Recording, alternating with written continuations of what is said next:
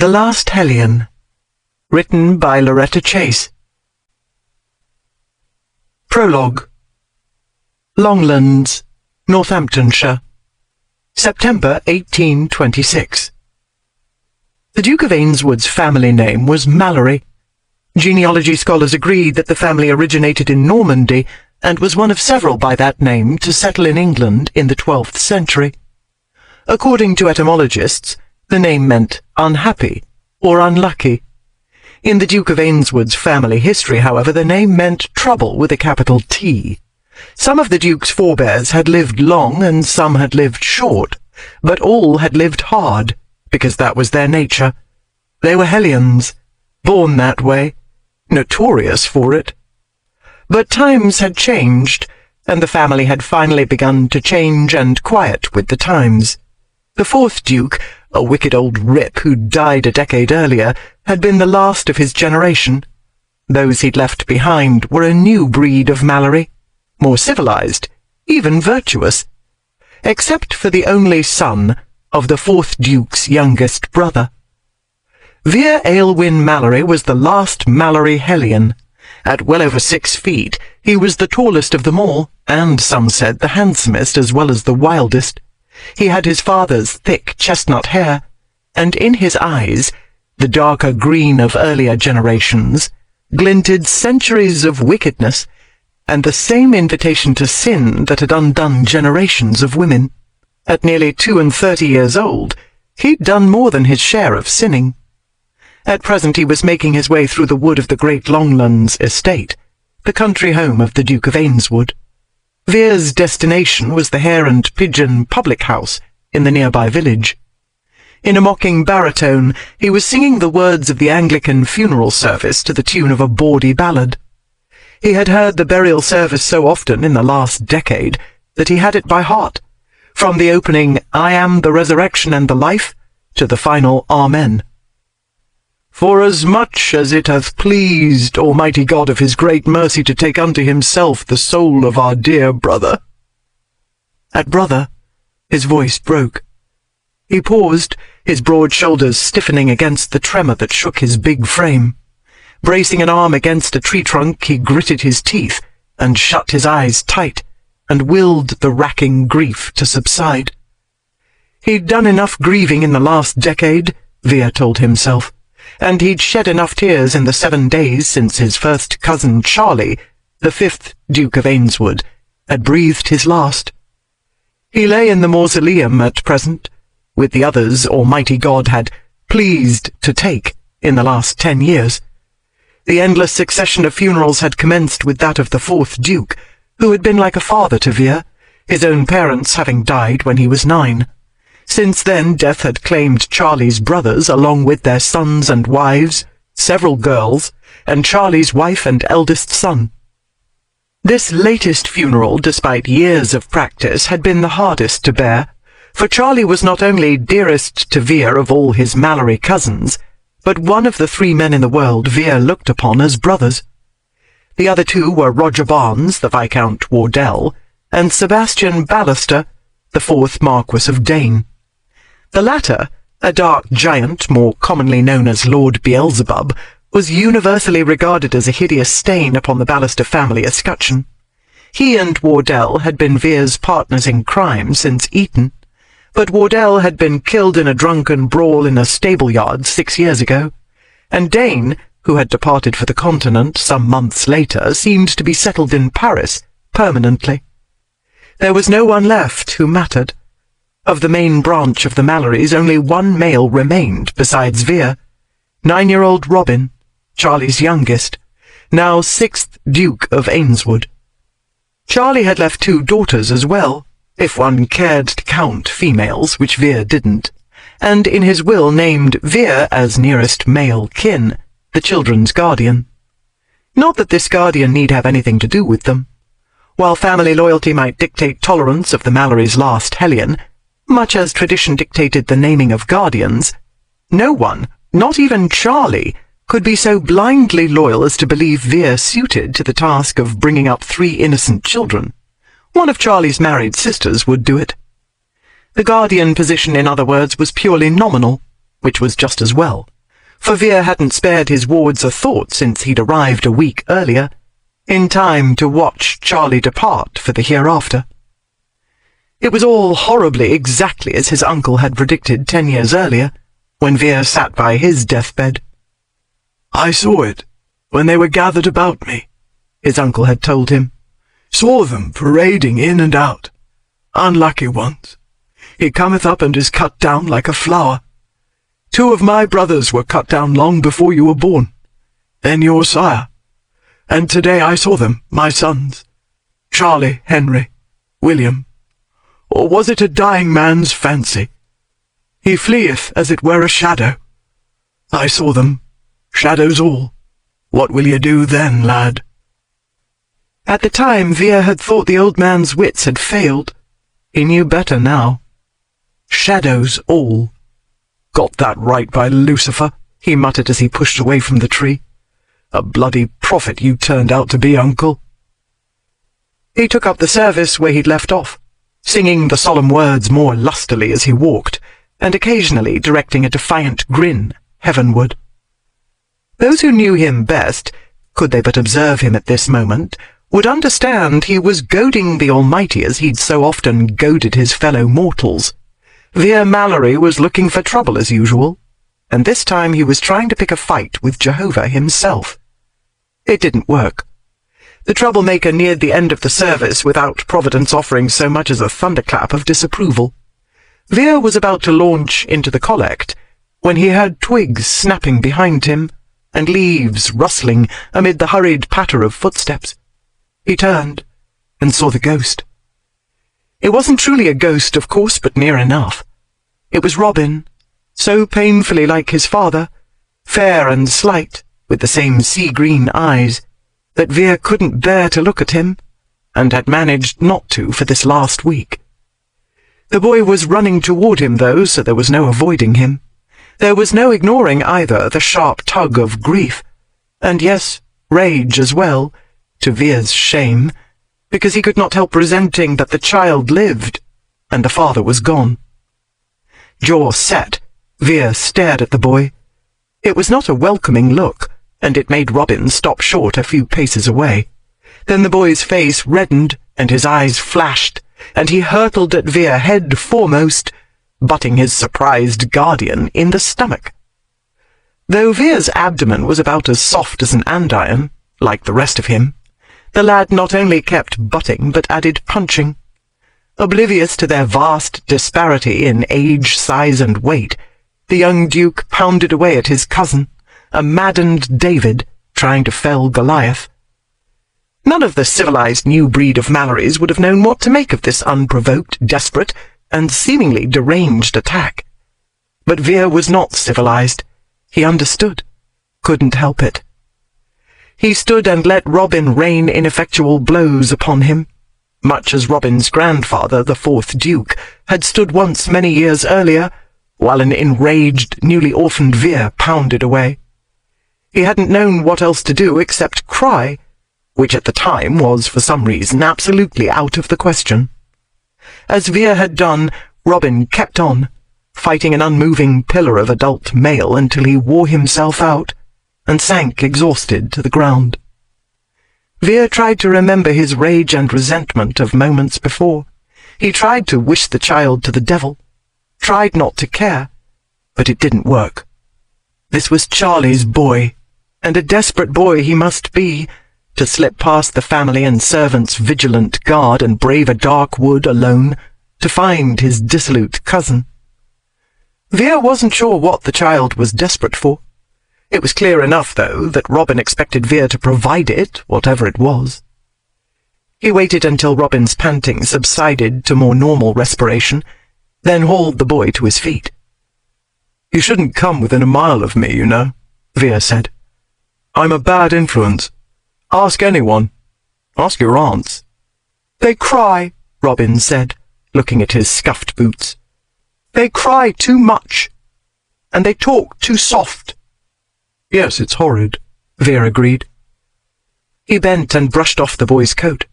The child looked up at him, with Charlie's eyes, but younger and too trusting. Vere's own eyes stung.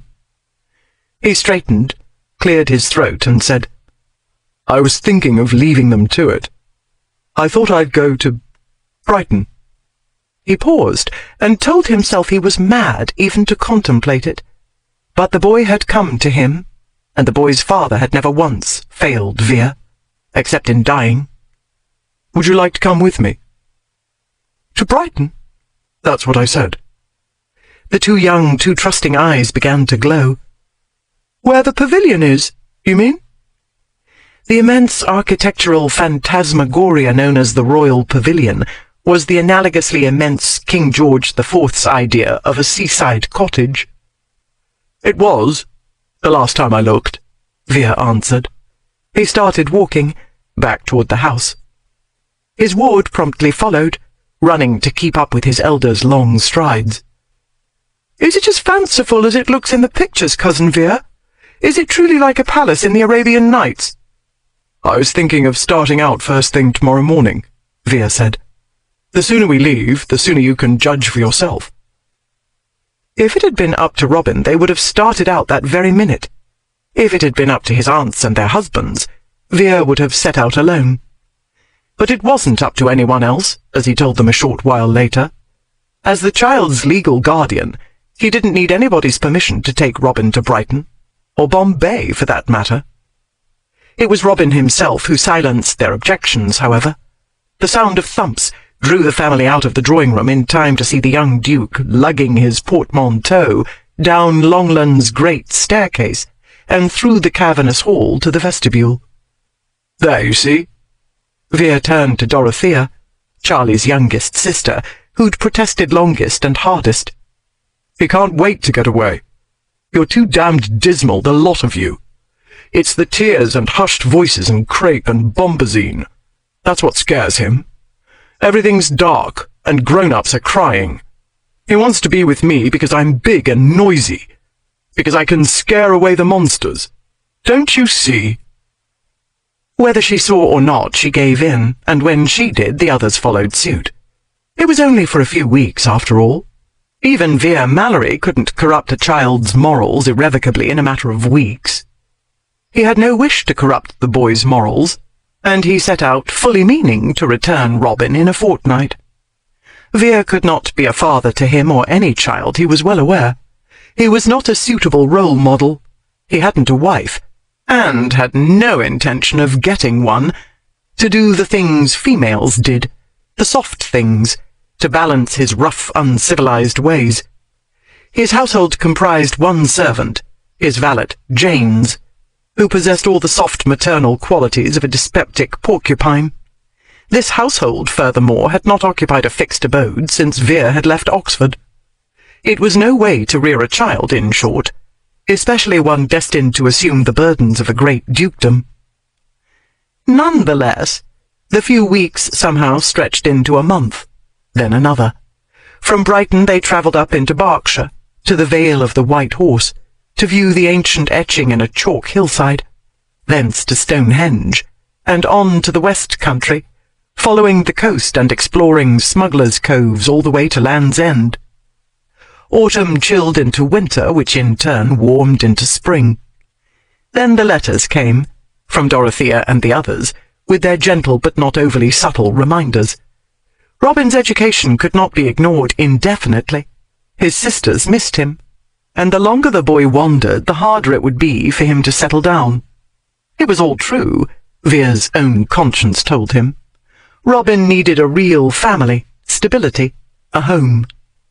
Still, he found it hard, returning Robin to Longlands, hard to part from him, though it was obviously the right thing to do. The household was not so dismal as before. Dorothea and her husband were settled there now, with Robin's sisters as well as their own brood. The halls rang again with the children's songs and laughter, and in a defiance of convention Vere had to approve, the crepe and jet borders and black bombazine had already given way to the less lugubrious tones of half-mourning. It was also clear that Vere had done his job. He'd scared away the monsters beyond question, for within hours Robin was bosom bows with his boy cousins, Dorothea's sons, and joining them in tormenting the girls. And when it came time to say goodbye, Robin showed no signs of panic. He didn't take a temper fit or hit Veer, but promised to write faithfully, extracted his guardian's promise to come back in late August for his 10th birthday, then ran off to help his cousins reenact the Battle of Agincourt. But Veer returned long before the birthday. Not 3 weeks after leaving Longlands, he was racing back. The 6th Duke of Ameswood had contracted diphtheria. The disease was not well understood. The first accurate account of the infection had been published in France only 5 years earlier. What was understood and not debated was that diphtheria was highly contagious. Charlie's sisters pleaded with Veer. Their husbands tried to stop him, but he was bigger than any of them, and in a fury as he was now, a regiment of soldiers couldn't have held him back. He stormed up the great staircase and marched down the hall to the sick room. He chased away the nurse and locked the door. Then he sat beside the bed and grasped his ward's weak little hand. "It's all right, Robin," he said. "I'm here. I'll fight it for you. Let go of it and give it to me, do you hear me, lad? Throw off this cursed ailment and let me tangle with it. I can do it, my boy, you know I can." The cold little hand lay unmoving in his big, warm one.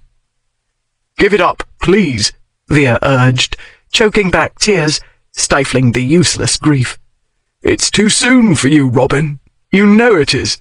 You've scarcely begun to live. You don't know a fraction of it, what there is to see, to do." The young Duke's eyelids fluttered and opened. Something like recognition seemed to flicker there. For an instant his mouth shaped a ghost of a smile. Then the boy's eyes closed. That was all. Though Veer went on talking, coaxing, pleading, though he clung to the little hand, he could not draw the disease away and into himself. He could do nothing but wait and watch as he'd done so many times before. It was a short watch this time, the shortest, hardest of all. In less than an hour, as twilight slipped into night, the boy's life slipped away and fled, like a shadow. Chapter 1. London, Wednesday, 27 August. "I'll sue 'em!" Angus McGowan raged. "There are libel laws in this kingdom, and if that isn't libel, I'm a bull's blooming bollocks." The enormous black mastiff who'd been drowsing before the editor's office door lifted her head and gazed with mild curiosity from McGowan to her mistress. Upon ascertaining that the latter was in no imminent danger, the dog laid her head down upon her forepaws again and closed her eyes. Her mistress, 28-year-old Lydia Grenville, regarded McGowan with similar dispassion. But then, oversetting Lydia wasn't easy. Fair-haired and blue-eyed, a few inches under 6 feet tall, she was about as delicate as the average Valkyrie or Amazon, and her body, like those of the mythical warriors, was as strong and agile as her mind. When he slammed the object of his indignation down upon the desk, she calmly took it up. It was the latest edition of Bellwether's Review. Like the previous issue, it had devoted several columns of the first page to attacking Lydia's latest journalistic endeavour. Like her namesake, the Argus's Lady Grendel has once again launched a noxious assault upon an unsuspecting public, spewing her poisonous fumes into an atmosphere already thick with her pollutions. Her victims, still reeling from previous assaults upon their sensibilities, are hurled once more into the very abyss of degradation, whence uprises the reek of foul and tainted creatures. For one can scarcely title as human the vermin she's made her subject, whose cacophony of self-pitying howls, for we cannot call these excretions language, the petticoated monster of the Argus. Here Lydia stopped reading. "He has lost all control of the sentence," she told Angus. "But one cannot sue for bad writing, or for lack of originality. As I recall, the Edinburgh Review was the first to title me after the monster in Beowulf. At any rate, I do not believe anyone owns a patent on the name Lady Grendel." "It's a scurrilous attack," he cried. He all but calls you a bastard in the next to last paragraph and insinuates that an investigation into your past would doubtless explain the virago of the Argus's otherwise unaccountable sympathy with an ancient profession whose bywords are disease and corruption, Lydia read aloud. Libel! Angus shouted, pounding his fist on the desk. The mastiff looked up again, uttered a deep canine sigh, then once more composed herself to sleep. He merely implies that I have been a prostitute, Lydia said. Harriet Wilson was a harlot, yet her book sold very well. If she'd had Mr. Bellwether abusing her in print, I dare say she might have made a fortune. He and his fellows have certainly assisted ours. The previous issue of the Argus sold out within 48 hours. Today's will be gone before tea time. Since the literary periodicals began attacking me, our circulation has tripled. Rather than sue Mr. Bellwether, you should write him a note of thanks, and encourage him to keep up the good work. Angus flung himself into the chair behind his desk. Bellwether has friends at Whitehall, he grumbled, and there's some in the Home Office who aren't exactly friendly to you. Lydia was well aware that she had ruffled feathers in the Home Secretary's circle. In the first of her two-part series on the plight of London's younger prostitutes, she had hinted at the legalization of prostitution, which would enable the Crown to license and regulate the trade, as in Paris, for instance. Regulation, she had suggested, might at least help reduce the worst abuses. Peel ought to thank me, she said. My suggestion stirred so much outrage that his proposal for a metropolitan police force seems quite mild and sensible to the very same people who had been howling that it was a conspiracy to grind John Bull under tyranny's heel. She shrugged. Tyranny indeed. If we had a proper police force, that fiend might have been caught by now. The fiend in question was Coralie Breese. In the 6 months since her arrival from the continent, she had become notorious as the worst of London's procuresses. In order to get her employees' stories, Lydia had promised not to reveal the woman's name. Not that revealing the board's identity would have aided the cause of justice. Eluding the authorities was a game with the whoremongers, and one at which they were highly skilled. They changed their names as often and as easily as Lydia's father had done, to elude his creditors, and scurried like rats from one lair to the next. Small wonder Bow Street couldn't keep track, and didn't feel compelled to do so. According to some estimates, London had more than 50,000 prostitutes, all too many under 16 years old. Insofar as Lydia had been able to determine, none of Coralie's girls was older than 19. You've seen her, though, Angus said, breaking into Lydia's grim reflections. Why don't you stick that black monster of yours on her? He nodded toward the mastiff. It's no good taking the woman into custody when there's no one brave enough to testify against her, Lydia answered impatiently. Unless the authorities catch her in the act, and she takes care they don't, we've nothing to charge her with. No proof, no witnesses. There's little Susan could do for us, except maim or kill her. Susan cocked one eye open at the mention of her name. Since the dog would do so only at my command, I should be prosecuted for assault, or hanged for murder, Lydia continued. I'd rather not be hanged on account of a filthy, sadistic board. She returned Bellwether's review to her employer's desk, then took out her pocket watch. It had belonged to her great-uncle Stephen Grenville. He and his wife, Euphemia, had taken Lydia in when she was 13. They had died last autumn within hours of each other. Though Lydia had been fond of them, she could not miss the life she'd led with the feckless pair. While not morally corrupt as her father had been, they had been shallow, unintelligent, disorganized, and afflicted with a virulent case of wanderlust. They were forever wanting to shake the dust of some place from their feet, long before dust could possibly have time to settle. The ground Lydia had covered with them reached from Lisbon in the west to Damascus in the east, and included the countries on the southern shores of the Mediterranean. Still, she told herself, she would not have an editor to fume at present, or jealous publishing rivals to make him fume, if not for that life. Something very near a smile curved her mouth, as she recollected the journal she'd begun, in imitation of her late and dearly loved mamma, on the day her father abandoned her to Stee and Effie's incompetent care. At 13, Lydia had been nearly illiterate, and her diary rife with spelling atrocities and horrific crimes against grammar. But Quith, the Grenvilles' manservant, had tutored her in history, geography, mathematics, and, most important, literature. Quith was the one who'd encouraged her writing, and she'd repaid him as best she could. The money Stee had left her as a marriage portion she'd converted into a pension for her mentor. It was no great sacrifice. A writing career, not marriage, was what she wanted.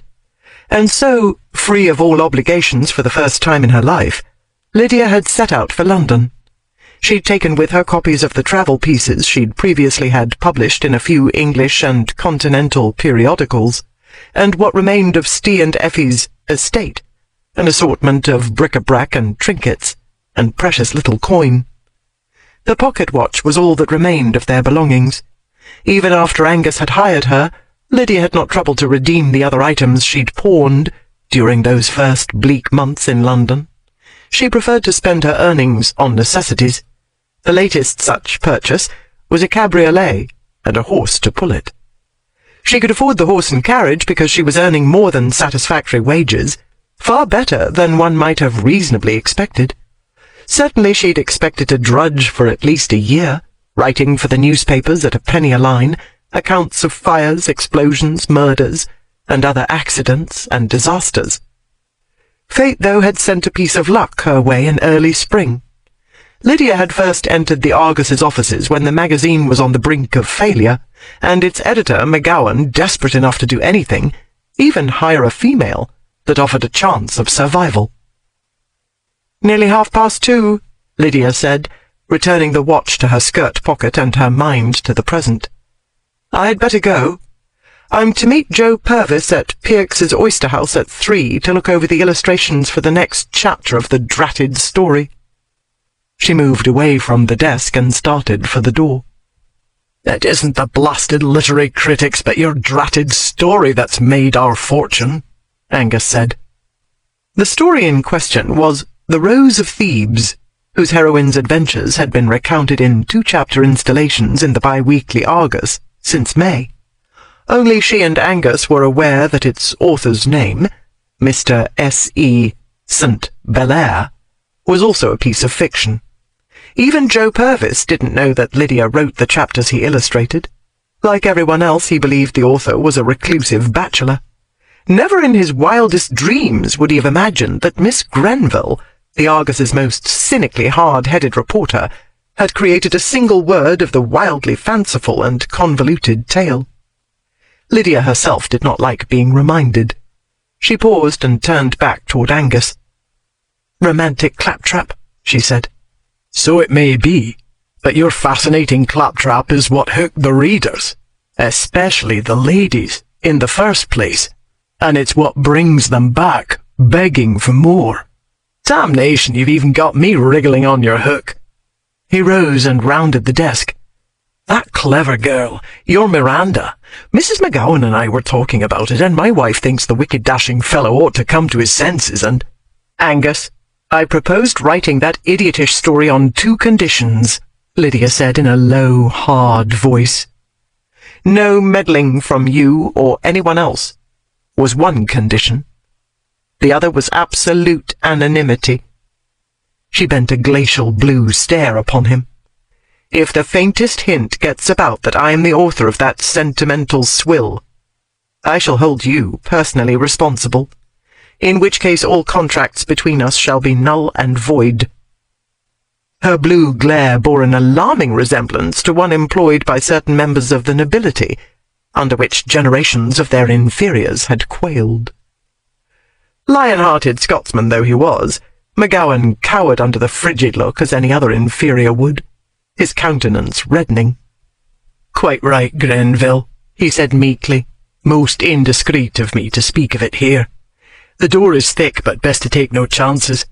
You know I'm fully aware of my obligations to you, and—" "Oh, for God's sake, don't toady!" she snapped. "You pay me well enough." She marched to the door. "Come, Susan." The mastiff rose. Lydia took up the leash and opened the door. "Good day, McGowan," she said, then strode out the door without waiting for an answer. "Good day," he said to her back, and "Your Majesty," he added under his breath. "Bloody damned queen she thinks she is. But the bitch can write, confound her." There were a great many people in England at this moment who would agree that Miss Grenville could write. Many of them, however, would have maintained that Mr. S.E. St. Belair could write even better. This was what Mr. Archibald Janes, valet to the Duke of Ameswood, was attempting to explain to his master. Janes didn't look like a valet. Narrowly built and wiry, with beady black eyes sitting very close to his long, crooked, on account of being broken several times, nose, he looked more like the weaselly sort of ruffian frequently encountered at horse races or boxing matches, taking bets. Janes himself would have hesitated to use the term gentleman's gentleman on his own account. While, despite his unprepossessing features, he was exceedingly neat and elegant, his tall, handsome master was not what Janes would call a gentleman. The two men sat in the best, which was not saying much in Mr. James's opinion, dining-room of the Alamode Beef House in Clare Court. The street, a narrow way off infamous Drury Lane, was hardly the most elegant in London, and the Alamode's culinary productions were scarcely calculated to appeal to discriminating palates, all of which suited the Duke admirably, for he was no more elegant or discriminating than the average savage, and probably less so, from what Janes had read of the aboriginal races. Having made short work of a tall heap of beef, his Grace had settled, or sprawled was more like it, back in his chair, and was watching a waiter replenish his tankard of ale. The Duke's chestnut hair, with which Janes had taken such pains only a short time earlier, had got raked into a tumbled disorder that declared it had never met comb or brush in its life. The neckcloth, once crisply starched and painstakingly knotted, with each crease formed at proper intervals and angles, had subsided into limp and rumpled disarray. As to the rest of his Grace's garments, in a nutshell they looked as though he'd slept in them, which was how they usually looked, no matter what one did, and, "Really, I wonder why I bother," Janes was thinking. What he was saying was, "The Rose of Thebes is the name given to a great ruby, which the heroine found some chapters ago when she was trapped in the Pharaoh's tomb with the snakes. It is an adventure story, you see, and all the rage since summer." The waiter having departed, the Duke turned his bored green gaze upon the copy of the Argus. It lay as yet unopened, and it was only through a phenomenal exercise of willpower that Janes had resisted opening it, upon the table. "That would explain why you hauled me from the house at dawn's crack," said his Grace, "and dragged me from one bookshop to the next looking for it, and all of them thick with females. Mainly of the wrong sort," he added, grimacing. "I've never seen so many dowds in so many jabbering clumps as I have this morning." "It's 2:30, Janes said. "You never saw the morning. As to the dawn, it was cracking when you finally staggered home. Moreover, I discerned several attractive young ladies among the crowds of what you so callously dismiss as dowds. But then if their faces aren't thick with paint and their bosoms aren't bursting from their bodices, they are invisible to you." "Pity they aren't inaudible as well," his employer muttered. "Twittering and simpering lot of nitwits. And meanwhile ready to claw one another's eyes out for what is the cursed thing?" He took up the magazine, glanced at the cover, and dropped it. "The Argus, indeed. The watchdog of London it purports to be. As though the world is famished for more pontificating from Fleet Street." "The Argus's offices are in the Strand, not Fleet Street," said Janes. "And it is refreshingly free of pontificating. Ever since Miss Grenville joined the staff, the publication has become more like what its subtitle claims. The Argus of Mythology, you may recollect. I'd rather not recall my days in the schoolroom. Ainswood reached for his tankard. When it wasn't Latin, it was Greek. When it wasn't Greek, it was Latin. And when it wasn't either, it was flogging. When it wasn't drinking, gaming, and whoring, James said under his breath. He ought to know, having entered Vere Mallory's service when the latter was 16, and the dukedom apparently safe, with several Mallory males standing between him and the title. But they were gone now. With the death of the last, a boy of 9, nearly a year and a half ago, James's employer had become the 7th Duke of Ainswood. Inheriting the title had not mended his character a whit. On the contrary, he had gone from bad to worse, thence to unspeakable. More audibly, James said, "The Argus was reputed to possess 100 eyes, you will recall. Its namesake's aim is to contribute to a well-informed populace by observing unflinchingly and reporting upon the metropolis as though it had 100 eyes. For instance, Miss Grenville's article concerning the unfortunate young women—" "I thought there was only one," said his master. "The addle-pated chit who got herself trapped in the tomb with the snakes. Typical," he sneered. "And some poor sod must gallop to milady's rescue, only to die of snake-bite for his pains, if he's lucky." Thickhead, James thought. "I was not referring to Mr. St. Belaire's story," he said, "whose heroine, for your information, escaped the tomb with no outside assistance. However, I was speaking of—" "Don't tell me she talked the snakes to death." Ainswood hoisted the ale tankard to his lips and emptied it. "I was speaking of Miss Grenville's work," James said. "Her articles and essays are exceedingly popular with the ladies. God save us from blue stockings. You know what their trouble is, don't you, James? Due to not getting pumped regular, females take the oddest fancies, such as imagining they can think." The Duke wiped his mouth with the back of his hand. He was a barbarian, that's what he was, James thought. His grace belonged among the Vandal hordes that had once sacked Rome. As to his views of women, these had rapidly regressed to antediluvian since his elevation to the title. "Not all women are witless," the valet persisted. "If you would take the trouble to become acquainted with women of your own class rather than illiterate whores—" "The whores give me the only thing I want from a female, and don't expect anything from me but the fee. I can't think of one good reason to bother with the other kind." "One good reason is, you'll never get yourself a proper duchess if you refuse to come within a mile of a respectable female." The Duke set down his mug. "Devil take you, are you going to start that again?" "You'll be 34 in 4 months," said James. "At the rate you've been going lately, your chances of seeing that birthday are approximately nil. There is the title to consider, and its responsibilities, the foremost of which is to get an heir." Ainswood pushed away from the table and rose. "Why the devil should I consider the title? It never considered me." He snatched up his hat and gloves. "It should have stayed where it was and let me alone, but no, it wouldn't, would it? It had to keep creeping on toward me, one confounded funeral after another. Well, I say let it go on creeping after they plant me with the others. Then it can hang itself on some other poor sod's neck, like the bleeding damned albatross it is." He stalked out. Some moments later, Vere had reached the end of Catherine Street and started west, intending to quiet his inner turmoil by the river, with the aid of a few more tankards of ale at the Fox under the hill. As he turned into the Strand, he saw a cabriolet burst through the crush of vehicles at Exeter Change.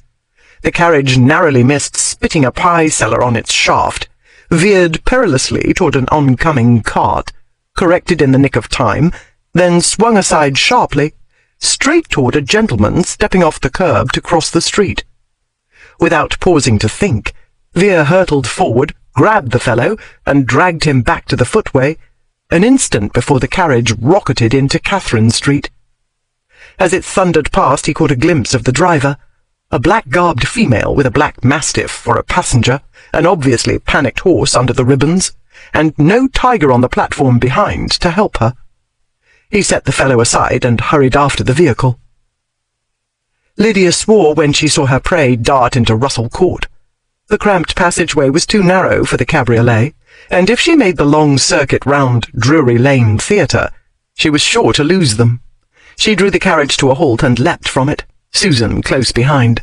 A ragged boy hurried forward. "Mind the mare, Tom, and there's 2 bob for you," Lydia told the street urchin. Then, picking up her skirts, she ran into Russell Court. "You there," she called. "Release that child." Susan gave a low woof that echoed through the narrow passage. Madame Breeze, for it was she Lydia called to, threw one quick glance over her shoulder, then darted left into a still narrower alley, towing the girl with her. Lydia did not know who the girl was, a country servant by the looks of it, likely one of the countless runaways who made their way to London every day, only to fall promptly into the clutches of the bawds and pimps, who loitered at every coaching inn from Piccadilly to Ratcliffe. Lydia had spotted the pair in the Strand, the girl gawking at the sights like the average bumpkin, while Cora Lee, garbed like a respectable matron, with an expensive bonnet perched upon her shoe-blacking dyed curls, drew her relentlessly toward ruin, Drury Lane, and its legion of vice-pits, beyond doubt. If they made it into whatever brothel Madame was aiming for, Lydia would not be allowed in, and the girl would never get out. But as she turned into the alley, she saw the child dragging her heels and trying to shake off Coralie's grasp. "That's it, my girl," Lydia cried. "Get away from her!"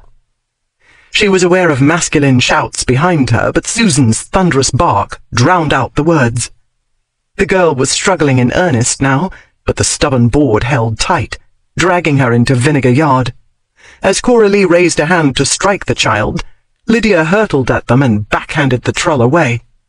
Coralie staggered back against a dirty wall. "Murderous bitch! You leave us alone!" She flung herself forward again. She wasn't quick enough to get to the girl, whom Lydia swiftly pushed out of the way. "Susan, guard," she told the mastiff. Susan moved close to the girl's drab-brown skirts and let out a low warning growl. The fiend hesitated, her face twisted with rage. "I recommend you crawl back into whatever hole you crawled out from," Lydia said. "Attempt to lay hands on this child again and I'll have you taken up on charges of abduction and attempted assault." "Charges?" the woman echoed. "You'll peach on me, will you? And what do you want with her, I wonder, you great jack whore?" Lydia looked at the girl, whose wide-eyed gaze shot from Lydia back to the troll, then back again. Obviously, she didn't know which of them to trust. "Bow Street?" the child choked out. "I was attacked and robbed, and she was taking me to ruination," Lydia said. A tall ruffian dashed into Vinegar Yard at that moment with another fellow at his heels. Several other males were also emerging from diverse taverns and alleys. Lydia was well aware that wherever a mob congregated, trouble usually followed. She was not about to abandon this waif, however, mob or no mob. Ignoring the rabble, Lydia focused on the girl. "Bow Street is that way," she said, gesturing westward. "The way this viper was taking you leads to Drury Lane, where all the lovely brothels are, as any of these elegant fellows can tell you." "Liar!" Coralie screeched. "I found her first. Find your own girls, you overgrown hag. I'll teach you to come poaching in my yard." She started toward her victim, but Susan's ominous snarl stopped her in her tracks. "You call that beast off," she raged, "or I'll make you sorry." No wonder her girls were afraid of her, Lydia reflected. She must be half mad to dare move so close to Susan. Even the men, each and every one a gutter-spawned villain beyond question, kept a respectful distance from the growling mastiff. "You've got it wrong," Lydia told her calmly. "I shall give you to the count of 5 to make yourself scarce.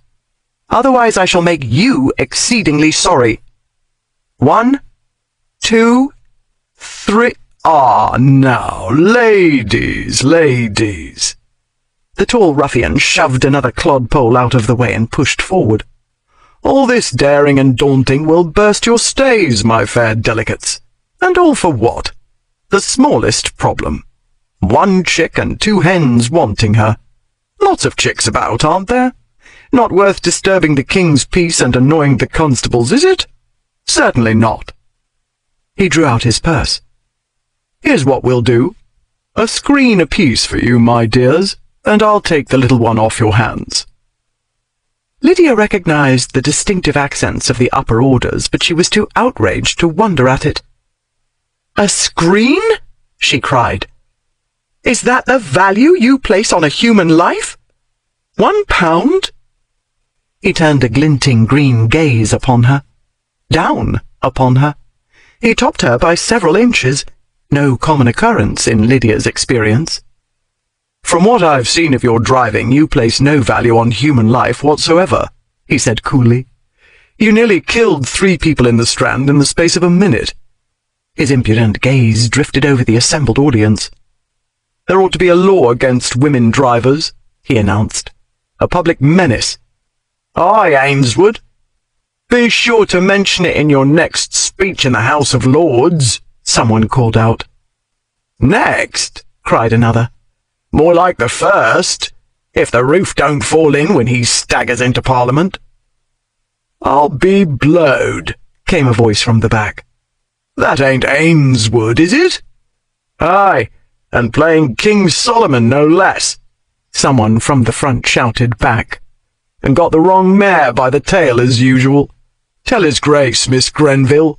He's put you down as a Covent Garden abbess." "No surprise," said one of his fellows. "Took the Marchioness of Dane for a tart, didn't he?" That was when Lydia realized who the lout was. In May, a drunken Ainswood had encountered Dane and the Marquis's bride at an inn on their wedding night, and refused to believe the lady was a lady, let alone Dane's wife. Dane had been obliged to correct his erstwhile schoolmate's misapprehension with his fists. The incident had been the talk of London for weeks afterward. Small wonder, then, that Lydia had mistaken his grace for another Covent Garden lowlife. By all accounts, the Duke of Ainswood was one of the most depraved, reckless, and thick-headed rakes listed in Debrett's peerage. No small achievement, given the present lamentable state of the aristocracy. He was also, Lydia saw, one of the untidiest. He'd apparently donned his expensively tailored garments days earlier, and had debauched as well as slept in them. He was hatless, and a shock of thick chestnut hair dangled over one eye, which, like its mate, evidenced months of insufficient sleep, and more than sufficient dissipation. His only concession to basic grooming had been letting someone shave him recently, probably while he was stupefied by drink. She saw more than this. The hellfire sparking in the green depths of his gaze, the arrogant tilt of his nose, the hard lines of cheekbone and jaw, and the devil's own curve of a mouth, promising everything, ripe for laughter, sin, what have you. She was not unaffected.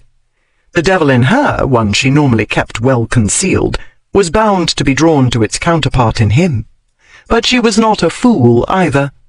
She knew well enough that this was a rogue's own countenance, and she could sum it up in one word: trouble.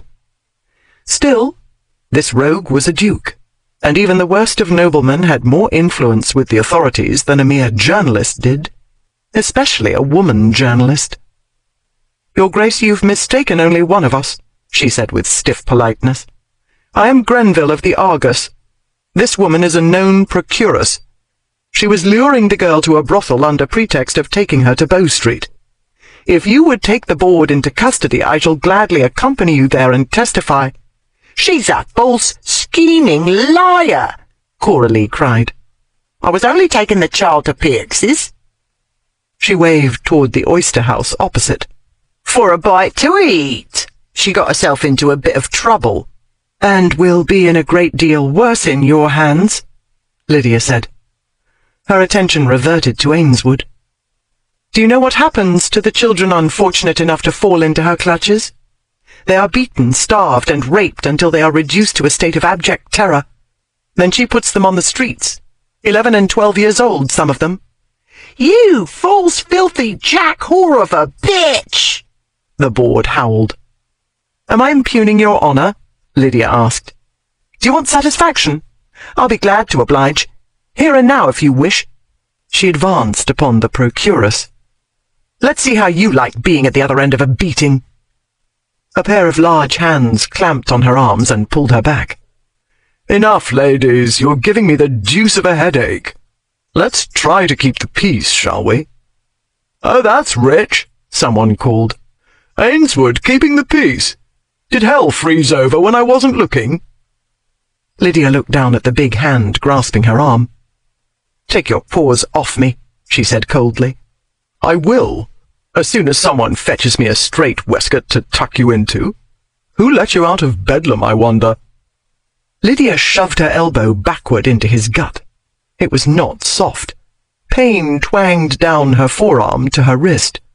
Still, he'd felt something, for he muttered an oath and let go, amid the crowd's hooting and whistling. "Get out while you still can," an inner voice warned her, "and don't look back."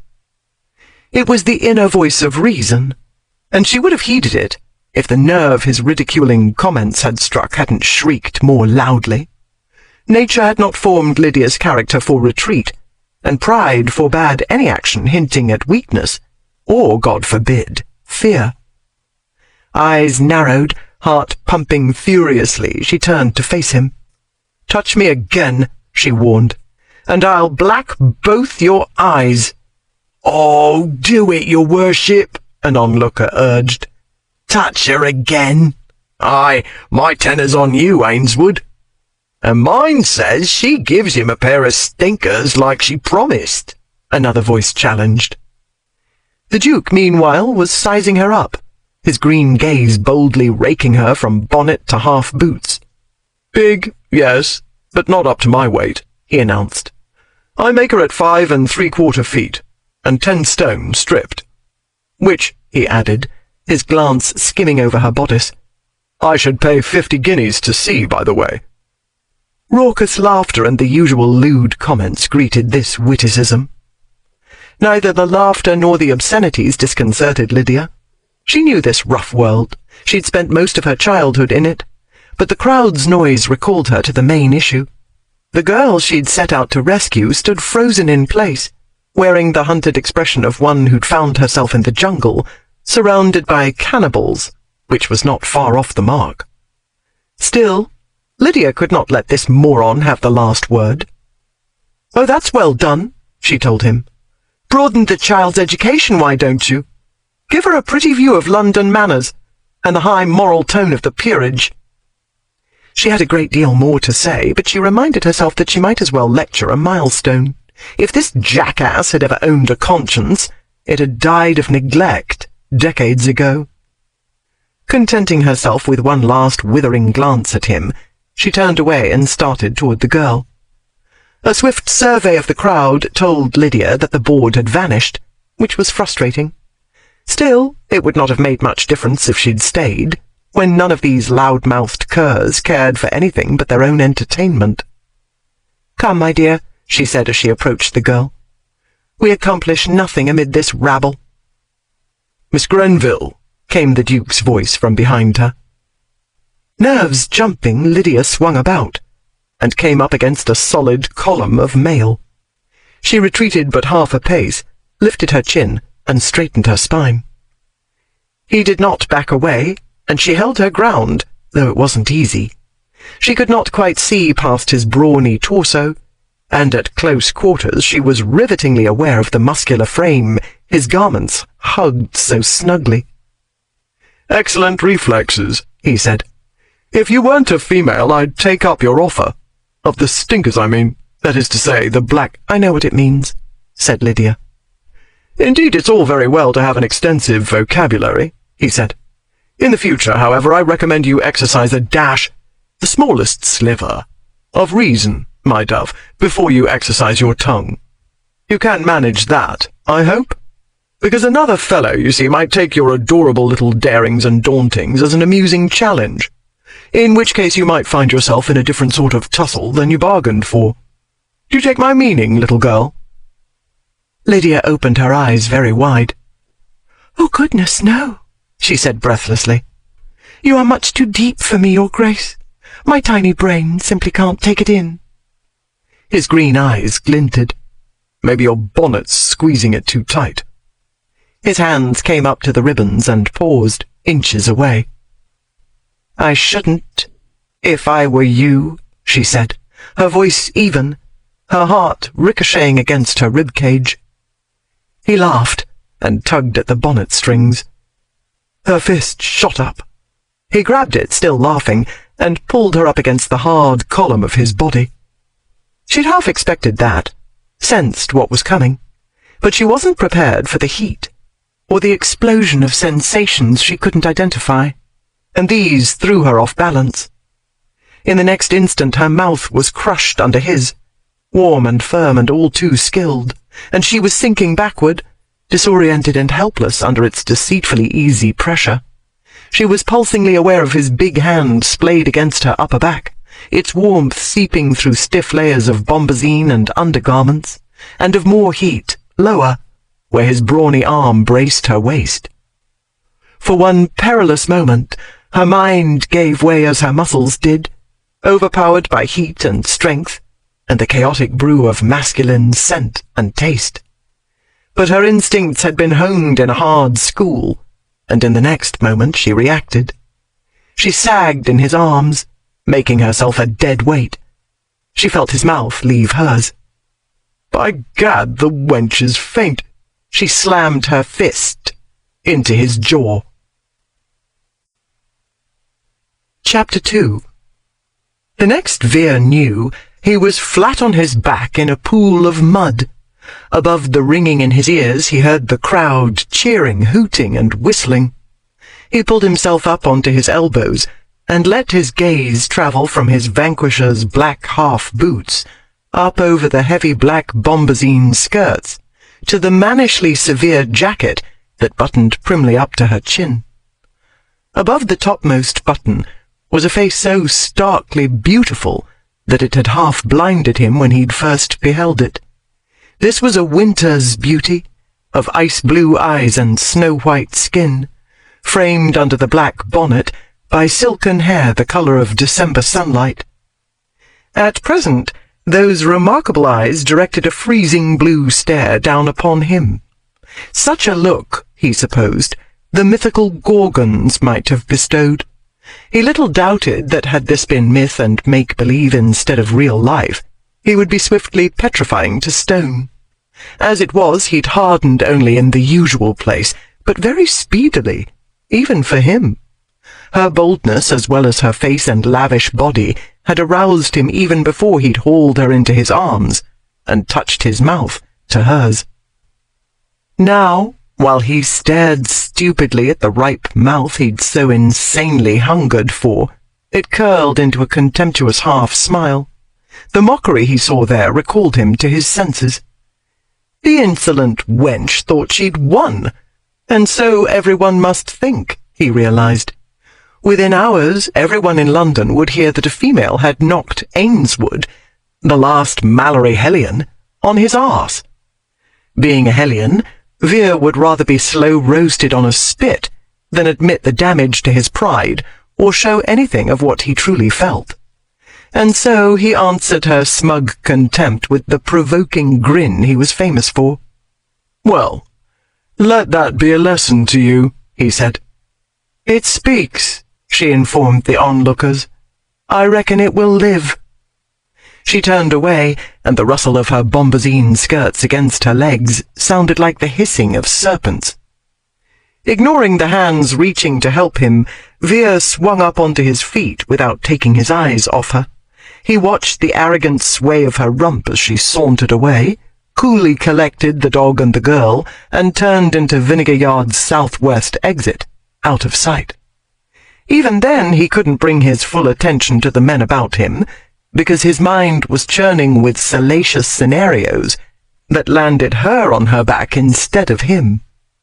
Still, he knew the trio about him, Augustus Tolliver, George Carruthers, and Adolphus Crenshaw, and they knew him, or thought they did. and so his expression remained the drunkenly amused one they'd expect. "Let it be a lesson to her, eh?" Tolliver said, chuckling. "What lesson was that, I wonder? How to deliver a jawbreaker?" "Jawbreaker?" Carruthers echoed indignantly. "And how could he be talking if it was? I vow you must be half-blind. It wasn't the uppercut that dropped him. It was that curious acrobatic trick of hers." "I've heard of such things," said Crenshaw. "Something to do with balance, I collect. Or the rage, in China or Arabia or some such. And about what you'd expect from those heathen inscrutables." "About what you'd expect from Lady Grendel, then," said Carruthers. "I heard she was born in a Borneo swamp and reared by crocodiles." "More like 7 dials," Tolliver said. "You heard this lot cheering her on. They know her. She's one of their own, spawned in the back slums of the Holy Land, I don't doubt." "Where'd she learn heathenish fighting tricks, then?" Crenshaw demanded. "And how is it no one ever heard of her before a few months ago? Where's she been keeping all this time, that no one remarked a long Meg like her? It isn't as though she's hard to see, is it?" He turned back to Veer, who was swatting mud from his trousers. "You'd a close enough look and listen, Ainswood. Any hint of the Holy Land in her speech? London bred, would you say, or not?" 7 Dials was the black heart of one of London's seamiest neighbourhoods, St. Giles's parish, which was also known ironically as the Holy Land. Veer doubted that the Grenville Gorgon would have needed to travel beyond its boundaries to learn the kinds of dirty fighting tricks she employed. That he'd discerned no Cockney accent meant nothing. Jane's had grown up in the back slums, yet he'd lost all traces of the accent. Perhaps she had sounded more like a lady than Jane's did a gentleman. What did it signify? Plenty of low-born wenches tried to ape their betters, and if Veer could not at the moment recall a single one who'd made it seem so natural, he could not either discern a single reason to stand here blithering about it. Covered with mud outwardly and simmering inwardly, he was in no mood to encourage this lot of morons to exercise their limited intellects upon this or any other point. Leaving them, he made for Bridges Street in a storm of outrage, the likes of which he hadn't experienced in years. He had hurried to the cursed female's rescue, and found her all but begging for a riot. His timely intervention had beyond question spared her a knife in the back. In reward he'd received an earful of brimstone and taunting defiance. Miss Insolence had actually threatened to black both his eyes. She'd threatened him, Veer Aylwin Mallory, whom even that great big-beaked brute Lord Beelzebub couldn't pound into submission. Was it any wonder that a man so goaded should adopt the tried-and-true method of silencing a scold? And if she didn't like it, why didn't she slap his face as a normal woman would? Did she think he'd hit her, any woman, back? Did she think he meant to ravish her in Vinegar Yard before a mob of drunks, pimps, and whores? As if he'd ever stoop so low, he fumed. As if he needed to take a woman by force. As if he didn't have to fight off their advances with cudgels, practically. He was halfway to Bridges Street when a loud voice penetrated his indignation. "I say, Ainswood, ain't it?" Veer paused and turned. The man calling to him was the one he'd pulled out of the cabriolet's rampaging way. "Couldn't place the name at first," the fellow said as he reached him. "But then they said something about Dane and McCurst's sister, and then I recalled who you was, which I should have done in the first place, him mentioning you more than once, but I'll tell you the truth. I've been hurried and harried from pillar to post till I feel like what's-his-name, the Greek fellow with them plaguey fury things after him, and it's a wonder my brain works ain't closed up shop permanent. So it's like as not, if the tall gal did run me down, I wouldn't know the difference, except maybe it'd be the first rest I had in weeks. All the same, I'm much obliged, since I'm sure it's a deuced awkward way to go, having your bones crushed under a wheel, and I'd be honoured if you'd share a bottle with me." He stuck out his hand. "Mean to say it's Bertie Trent, Me, that is. And pleased to make your acquaintance." Lydia shoved the Duke of Ainswood to the darkest corner of her mind and focused on the girl. This was not the first damsel in distress she'd rescued. She usually took them to one of London's more trustworthy charitable organizations. Early in the summer, though, Lydia had rescued a pair of 17-year-olds, Bess and Millie, who had run away from harsh employers. She'd hired them as maids-of-all-work, or slavies, as such servants were often called, because her intuition told her they'd suit her. Experience had proven her intuition correct. The same forceful inner voice told her this waif would also do better with her. By the time Lydia had squeezed her and Susan into the cabriolet, she was certain the girl was not of the labouring classes. Though she spoke with a slight Cornish accent, it was an educated one, and practically the first words that came out of her mouth were, "I can't believe it's you, Miss Grenville of the Argus." Maidservants and simple country girls were unlikely to be familiar with the Argus. The girl's name, definitely Cornish, was Tamsin Prideaux, and she was 19 years old. Lydia had guessed 15 at first, but on closer inspection the maturity was more evident. Tamsin was a smallish girl, that was all, except for her eyes, which were enormous and velvet brown. They were also extremely short-sighted, it turned out. Apart from what she wore, her spectacles were the only belongings she had left. They were sadly mangled, with one lens cracked. She had taken them off shortly after alighting from the coach, Miss Prideaux explained, in order to clean them, because by then they were thickly coated with road dust. There had been a great crush at the coaching inn, and someone had pushed her. The next she knew, someone tore her reticule and carpet-bag from her hands so violently that she unbalanced and fell. When she got up from the ground, her box was gone too. At this point, the board had come, feigning sympathy and offering to take her to the Bow Street magistrate's office to report the crime. It was an old trick, but even hardened Londoners were assaulted and robbed daily, Lydia assured her.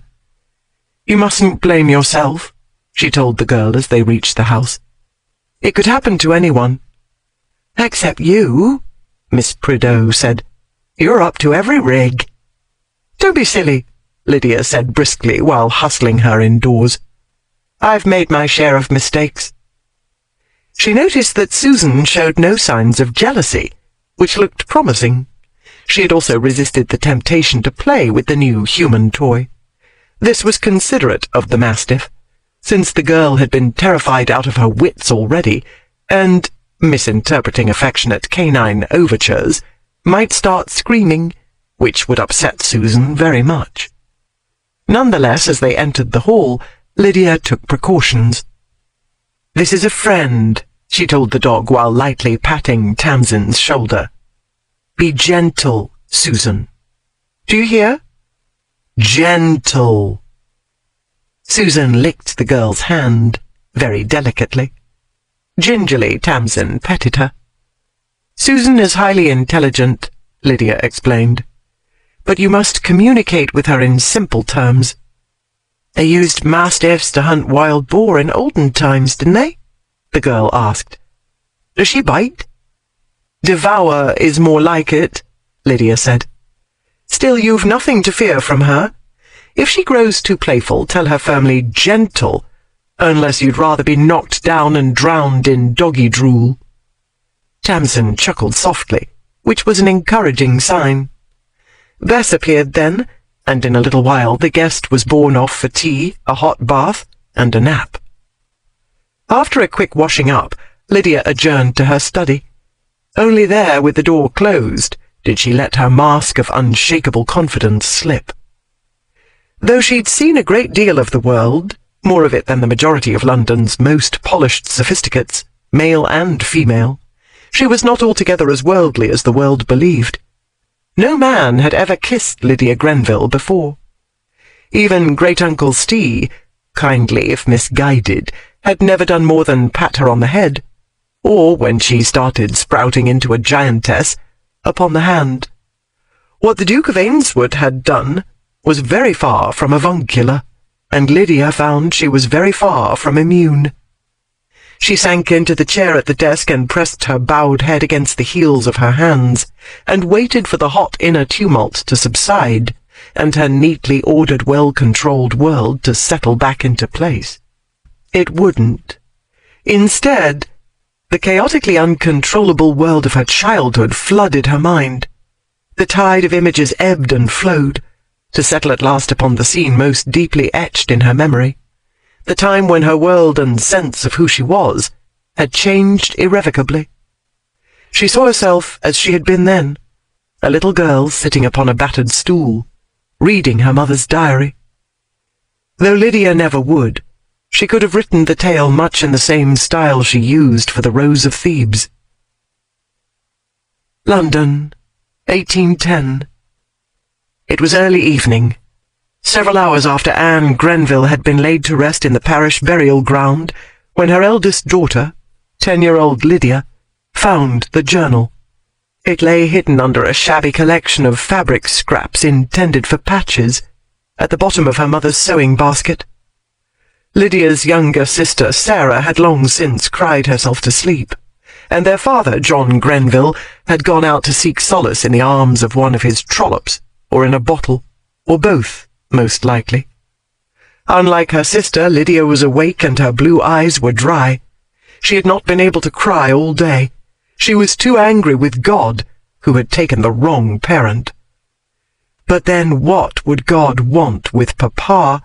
Lydia asked herself, as she pushed away a stray lock of golden hair and searched for a patch for Sarah's pinafore. That was when she found the little book, its pages filled with her mother's tiny, precise penmanship. The mending forgotten, she sat huddled by the smoky hearth and read on through the night the vastly puzzling story. The diary was small, and her mamma had not made entries faithfully. Consequently, Lydia reached the end before her father staggered home, sometime after dawn. She waited until mid-afternoon, however, when he was sober, and the worst of his ill temper was abating, and Sarah was in the alley playing with a neighbour's child. "I found something Mamma wrote," Lydia told him. "Is it true she was a lady once upon a time, and you acted upon the stage once? Or was Mamma only making believe?" He had started hunting in the clothes-press for something, but paused and gave her a faintly amused look. "What does it matter what she was?" he returned. "It never did us any good, did it? Do you think we should be living in this hovel if she'd come with a dowry? What does it matter to you, Miss High and Mighty? Fancy yourself a great lady, do you?" "Is it true that I take after Mamma's ancestors?" Lydia asked, ignoring her father's sarcasm. She had learned not to let it upset her. "Ancestors?" He opened a cupboard, shrugged at the meagre contents, then slammed it shut. "That's a grand way of putting it. Is that how your mamma explained it?" "She wrote it in a book. A diary, it seems to be," Lydia persisted. "That she was a lady from an old noble family, and one of her cousins was a lord, the Marquis of Dane. She wrote that she ran away with you to Scotland," Lydia continued, "and her family was very angry and cut her off as though she was a diseased branch of the baluster tree. I only want to know whether it's true. Mamma was fanciful." So she was. Papa got a crafty look in his eyes, much worse than the mockery and even the dislike he sometimes forgot to conceal. Then, too late, Lydia realized that she shouldn't have mentioned the diary. Then all she could do was want to kick herself, but she hid her feelings, as usual, when he said, "Bring me the book, Lydia." She brought it and never saw it again, as she'd expected would happen. It vanished, as so many of their belongings had vanished before, and continued to do in the following months. Lydia had no trouble figuring out that he'd pawned her mother's journal and would never reclaim it, or had sold it outright. That was how he got money. Sometimes he lost it gambling, and sometimes he won, but Lydia and Sarah seldom saw much of it. Neither did the people John Grenville owed. 2 years later, despite numerous changes of name and residence, his creditors caught up with him. He was arrested for debt, and consigned to the Marshalsea prison in Southwark. After he'd lived there for a year with his daughters, he was declared an insolvent debtor and released. Freedom came too late for Sarah, though. She'd already contracted consumption and died not long thereafter. What John Grenville learned from the experience was that England's climate was unhealthy for him. Leaving 13-year-old Lydia with his uncle and aunt, Stee and Effie, and promising to send for the girl in a few months, he set sail for America. On the night of her father's departure, Lydia began her own journal. The first sadly misspelt entry began, "Papa has gone. Forever, I fervently hope, and good riddance." Normally, Vere would have fobbed off Trent's offer of a drink as easily as he shrugged off the fellow's thanks. But Vere was not feeling like his normal self. It had started with the ferret-faced James's preaching about carrying on the line, when it was obvious to any moron that the Mallory line was cursed and destined for extinction. Vere had no intention of getting sons, only to stand by helplessly a few years later and watch them die. Second, the virago of the century had to come rampaging across his path. Then, when her brimstone majesty was done with him, his so-called friends had to debate who she was and where she came from, and the technique she'd used to fell him, as though they actually considered her a female, his adversary, at fisticuffs.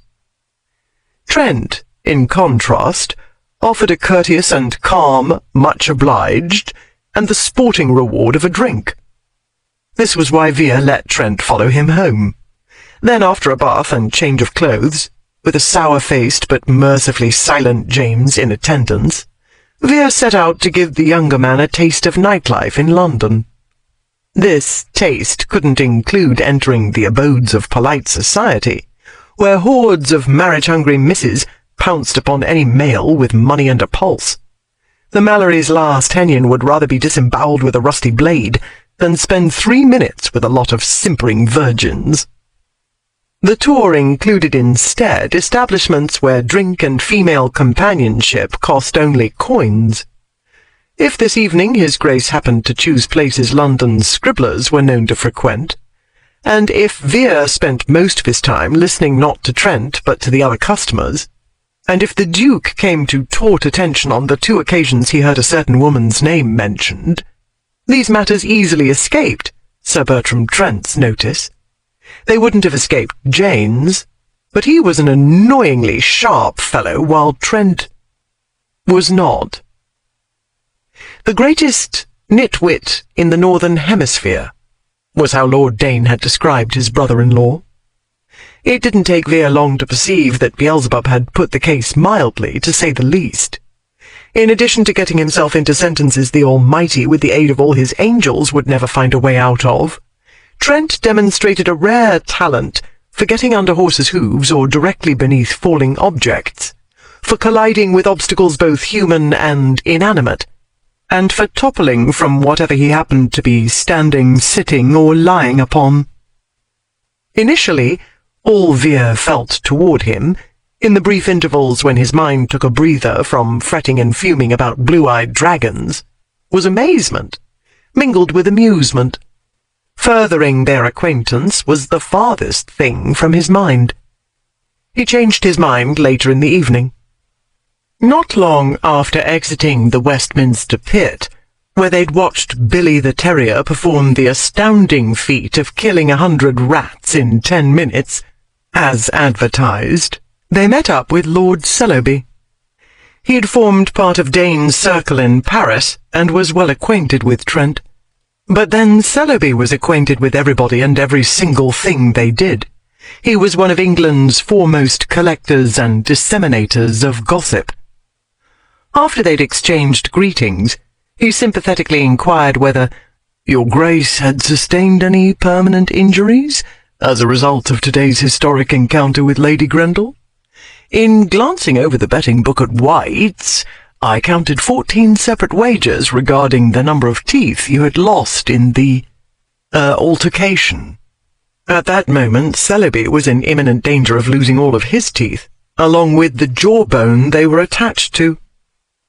But before Veer could initiate hostilities, a red-faced Trent burst into an indignant rebuttal.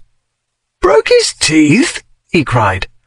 "Why, it were only a tap on the chin, and anyone could see he were only play-acting, trying to make a joke and turn the crowd good-tempered.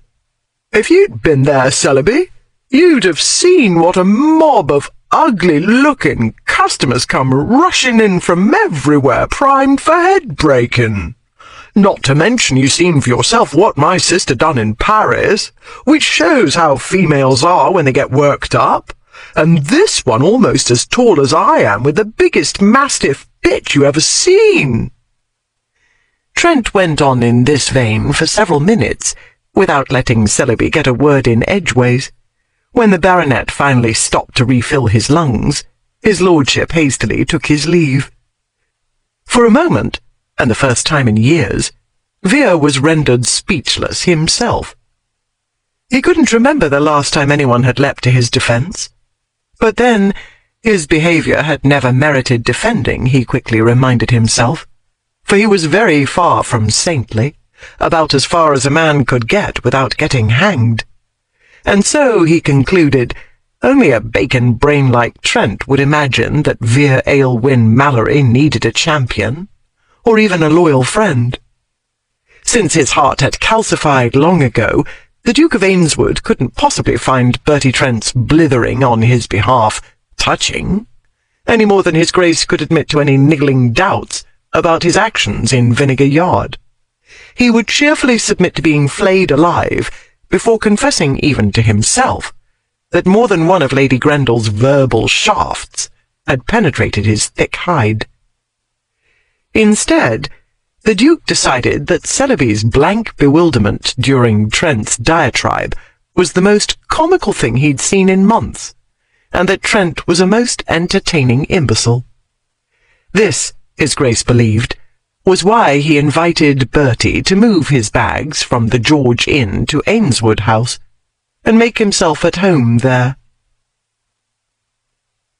During dinner, Lydia discovered that Miss Prideaux's table manners were faultless, her appetite good, her conversation intelligent, spiced with an agreeably wry humour. She had a musically sweet voice which reminded Lydia of Sarah's, though this girl was much older and clearly more resilient. Over cheese and fruit, Lydia commenced the interrogation. "I collect you've run away from home?" she said mildly. The girl set down the knife with which she'd been paring an apple and met Lydia's gaze. "Miss Granville, I know running away is foolish, and running away to London is probably insane, but there is a limit to what one can tolerate, and I had reached it." Her story was not the usual thing. 2 years earlier, her mother had suddenly turned religious. Pretty frocks were forbidden. Dancing and music, except for hymns, were forbidden. All reading materials except Bibles, sermons, and prayer books were forbidden. Miss Prideaux's smuggled copies of the Argus constituted her sole link with the rational world, as she put it. "Having read your articles and essays," she said, "I was fully aware I'd face difficulties in London, and I came prepared, I assure you. If it were not for being robbed of everything, I should not have dreamt of imposing upon you. I had enough to pay for lodgings until I could find work, and I was ready to do anything honest." Her face worked, and her huge eyes began to glisten, but she quickly composed herself and continued. "Mamma and her zealot friends have driven Papa out of the house. I hadn't seen him for a fortnight when she announced I must give up Aunt Lavinia's jewellery. The sect wanted to print up copies of Brother Ogbert's sermons. Unfortunately, all the printers turned out to be such tools of the devil as to charge for the work. Mamma said I must contribute my late aunt's things to save souls." "Whether they wanted to be saved or not," Lydia muttered. "There's plenty of that sort in London, wasting money on Bibles and pamphlets, when what people need is work and a roof over their heads and something to eat." "That is exactly how I felt," Tamsin said. I couldn't possibly give up my aunt's jewelry to those frauds. She'd left them to me in her will, and when I wore them, or simply looked at them, I thought of her, and how good she was to me, and how often we had laughed together. I loved her very much, she finished shakily. Lydia still possessed her sister Sarah's locket. If it hadn't been made of worthless metal, Papa would have pawned it or gambled it away. Then Lydia, who had no memento of her mother, would have had none of her sister either. Lydia couldn't wear the locket because it turned her skin green, yet she kept it in a box in her bedroom and took it out every night, and thought of the little sister she had so dearly loved. "I'm sorry," she said gently. "The chances of getting your aunt's things back are not very good." "I know it's hopeless," Tamsin said. "I shouldn't have minded if they'd taken everything else and left me those. But by now the thieves have torn everything apart and found them, and they're not likely to return jewelry, I'm sure." Lydia began to calculate. "They were valuable, then?" "I can't say precisely," said Tamsin. "There was a ruby necklace with a bracelet and earrings to match. Also a pretty amethyst set, rather old, in a silver filigree setting, and 3 rings. They were not paste, but I can't say what they're worth. I never had them appraised. The money value didn't matter to me." "If they're not paste, there's a good chance they'll be fenced," Lydia said. "I have informants connected with the trade." She rang the bell, and when Millie appeared a moment later, asked for writing materials. "We shall make a detailed list," Lydia told her guest when the maid was gone. "Can you draw them?" Tamsin nodded. "Good. That will improve our chances of tracking them down.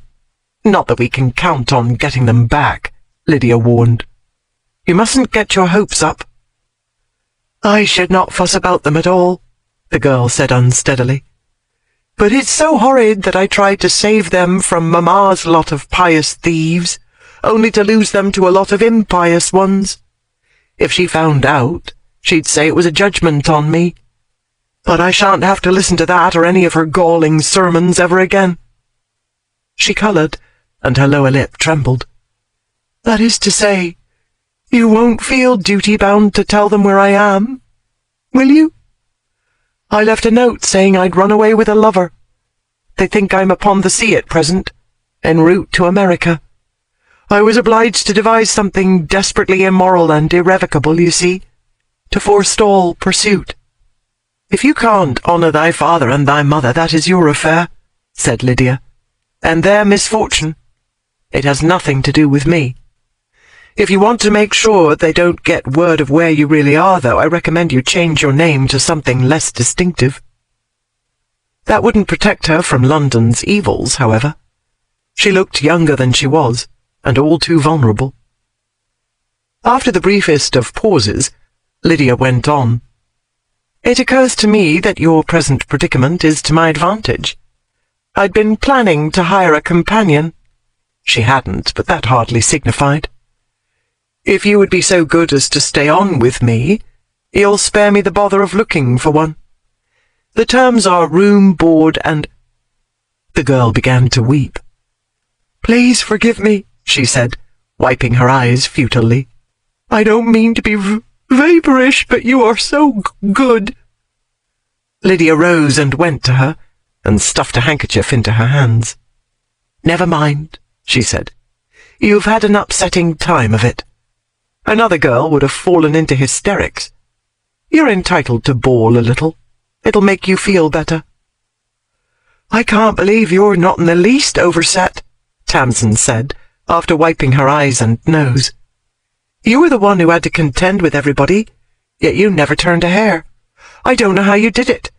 I've never seen a duke before, not that I could see him very well. Still, I shouldn't have known what to say to someone so grand, even if I had guessed what to make of him. But everything was a blur to me, and I could not tell whether he was truly joking or truly cross." "I doubt he could tell either," Lydia said, ignoring the hot prickling along her spine. "The man's a cretin. He belongs in Exeter Change with the rest of the menagerie."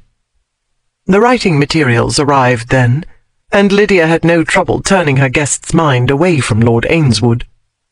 Lydia's own mind was not so accommodating. Hours later, alone in her bedroom, she still couldn't shake off the memory of the brief kiss, or altogether stifle the old yearnings it stirred. She sat at her dressing table, holding Sarah's locket. During the grim days in the Marshalsea prison, Lydia had entertained her sister with stories about Prince Charming, who'd one day arrive on a white charger. At the time, Lydia had been young and romantic enough to believe that one day a prince truly would come, and she would live with him in a beautiful palace, whose nursery would be filled with happy children. Sarah would also marry a prince, and live with her happy children in the castle next door. In the real grown-up world, unicorns were more plentiful than Prince Charmings. In the real world, a duke, the next best thing to a prince, couldn't be bothered to take the wickedest of witches to the dungeon where she belonged. In the real world, no kiss could turn a confirmed spinster back into a dreamy-eyed girl, especially not that kiss, which was obviously a substitute for the punch in the mouth his grace would have given her if she'd been a man. In any case, Lydia told herself, she had far more important issues to consider, namely, Miss Prideaux, who was probably weeping into her pillow at this very moment, poor dear. Her clothes could be replaced along with the spectacles if they couldn't be repaired, and she wasn't alone and friendless, because she'd stay with Lydia. But the jewellery, the precious keepsakes, oh, that loss must pain the child deeply. If only that dolt of a duke had taken the board to Bow Street, they would have had an excellent chance of retrieving the girl's things. Obviously the thieves had been working for Coralie, because she'd played this game before. Several of her girls were adept pickpockets, and the board's bully boys had no scruples about assaulting defenceless girls. But Ainswood hadn't been interested in Miss Prideaux's problems, because he wasn't a noble and chivalrous hero. He only looked like Prince Charming, and a dissolute wreck of one at that. If there were any justice in the world, Lydia told herself, he would have turned into the toad he was the instant his wicked mouth touched hers. It would have soothed Miss Grenville's troubled spirit had she known that Lord Ainswood suffered worse indignities than turning into a toad. He was used to causing talk. Being a born troublemaker, he was almost constantly at the centre of one spectacle or scandal or another. Since he'd come into the title, the world, and especially the newspapers, followed his doings more avidly than before. His contretemps with Dane on the latter's wedding night, an episode featuring Beelzebub's bastard son a week later, and a debacle of a carriage race in June had used up miles of paper and tons of ink. Vere's acquaintances had roasted him unmercifully as well. The published satires and caricatures, along with the private jokes at his expense, had rolled off him as easily as he rolled off an endless series of harlots, and were as easily forgotten immediately afterward. But on previous occasions, Vere's opponents had been men, and the affairs were conducted according to manly, sporting rules. This time, his opponent had been a woman. And now, Vere didn't know which was worse, that he'd stooped to arguing with a female, when everyone knew they were the most irrational creatures on God's earth, or that he'd fallen literally for one of the oldest fighting tricks in history. What Lady Grendel had done was the same as playing dead, and he, who'd been scrapping since he was a toddler, had dropped his guard. He was soon wishing he'd dropped her, right on her obstinate little head. That might have made up in some small way for the chaffing he endured in the following days. Everywhere he went, his fellows couldn't resist exercising their limited wit upon him. When he took Trent to the Fives Court in St. Martin's Street, for instance, someone had to ask why Vere hadn't brought Miss Grenville as sparring partner, at which every would-be pugilist in the place fell down laughing. Everywhere Vere went, some sapskull wanted to know when the next match would be, or if his Grace's jaw had healed enough to allow him to eat soft foods, or if he reckoned so-and-so's grandmother was up to his weight. Meanwhile, all the illustrators in London vied with each other for most hilarious portrayal of the great battle. 3 days after the event, Vere stood simmering before a bookshop window. Displayed therein was a large print, whose caption read, "Lady Grendel gives the Duke of A drubbing." The artist had drawn him as a great hulking brute wearing a stage villain's leer. He was reaching for the Gorgon, portrayed as a dainty slip of a female. Above his caricatured head the bubble read, "Why, my pretty, haven't you ever heard of droit de seigneur? I'm a duke now, don't you know?" Miss Grenville was posed with her fists upraised. Her bubble said, "I'll show you a droit, and a gauche as well." The feeble play on the French words for right and left, he explained to a baffled-looking Trent, was intended to pass for wit. "I got that part," Bertie said. "But that droit de seigneur, ain't it French for 2 sovereigns? I thought you only offered £1 for the little gal." The droit de seigneur, Vere explained through stiff jaws, was the right of the feudal lord to deflower his vassals' brides. Trent's square face reddened. "Oh, I say, that ain't funny. Virgins, and new-wed besides." He started for the bookshop door, doubtless intending to set matters straight in his own inimitable style. Vere drew him back. "It's only a picture," he said. "A joke, Trent, that's all." Recalling the adage, "out of sight, out of mind," he steered his would-be champion to the curb and started to cross the street with him. Then he had to haul Bertie back, out of the way of the black vehicle bearing down upon them. "Well, I'll be hanged!" Trent cried as he stumbled back to the footway.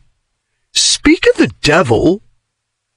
It was she, the cause of the unceasing stale jokes and witless caricatures.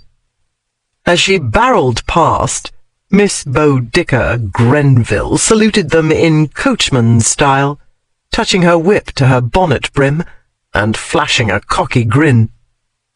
Had she been a man, Vere would have hurtled after her, pulled her from the vehicle, and knocked that cocksure smile down her throat. But she wasn't a man, and all he could do was watch, smouldering, until she turned a corner a moment later, out of sight, but far, perilously far, from forgotten. Chapter 3.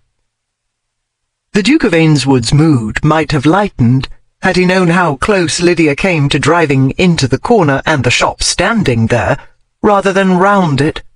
Though she collected her wits in time, it was in the very last tick of time, and she narrowly averted overturning as it was. Not to mention she'd nearly run the 2 men down only seconds before. This was because Lydia had no sooner recognized the tall figure at the curb than her brain shut down. Completely. No idea where she was or what she was doing. It was only for a moment, but that was a moment far too long, and even afterward she hadn't fully recovered. Though she'd managed the cool salute well enough, she had a horrible suspicion that her smile had been far too wide and, well, stupid, not to mince matters. A stupid moonstruck smile, she reflected angrily, to match the idiotish pounding of her heart, as though she were a silly girl of 13 instead of a hardened spinster of 28. She lectured herself all the rest of the way to Bridewell Prison. When she entered the Fortress of Misery, though, she put her personal troubles aside. She went to the pass-room. Here, pauper women claiming residence in other parts of England were held for a week before being sent back to their own parishes, the prevailing philosophy being, charity begins at home. A row of low, narrow, straw-filled stalls lined the wall facing the door. The door and fireplace interrupted a similar line of stalls on that side. About 20 women, some with children, occupied the chamber. Some had come to London to seek their fortunes, some had been ruined before they came and fled disgrace, and some had run away from the usual assortment of troubles, grief, poverty, brutality. Lydia would describe the place for her readers in her usual style. She would sketch in plain and simple terms what she saw, and she would tell these women's stories in the same way, without moralizing or sentiment. This wasn't all Lydia did, but she didn't think it was her reading public's right to know about the half-crowns she surreptitiously distributed to her interviewees, or the letters she wrote for them, or the people she'd later speak to on their behalf. If, moreover, it frustrated Grenville of the Argus that she could do so little, or if her heart ached the whole time she listened to the women, these emotions would not enter her published work either, for such feelings were nobody's business but hers. The last interview was with the newest arrival, a 15-year-old girl who cradled an infant too weak and scrawny even to wail like the others. The boy lay limply in his mother's arms, now and then uttering a weary whimper. "You must let me do something for you," Lydia told her. "If you know who his papa is, Mary, tell me, and I'll speak to him for you." Pressing her lips together, Mary rocked to and fro upon her dirty heap of straw. "You'd be amazed at how many fathers agree to help," Lydia said. "After I'm done with them," she could have added. "Sometimes their paws take 'em away," the girl said. "Jemmy's all I got now." She paused in her rocking and gave Lydia a troubled look. "You got any? Children? No.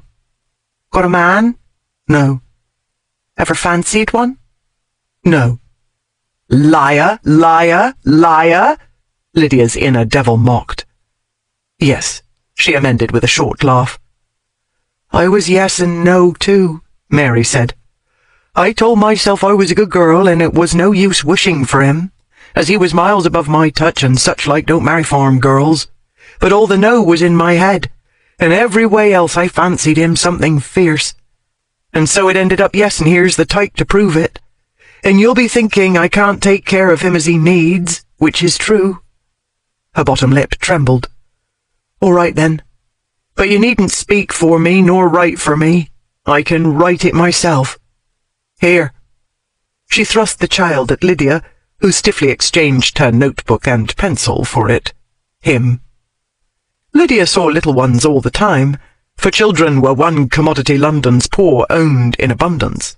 She'd held them in her lap before, but none so young as this, none so utterly helpless. She looked down at his narrow little face. The babe was neither pretty nor strong nor even clean, and she wanted to weep for him and the short, wretched future awaiting him, and for his mother, who was destitute and scarcely more than a child herself. But Lydia's eyes remained dry, and if her heart ached as well from other causes, she knew better than to give those futile yearnings any heed. She was not a 15-year-old girl. She was mature enough to let her head rule her actions, even if it couldn't altogether rule her heart. And so she only quietly rocked the infant as his mother had done, and waited while Mary slowly dragged the pencil over the paper. When, finally, the very short note Mary took such pains with was finished, Lydia returned Jemmy to his mother with only the smallest pang of regret. Even such a small regret was inexcusable, she chided herself, as she left the Bridewell's grim confines. Life was no romantic fable. In real life, London took the place of the palace of her youthful romantic imaginings. Its forgotten women and children were her siblings and offspring, and all the family she needed. She could not be their Lady Bountiful and cure all that ailed them, but she could do for them what she'd been unable to do for her mother and sister. Lydia could speak for them. In the pages of the Argus, their voices were heard. This was her vocation, she reminded herself. This was why God had made her strong and clever and fearless. She had not been made to be any man's plaything, and she most certainly would not risk all she'd worked for, merely because a lout of a Prince Charming had raised a flurry in her unruly heart. 3 nights after she'd nearly run down Vere and Bertie, Lady Grendel tried to break Adolphus Crenshaw's skull in front of Crockford's Club in St. James's Street. Inside, Vere and Bertie joined the crowd at the window at the moment she took hold of Crenshaw's neckcloth and shoved him back against a lamp-post. With a grim sense of déjà vu, Vere hurried out of the club, advanced upon her, and firmly grasped her waist. Startled, she let go of the cravat, and Vere lifted her up off the pavement and set her back down, well out of reach of the gasping Crenshaw. She tried the elbow-in-the-gut trick again, but Vere managed to dodge it while still keeping a firm grip on her. He wasn't prepared for the boot heel crunching down on his instep, though he should have been, but he didn't let go then either, even while pain shafted up his leg. He grabbed her nailing arms and dragged her away, out of hearing of the group of men gathering at Crockford's entrance. She struggled with him the whole way, and he struggled with a strong temptation to throw her into the street, where an oncoming hackney could do London a favour and crush her under its wheels. Instead, Vere hailed the vehicle.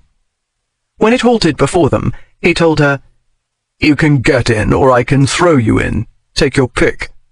She muttered something under her breath that sounded like the synonym for rectum, but when he pulled the door open, she climbed in quickly enough, which was too bad because he wouldn't have minded in the least hurrying her with a slap to her rump. "Where do you live?" he asked, when she'd flung herself onto the seat. "Bedlam. Where else?" He jumped into the hackney and gave her a hard shake. "Where do you live, curse you?"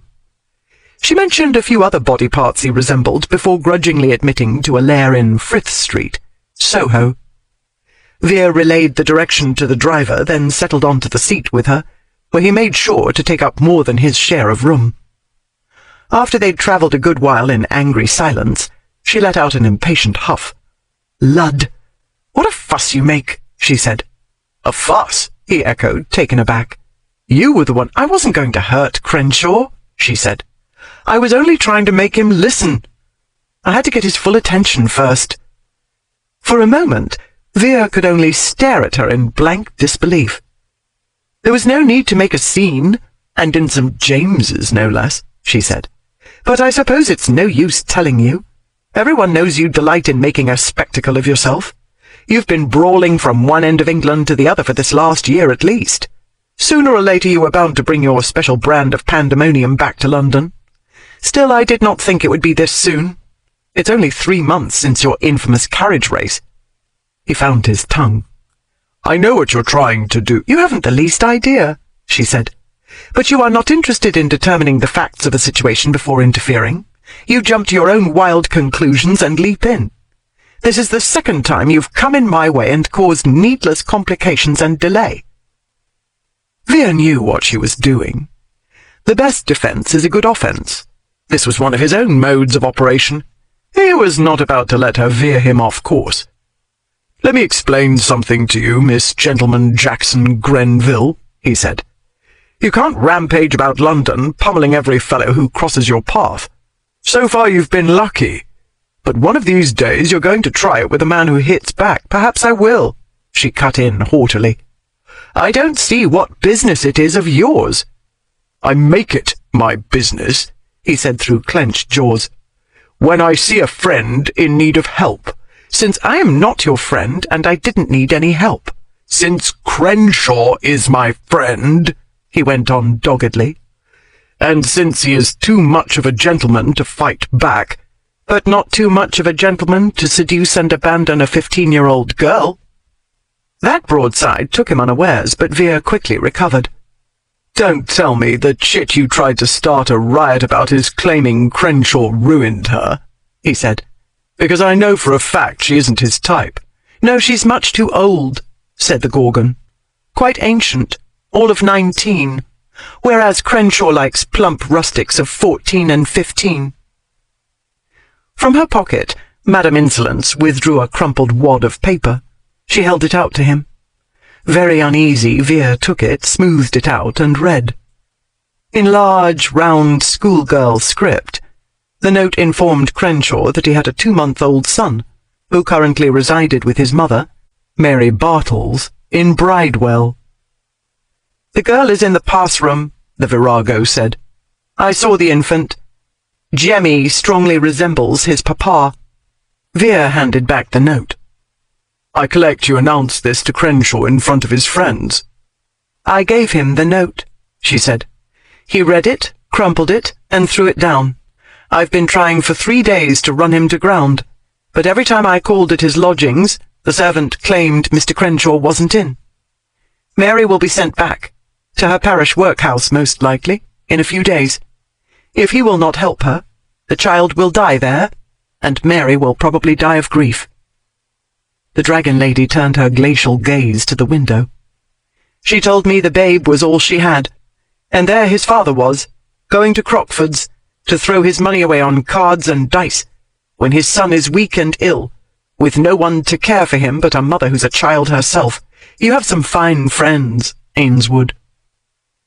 Though Vere considered it unsporting for a man of nearly 30 to seduce ignorant young rustics, and though he considered his crony's reaction to the forlorn note inexcusable, he was not about to admit this to Miss Self-Appointed Guardian of Public Morals. "Let me explain something to you," he said. "If you want to get something out of a man, dashing out his brains against a lamp-post isn't the way to do it." She turned away from the window and regarded him levelly, and he wondered what malignant power had created this shockingly beautiful monster. You'd think the carriage's gloom would dull the impact of her extraordinary face. The shadows only lent intimacy, making it impossible for him to view her with detachment. He'd seen her in his dreams, but dreams were safe. This wasn't. He had only to lift his hand to touch the silken purity of her cheek. He had only to close the smallest distance to bring his mouth to hers, plum soft and full. If the impulse to touch and taste had been less ferocious, he would have surrendered, as he usually did to such impulses. But he'd felt this powerful pull before, in Vinegar Yard, and he wouldn't play the fool again. "All you had to do was smile," he said, "and bat your eyelashes and thrust your bosom in his face, and Crenshaw would have done whatever you wanted." She gazed at him unblinkingly for the longest time. Then, from a pocket hidden in her black skirt's heavy folds, she fished out a small notebook and a stump of a pencil. "I had better write this down," she said. "I do not want to lose one priceless syllable of wisdom." She made an elaborate ceremony of opening the battered notebook and licking the pencil point. Then she bowed her head and wrote. "Smile," she said. "Bat eyelashes. What was the other thing?" "Things," he corrected, leaning closer to read what she'd written. "Plural, your breasts. You stick them under his nose." Hers were right under his, and mere inches from his itching fingers. She wrote down his instructions with a ludicrous appearance of intense concentration, eyes narrowed, the tip of her pink tongue caught between her teeth. "It'll be more effective if you wear something lower cut," he added. "Otherwise a fellow might wonder whether you're hiding a deformity." He wondered whether she had any inkling of the ferocious temptation the long parade of buttons represented, or of how the masculine cut of her garments only made a man more conscious of the womanly form they so rigidly encased. He wondered what evil witch had brewed her scent, a devilish mixture of smoke and lilies, and something else he couldn't put a name to. His head dipped lower. She looked up at him with the smallest of smiles. "I'll tell you what," she said.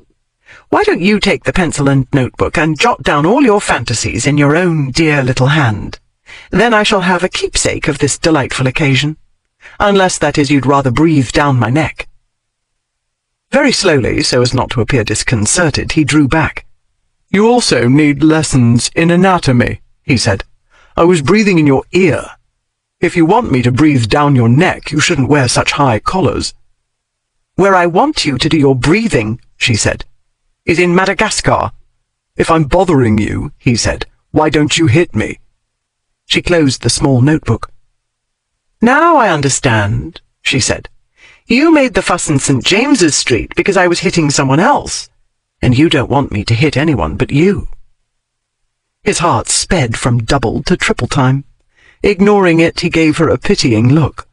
"You poor dear, all this scribbling has given you a brain fever." To his vast relief, the carriage halted. Still wearing the pitying expression, Vere opened the door and very gently helped her out. "Do get some sleep, Miss Grenville," he said solicitously. "Rest your troubled brain. And if you don't recover your reason by morning, be sure to send for a doctor." Before she could frame a retort, he gave her a light shove toward her door. Then, "Crockford's," he told the driver, and quickly re-entered the hackney. As he pulled its door shut, Vere saw her glance back. She flashed him a cocksure smile before turning and sauntering, hips swaying, to the drab house's entrance. Lydia had a natural talent for mimicry that allowed her to slip easily into another's personality and mannerisms. According to Stee and Effie, Lydia's father had possessed similar abilities. He'd failed as a thespian, apparently, because theatrical success required hard work as well as aping skills, and all he worked hard at was drinking, gaming, and whoring. She'd put the gift to better use. It helped her capture on paper with vivid accuracy the personalities of those she wrote about. It had also helped her develop fairly quickly a degree of camaraderie with her male colleagues. Her rendition of Lord Linglay's speech in the House of Lords months earlier had won her an invitation to her fellow writer's Wednesday night drinking bouts at the Blue Owl Tavern. Nowadays the weekly gatherings were considered incomplete if Grenville of the Argus wasn't there to do one of her hilarious impersonations. This night, Lydia entertained Tamsin, whose new name, Thomasina Price, was eschewed in private, with a lively reenactment of the encounter with Ainswood. They were in Lydia's bedroom. Tamsin sat upon the foot of the bed, watching Lydia perform before the fireplace. Though Lydia's usual audience tended toward the latter stages of intoxication, and Tamsin was sober, she laughed as hard as the men usually did. At least the girl was amused, Lydia thought as she took her bows.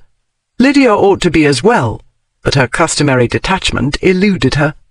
It was as though her soul were a house in which nasty things had suddenly taken to crawling out of the woodwork. Restless and uneasy, she moved to her dressing table, sat, and started unpinning her hair. Tamsin watched her for a few minutes. Then, "Men are such odd creatures," she said, "and I begin to think the Duke of Ainswood is one of the oddest. I cannot quite make out what he's about." "He's one of those people who can't abide peace and quiet," Lydia said. "If there isn't a stir, he has to make one. He constantly picks fights, even with his good friends. I'd thought people exaggerated about his troublemaking, but I've seen for myself. He can't let well enough alone. It wasn't enough to simply put me in the hackney and send me on my way, for instance. He must plague me all the way home as well. I'm not at all surprised that Dane pounded him a while back. Ainswood would try the patience of a saint." "I had not heard Lord Dane was a saint," Tamsin said with a little chuckle. "From what I can gather, he and the Duke are two sides of the same coin." "That may be, but Ainswood had no business picking a fight with him on his wedding night." Lydia scowled into the small mirror. The brute might have considered Lady Dane's feelings at least. She didn't know why she was still so outraged about the mill in Amesbury. Dane was nothing to her except a very distant relative. Her mother had come from a lowly cadet branch of the Ballisters, and they'd ceased to admit her existence once she had married John Grenville. So far as Lydia knew, no living person was aware of her connection to the Ballisters, and she was determined to keep it that way. The trouble was, she couldn't keep herself from caring about Dane, though he was, as Tamsin said, Ainswood's match in wickedness. Lydia had stood outside St. George's Church, Hanover Square, on Dane's wedding day. Like her fellow journalists, she'd come only for the story, but when Dane had emerged from the church with his bride, his ebony eyes glowing in a most unsatanic way, while his lady looked up so lovingly into his dark, harsh countenance, well, the long and short of it was, Lydia had come perilously near bawling, in public, amid a crowd of her fellow reporters, no less. It was absurd, but she'd felt an aching affection for him ever since, and an even more ludicrous protectiveness. She'd been furious with Ainswood when she'd heard how he'd spoiled Dane's wedding night with the stupid brawl, and the anger lingered against all reason. Tamsin's voice broke into her thoughts. But the Duke was highly intoxicated, wasn't he? If he could keep on his feet and utter coherent sentences, he couldn't have been as drunk as people seem to believe, Lydia said. You have no idea the capacity such men have for liquor, especially overgrown louts like Ainswood. Her eyes narrowed. He was only pretending to be blind drunk, just as he pretends to be stupid. Yes, and that's what I meant about finding his behavior so odd, Tamsin said. He isn't in the least inarticulate. Obviously it wants a very quick intelligence to keep up verbal sparring with you, Lydia. If that had been a stupid man in the carriage, I'm sure you would have tied his tongue in knots. Instead... She paused, frowning. Well, it's difficult to say who won tonight's war of words. It was a draw. Lydia took up her brush and angrily dragged it through her hair. He had the last word, but that was only because of the push he gave me before I could answer. And shoving me was so childish I could scarcely keep a straight face, let alone trust myself to say anything without going off into whoops. "Oh, look what you're doing!" Tamsin cried. "You'll be tearing out clumps of hair and making red welts in your skin." While she spoke, she came off the bed and crossed to the dressing table. "Let me do it. You're not my maid." Tamsin took the brush from her. "If you're vexed with his grace, you should not take it out on your own scalp." "He let Crenshaw get away," Lydia said tightly. "And now he'll make himself scarce, the swine. And Mary Bartles will have to go home and be treated like filth. She isn't like the others." "I know, you told me," Tamsin said. "She isn't used to hard treatment," Lydia went on angrily, despite the soothing strokes of the brush. "Men are so despicable. He will get away without doing a dratted thing for the poor girl." "Perhaps the Duke will speak to him," Tamsin said. Lydia jerked away from the brush.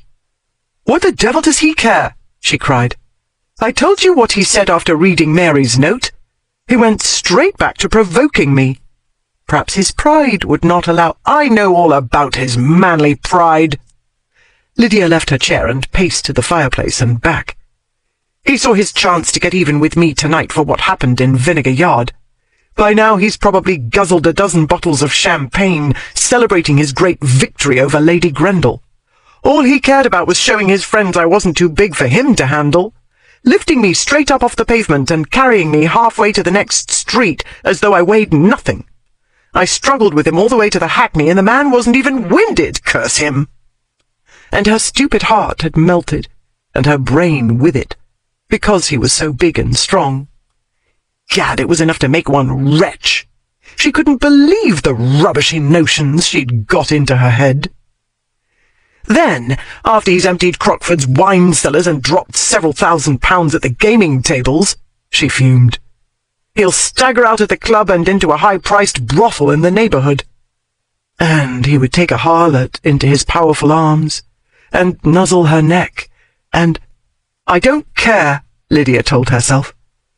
"He'll forget I exist, big and obnoxious as I am," she stormed, pacing on. "And so he's bound to forget all about a scrap of a note from a girl he probably believes asked for ruination, as though the child had any idea men could be so treacherous."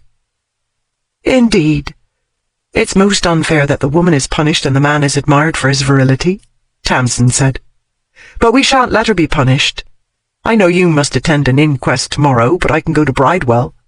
Lydia stopped short. "You most certainly cannot." "I'll take Susan. All you need do is tell me how to get Mary and her baby out. If there's a fine to pay, you must take it out of my wages." Tamsin advanced, took the bemused Lydia's arm and led her back to the dressing table. "They can share my room until we contrive suitable arrangements for them. But the first priority is to get them out. Her week is up on Thursday, isn't it? And tomorrow is Wednesday." She tugged Lydia down onto the chair. "Write down what I must do, and I'll set out tomorrow morning. Where's your notebook?"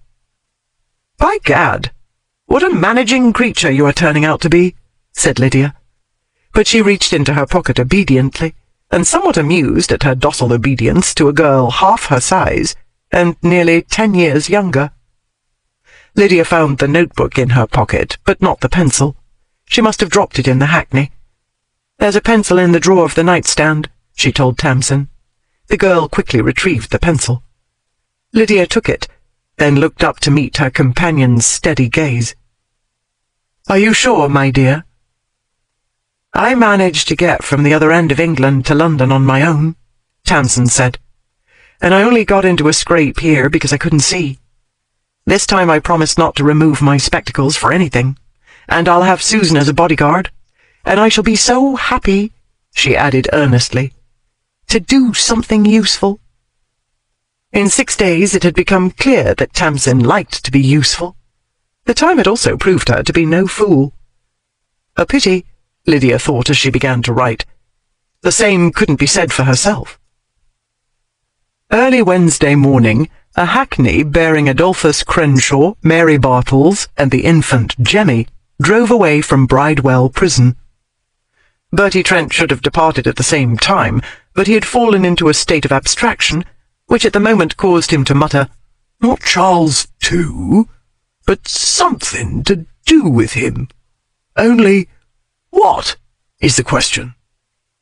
A short feminine shriek broke into his cogitations, and he looked up to see an enormous black mastiff bearing down upon him, with a smallish bespectacled female in tow. The female was trying to slow the dog down. She might as well try slowing down a stampeding elephant, Bertie thought.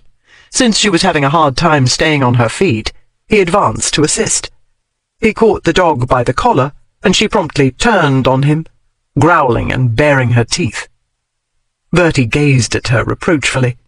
"Now what did I do that you want to tear my head off? Ain't you had your breakfast yet?" "Grrr," said the dog, backing toward the girl. Bertie cautiously released the collar. "Oh, that's it, is it? Well, I ain't going to hurt her. It's only that you was pulling too hard on account of not knowing your own strength, my gal." The mastiff paused in her growling to eye him warily. Eyeing her in the same way, Bertie presented his gloved hand. The dog sniffed it, grumbled something to herself, and sat down. Above the canine's huge head, Bertie met the girl's startled gaze. Behind the very little pair of spectacles perched on her tiny nose was a pair of very big brown eyes. "Oh, I say! That were you, weren't it, in Vinegar Yard the other day?" Bertie exclaimed. "Only you wasn't wearing gogglers then. I hope the tall gal didn't get in an accident afterwards and knock something loose in your eyeballs."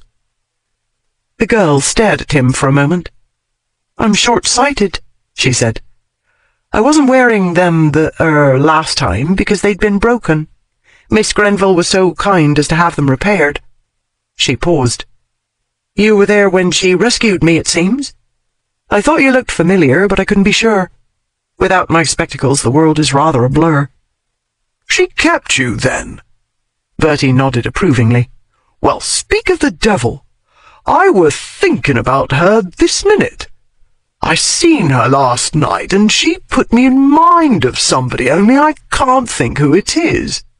Charles, too, keeps coming into my brain box, though it beats me why." "Charles, too?" The girl stared very hard at him. "Not the one they took the head off of, but the next one, when the fire was." She stared some more. Then she said, "Ah, King Charles II. Perhaps it's because Miss Grenville is so majestic." "Woof," said the dog. Absently, Bertie petted her. "The dog's name is Susan," the girl said. Bertie remembered his manners then and introduced himself. He learned the girl was Miss Thomasina Price, and she'd become Miss Grenville's hired companion. After the introductions, she turned her keen gaze upon the building behind him. Her brow creased. "It isn't very welcoming, is it?" she said. "Not the jolliest place I ever been in," said Bertie. But it had to be less jolly for the girl Crenshaw had made the baby with, which was how Bertie had put the matter to the man last night. After Ainsworth had gone off to wrestle with Miss Grenville, Bertie had taken Crenshaw to a public house for a drink. Being ambushed by females being hard on the nerves, as Bertie had told him. Finding a sympathetic ear, Crenshaw had poured out his troubles. At the end, though, Bertie pointed out that facts were facts, however disagreeable, and the fact was the man was accused of fathering a bastard, and they had to look into it, didn't they? And so Bertie had come with him to Bridewell this morning, where it became clear that Crenshaw was guilty as charged. Then there was a good deal of blubbering, and the upshot was Crenshaw said he'd take care of Mary and Jemmy, and that was that. Though many wouldn't think so, Bertie could put two and two together. Here was Miss Price, companion of Miss Grenville, who had ambushed Crenshaw on Mary Bartles's account last night. There was Bridewell behind him, where Mary had been confined. "You wouldn't be here to spring a gal and a baby from the pass-room by any chance?" he asked. "Because if it's the ones Miss Grenville was in such a lather about last night, you can tell her Crenshaw came and got 'em. I were with him, and they went off not a quarter-hour ago, the three of 'em, and, by Jupiter, what's he doing up at this hour?" The girl turned in the direction Bertie was looking. The Duke of Ainswood was indeed up and about, though he hadn't come in, Janes had said, until daybreak, and drunk as a wheelbarrow. Which would explain, Bertie thought, why his Grace was looking like 6 thunderclouds at once. Though it took Vere a moment to place the girl, he recognized the black mastiff immediately. He would have turned and gone in the opposite direction then, because if the dog was here, the Gorgon must be. However, the animal was staring fixedly at Vere, her teeth bared, and she was emitting a low, steady snarl. If Vere made an exit now, it would look as though she'd scared him off. So he advanced, and coolly gazed at the growling canine. She was splendidly muscled under the glossy black coat, and unusually large for a female. "I see she wasn't the runt of the litter," he said. "And such a charming personality she has."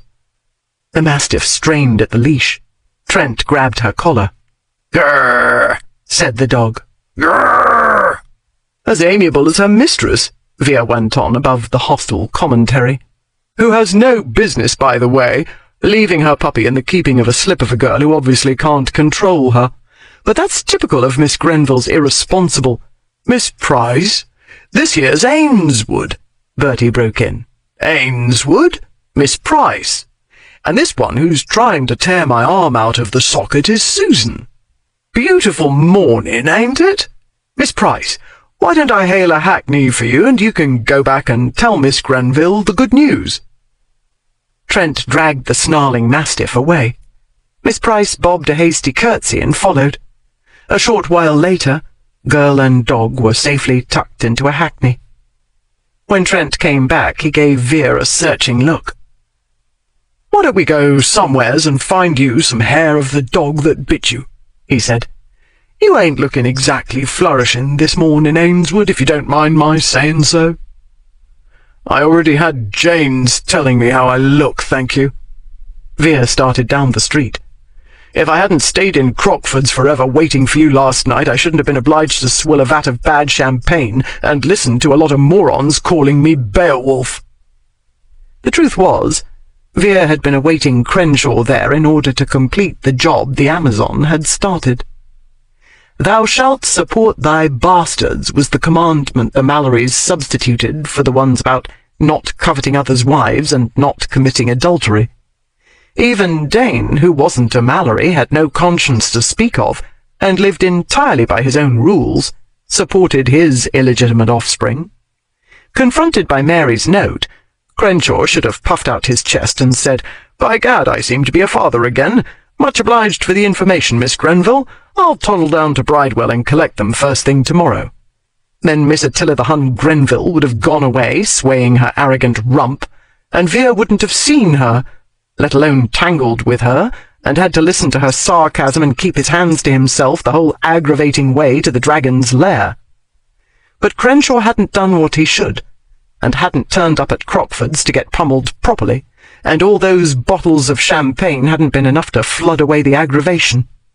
Now, just in case Vere hadn't been plagued and goaded enough last night, or didn't have cannon blasts going off in his head at present, on account of getting up at an ungodly hour, misguiding light of civilization would learn he'd come to Bridewell and would have no trouble figuring out why. And she'd think she'd won. Again. "I should have asked one of the fellows to tell you not to wait for me," Trent said apologetically. "But I didn't figure you was coming back, being more agreeably engaged for the night." Veer stopped short and stared at him. "Agreeably engaged? With Lady Grendel? Have you lost your mind?" Trent shrugged. "I thought she were deuced handsome." Veer recommenced walking.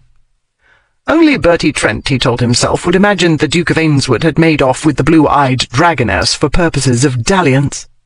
The thought had never crossed the minds of the men with whom Veer had spent the evening. They thought, and rightly, that it would make as much sense to bed a crocodile.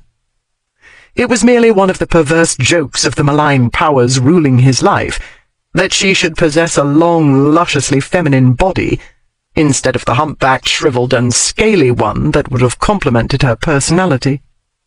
That's what he'd told himself through bottle after bottle last night, and what he'd told himself when he came home and couldn't sleep.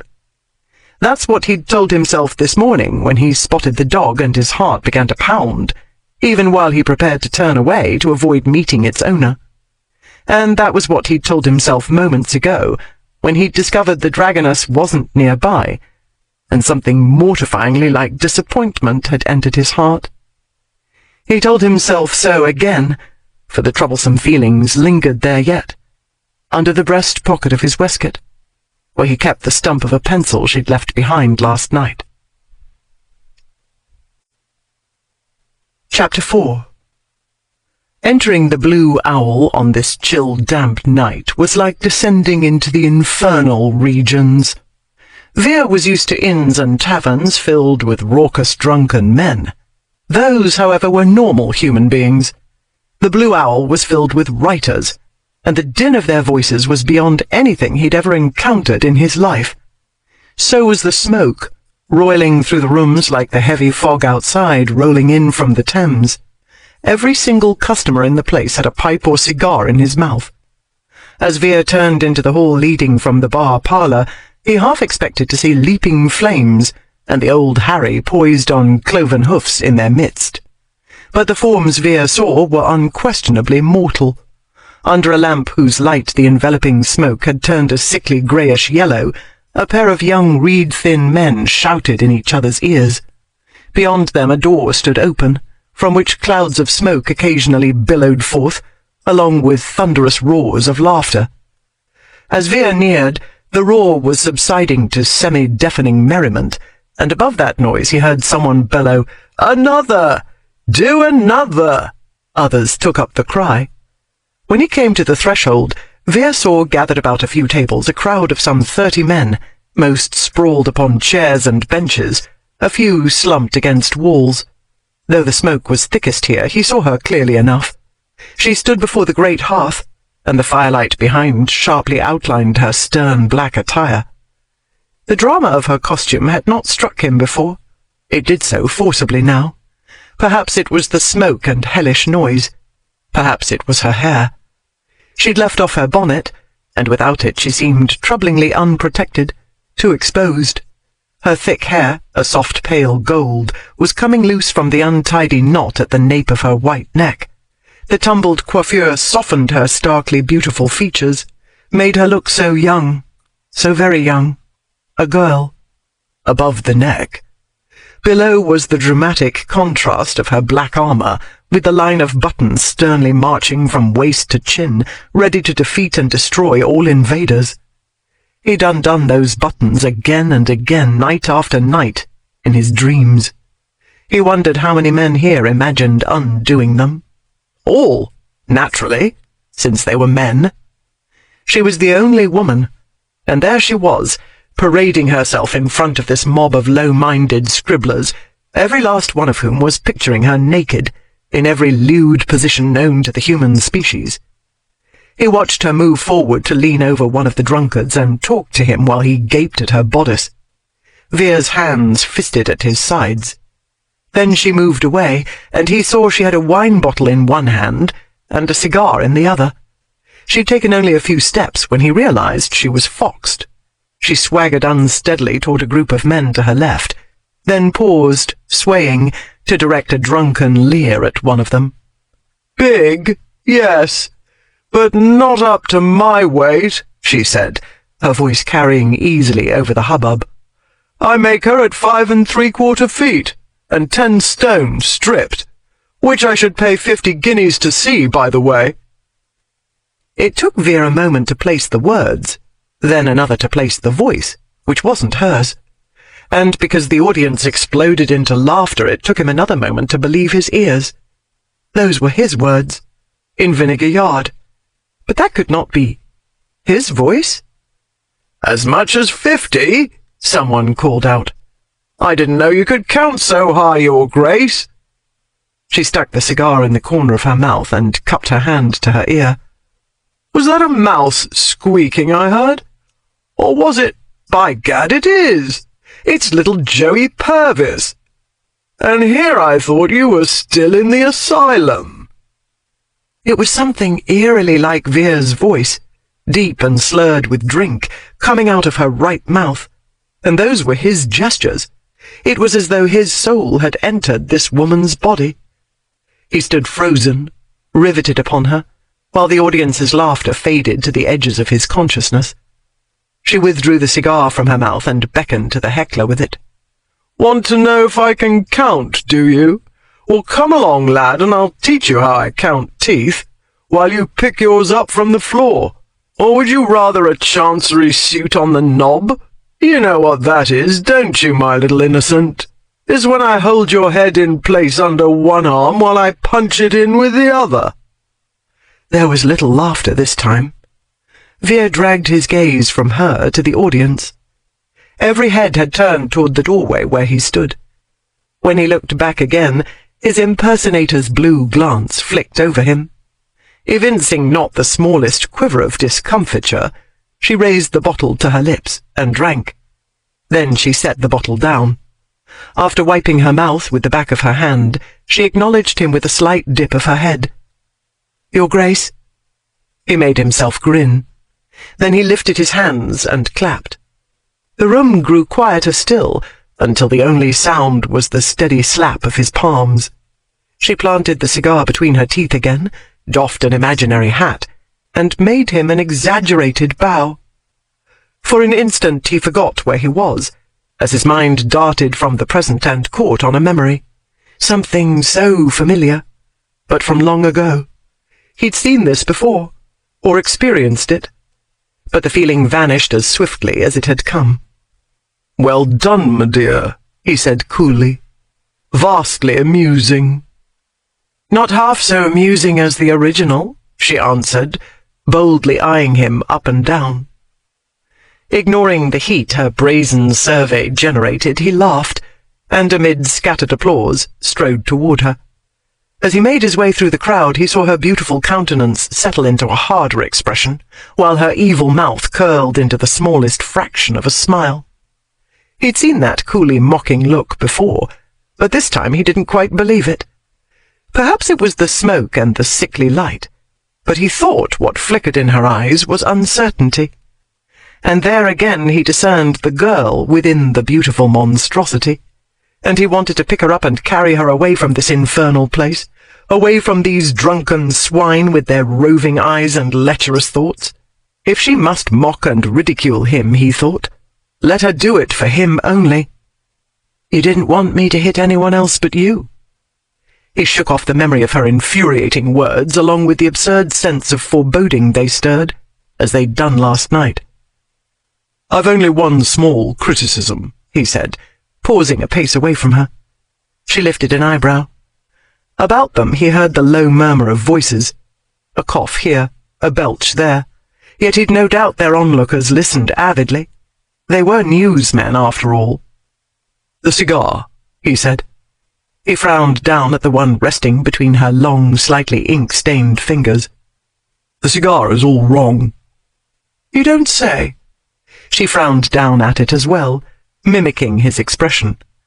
"But this is a Trichinopoly cheroot." From an inner pocket of his coat, he withdrew a slim silver cigar case. He opened it and held it out to her. "As you can see, these are longer and thinner. The tobacco's colour indicates a higher quality. Do take one." She shot him a quick glance, then shrugged, tossed her cheroot into the fire, and took one of his. She rolled it between her graceful fingers. She sniffed it. It was a cool enough performance, but Veer was near enough to see what others couldn't. The barely discernible pink tinting the curve of her cheekbones, the quickened rise and fall of her bosom. No, she was not so fully in command of herself as she made others believe. She was not so case-hardened and cynical and impudently self-assured as she seemed. He was strongly tempted to lean in closer and discover whether the hint of a blush would deepen. The trouble was, he'd already caught her scent, and that, he'd discovered last night, was a man-trap. He turned away from her and toward the audience, some of whom had found their tongues, which they employed in obligatory ribald witticisms about the cigar. "I beg your pardon for the interruption, gentlemen," Veer said. "Do carry on. The drinks are on me." Without a backward glance, as though he'd forgotten her already, he sauntered out the way he'd come. He'd come this way into this hellhole of a tavern in Fleet Street, intending to erase any wrong impressions she might be entertaining about his appearance at Bridewell this morning. He'd planned to make a great production of returning her pencil before an audience of nosy scribblers, while indicating with suitable innuendos that the writing instrument wasn't all she'd lost in the Hackney last night. By the time he was done, she'd be convinced beyond any doubt that he was the obnoxious, conceited, conscienceless debauchee everyone, and rightly, believed he was. A few more hints would suffice to convince her that he'd only recently emerged from a bawdy house in the neighbourhood when he'd come upon Trent and Miss Price, by which time his Grace had altogether forgotten Mary Bartles existed. Consequently, it was logically impossible he'd come to obtain her release and send her to his man of business to make whatever arrangements were necessary to get her the hell out of London and settled comfortably, so he wouldn't have to hear about her ever again or think about her and her bedamned sick baby. If any good deeds had been done, Veer would have made clear, Bertie Trent alone was responsible. As plans went, it had been a good one, especially considering he'd devised it while in the throes of a near-death experience, thanks to the swill Crockford passed off as champagne and a grand total of about 22 minutes' sleep. But Veer had forgotten this very good plan the instant he'd paused in the doorway and discerned the girl under the tousled mop of golden hair. Now, recalling the faint blush and the quickened breathing, he abandoned the plan altogether. He'd mistaken her. She was not quite what she made the world believe she was. She was not quite immune to him. The fortress was not impregnable. He'd perceived a chink. And being what he was, obnoxious, conceited, conscienceless, etc., etc., he was duty-bound to get inside, if he had to dismantle her defences brick by brick. Or rather, he amended while his mouth curled into a dangerous smile, button by button. Blakesley, Bedfordshire. On the Monday following Lord Ainswood's encounter with Miss Grenville at the Blue Owl, the ladies Elizabeth and Emily Mallory, ages 17 and 15 respectively, were reading all about it in the pages of the Whisperer. They were not supposed to be reading the scandal sheet. They were not allowed to peruse even the respectable newspapers that arrived daily at Blakesley. Their uncle, Lord Mars, allotted time every day, during which he read aloud those portions he deemed fit for innocent ears.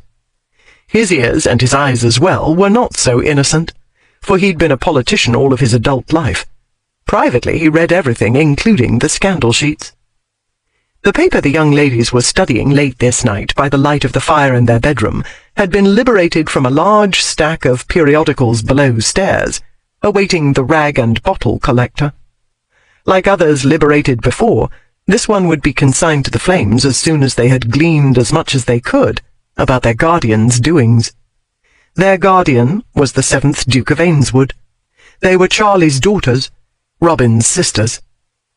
The firelight at present made fiery threads in the pair of auburn heads bent over the paper.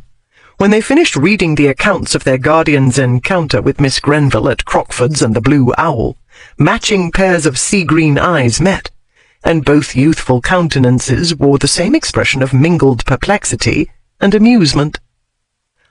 "Obviously something interesting happened in the Hackney when he escorted her from Crockford's," said Emily.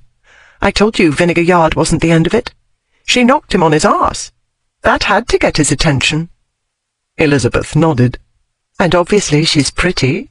I'm sure he wouldn't have tried to kiss her if she wasn't. Clever, too. I wish I had seen how she did that trick. I understand the pretending to faint part, and I can picture the uppercut, but I still can't picture how she dropped him."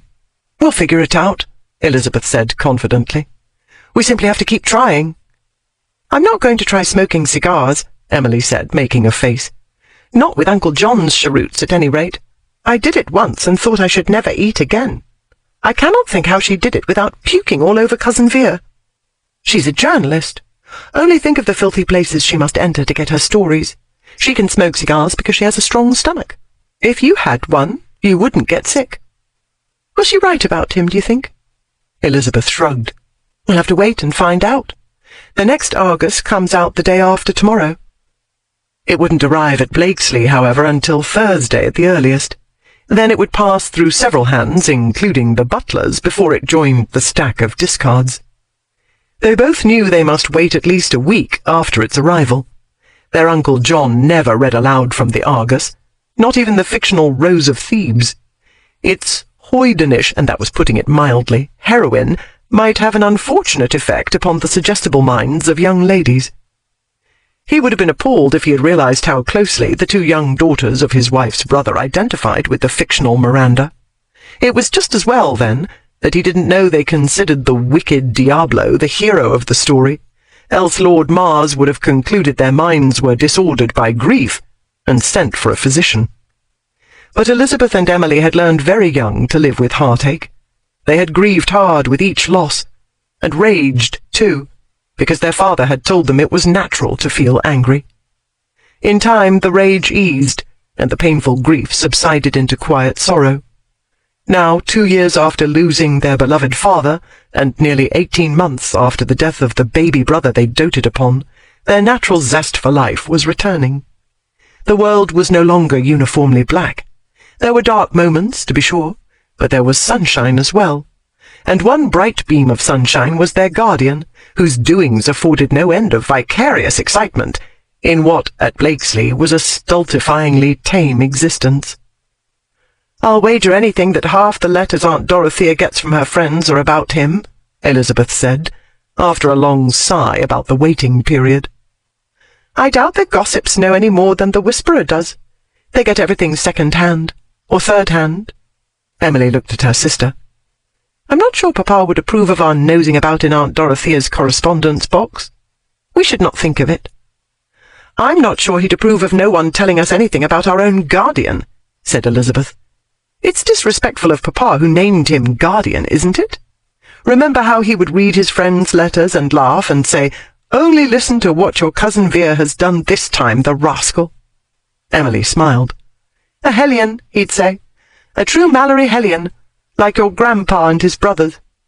The last of the old true breed," Elizabeth softly quoted her father. "Vir, as in veritas. Aylwin, formidable friend. He was a friend to Robin, wasn't he? And formidable." Elizabeth's eyes glistened. "They couldn't stop him. They kept us out when Robin was dying because they were all afraid, but not Cousin Vera." She took her sister's hand. "He was true to Robin. We shall be true to him." They smiled at each other. Elizabeth put the Whisperer into the fire. "Now, as to those letters," she said. "Not so tight, drat you!" Lydia snapped. "The thing's hard enough to move in. You needn't make it impossible to breathe in." The thing in question was a corset-like device ingeniously designed to transform a womanly shape into a manly one. The person Lydia snapped at was Helena Martin. In the old days, when she and Lydia had played together in the London slums, Helena had a highly successful career as a thief. Nowadays she was an even more successful courtesan. The friendship had survived years of separation as well as changes in vocation. At present they were in the elegantly cluttered dressing-room of Helena's quietly expensive residence in Kensington. "It must be tight," Helena answered. Unless you want your manly chest going in one direction while the rest of you goes another. She gave the lacing knot a final brutal yank, then stepped away. Lydia surveyed her reflection in the glass. Thanks to the contraption, she now had a chest like a pigeon's. The look was ultra-fashionable. Many men padded their chests and shoulders and squeezed their waists with corsets to achieve it. Except Ainswood. The manly form under his garments owed nothing to artifice. For about the 1000th time in the week since the encounter at the Blue Owl, Lydia pushed his image from her mind. She stepped away from the mirror and dressed. With the device secured, the rest of the masculine costume she quickly donned fit satisfactorily. Months ago, Helena had worn the ensemble to a masquerade and fooled everyone. Thanks to a few alterations, Helena was smaller. Lydia expected similar success, though she wasn't going to a masquerade. Her destination was Jeremiah's, a gambling hell in a quiet way off St. James's Street. She had told McGowan that she wanted to write a story about the place, the kind her female readers hungered for, a woman's inside view of a world normally forbidden to them. To the respectable ones, at any rate. This was true. It wasn't the only reason, though, and it wasn't the reason Lydia had chosen Jeremiah's. She'd heard rumours that the place did a side trade in stolen goods. Since none of her informants had thus far learned anything about Tamsin's keepsakes from the usual fences, it made sense to try other sources. Tamsin had not agreed that it made sense. "You've already wasted a fortnight looking for my jewellery," she'd chided Lydia this evening. "You have much more important issues to pursue, on behalf of people who truly need help. When I think about Mary Bartles, I'm thoroughly ashamed of the tears I shed over a lot of stones and metal." Lydia had assured her that the main project was getting the gambling hell story. If she happened upon news of the jewellery in the process, so much the better, but she would not actively pursue the matter. Not that one could actively pursue much of anything in a stiff cage of buckram and whalebone, she thought, as she turned to inspect the back of her disguise in the glass. "You'll be in a good deal of trouble if anyone discovers you're not a man," Helena said. Lydia moved to the dressing table. "It's merely a gambling club. The customers heed nothing but the cards, dice, or roulette wheel, and the owners and employees will be watching their money." From the jumbled assortment of cosmetics, scent bottles, and jewellery, she unearthed the cigar Ainswood had given her, and tucked it into an inside pocket. Looking up, she met Helena's worried gaze. "I was in more danger interviewing prostitutes in the Ratcliffe Highway, yet you weren't anxious then." "That was before you began behaving so oddly." Helena moved to the chiffonier, upon which the maid had set a tray bearing a brandy decanter and 2 glasses. "Until very recently you controlled your temper better, and used more finesse in handling those who dared disagree with you." She lifted the decanter and poured. "Your dust-up with Crenshaw, on the other hand, reminds me of the fight you had with a street Arab because he called Sarah names and made her cry. You were 8 years old at the time." Lydia approached to take the glass Helena held out to her. "I overreacted with Crenshaw, perhaps." "Thwarted desire can make one over-emotional," Helena said with a small smile. "I've been irritable myself these last few weeks. I usually am, between lovers. I'll admit my desire to do murder to certain persons is thwarted by the present penal codes." "I meant sexual desire, as you well know," Helena said. "The instinct to mate and reproduce." Lydia drank, eyeing her friend over the glass's rim. "Ainswood is exceedingly handsome," Helena went on. "He has brains as well as brawn, not to mention a smile that could make roses bloom in an Arctic winter. The trouble is he's also the kind of libertine who despises women. We females have but one use, and once used, we're worthless. If he's awakened any thoughts of straying from virtue's path, Liddy, I recommend you stray with a substitute. You might consider celibacy. He doesn't hold women in contempt, and you definitely intrigue him. You've only to crook your little finger." To Lydia's knowledge, no whore in London commanded a higher price than Helena did, and for very good reason. She could size up a man in an instant and respond accordingly, becoming the woman of his dreams. Her advice was not to be taken lightly. Lydia couldn't consider the recommended substitute, however, because she knew why Lord Celebi was intrigued with her. London's champion gossip had noticed Lydia among the crowd of journalists camped in front of St. George's on Dane's wedding day. Days later, Celebi had told Helena about glimpsing a female who might have stepped out of the ancestral portrait gallery at Athcourt. Athcourt in Devon was the home of the Marquis of Dane. Lydia had given Celebi a very wide berth since then. A close look at her might lead him to make inquiries at Athcourt and dig up what her pride demanded remain buried. "Celebi's out of the question," Lydia told her friend. "A society gossip and a journalist are bound to be competitors. In any case, this isn't a good time for me to get involved with any man. While Scandal does sell magazines, whatever small influence I exercise over public opinion would vanish if I were known to be a fallen woman." "Then maybe you should find another line of work," Helena said. "You're not getting any younger, and it would be a great waste—" "Yes, love, I know you wish to be helpful, but can we discuss whatever's wasted and thwarted at another time?" Lydia emptied her glass and set it down. "It's growing late, and I do need to get back to town."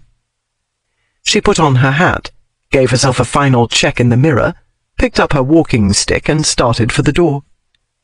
"I'll be waiting up," Helena called after her.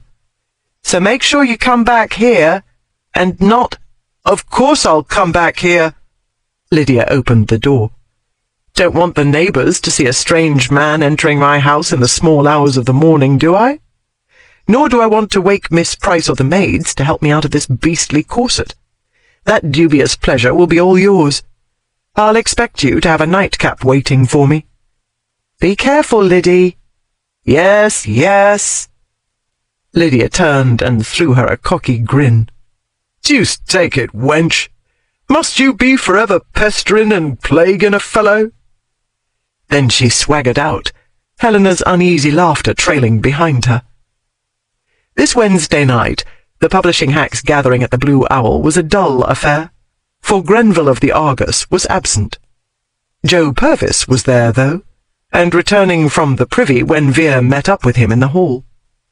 It should have taken more than one glass of gin to loosen Joe's tongue regarding his co-worker's whereabouts, but the Argus's illustrator was already the worse for drink, which exacerbated his sense of injury.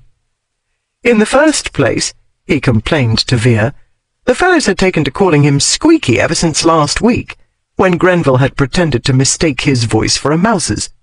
In the second, she'd as usual managed to hog a plum assignment all to herself. "I should be at Jeremiah's with her," Joe grumbled, "seeing as it's to be the lead story next issue and wants a cover picture. But Her Majesty says there isn't a gambling hell in London doesn't know my face, and I'll give the game away. Like anyone was likely to overlook a long Meg like her in a poky little hole like that." Small as Jeremiah's turned out to be, Vere very nearly did overlook her. It was the cigar that caught his attention. Otherwise, he would have walked by the young man with little more than a glance, noting only that he was dressed in the style young clerks aspiring to dandyism customarily affected, and seemed to be doing well at roulette. But as he passed behind the fellow, Vere caught a whiff of the cigar, and it stopped him in his tracks. Only one tobacconist in London sold those particular cheroots. As Vere had pointed out to Mistress Thespian a week ago, they were unusually long and thin. He also could have told her that the tobacco was a special blend, and the limited stock was reserved exclusively for him. At certain social gatherings among a select group of men who could appreciate them, Vere was more than happy to share. He had not joined such a gathering in months, and Joe Purvis had said she'd be here. Swallowing a smile, Vere moved closer. Roulette, or roly-poly as it was commonly known, was all the rage in England. It was certainly popular in Jeremiah's, Lydia discovered. The roulette room was thick with bodies, not all of them recently washed. Still, the air of the Marshalsea prison had been fouler, like that of many other places she'd known, and the cheroot clamped between her teeth helped mask the worst of the odours. Chewing on it also helped relieve her gnawing frustration, while she pretended to watch the wheel. While she was aware of the heap of counters growing in front of her, they hardly signified, compared to the prize dangling a table's length away. Coralie Breeze stood at the end of that distance. Ruby drops hung from her ears, a ruby necklace circled her throat, and a matching bracelet her wrist. The set matched Tamsin's description and sketch perfectly. The small room was packed to suffocation. Amid the general jostling and elbowing, Madame Breeze was unlikely to notice the few deft moves that would strip her of her stolen valuables. The problem was those particular moves were not within Lydia's range of skills but Helena's, and she was miles away in Kensington. While knocking the board down and ripping the jewellery violently from her poxy body was well within Lydia's repertoire, she knew this was neither the time nor the place for such methods. Even if she hadn't been wearing a corset that severely hampered movement, she could list several excellent reasons for exercising self-restraint. Dark, cramped quarters, no potential allies, a great many potential foes, especially if she were unmasked, which was bound to happen in a brawl, and the unmasking itself, which at best would result in humiliation, and at worst severe, possibly fatal, injury.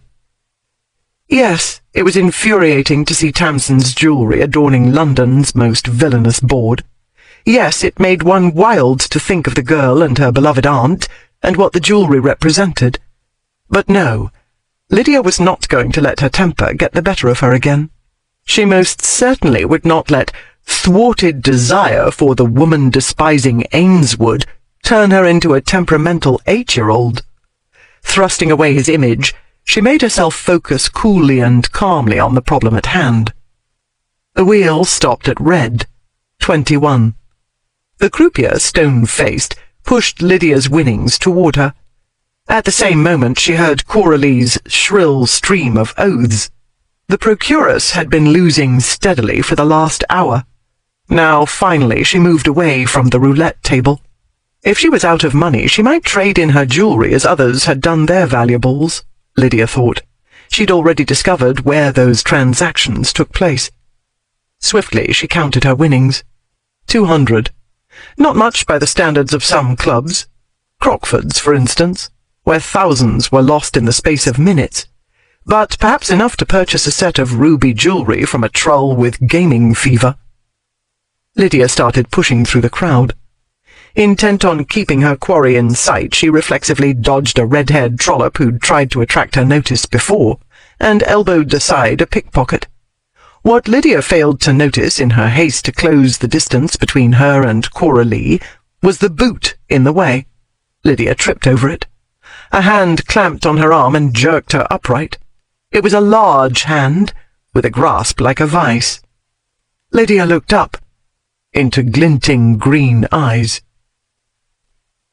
Vere wondered what it would take to crack her polished veneer of composure. She only blinked once, then coolly withdrew the cigar from her mouth. "By gad! Is that you, Ainswood? I haven't seen you in a dog's age. How's the gout? Still troubling you?" Since he'd already spotted Coralie Breeze, along with a pair of burly bodyguards, Vere dared not unmask Miss Sarah Siddons Grenville in the gambling hell. She kept up the act, and he played along with it while he swiftly escorted her from the premises. Even after they were clear of the place, he kept a firm grip on her arm, and marched her up St. James's Street toward Piccadilly. She continued to swagger along, the stub of the cheroot, his cheroot, clamped between her white teeth, the walking stick swinging from her free hand. "This is getting to be a habit with you, Ainswood," she said. "Whenever matters are moving along slowly, you come along to muck them up. I was on a winning streak, in case you didn't notice. Moreover, I was working. Since gainful employment is not within your range of experience, let me explain a bit about basic economics. If magazine writers fail to perform their assignments, there are no articles for the magazine. If there are no articles, the customers won't buy it, because you see, when they pay for a magazine, they expect it to have writing in it. And when the customers won't pay, the writers don't get paid." She looked up at him. "Am I going too fast for you?" "You'd stopped playing roulette before I interrupted," he said. Because you'd decided on a different game. While you were watching the board, I was watching you. I've seen that look in your eyes before and know what it bodes. Mayhem." While he spoke, she coolly puffed on the cigar. To all appearances, the unflappable young sit-about-town her costume declared her. He fought an irrational urge to laugh. "Let me point out something you apparently failed to notice," he went on. "The board had a pair of bully boys in attendance. If you'd followed her outside, those brutes would have dragged you into the nearest dark alley and carved you up into very small pieces." By this time they'd reached Piccadilly. She tossed away the remains of the cheroot. "You refer to Josiah and Bill, I collect," she said. "I should like to know how anyone who wasn't blind could overlook that pair of gargoyles." "Your eyesight is hardly reliable. You overlooked me." He signalled to a hackney leaving the water stand down the street. "I trust you're summoning that carriage for yourself," she said, "because I have an assignment to complete."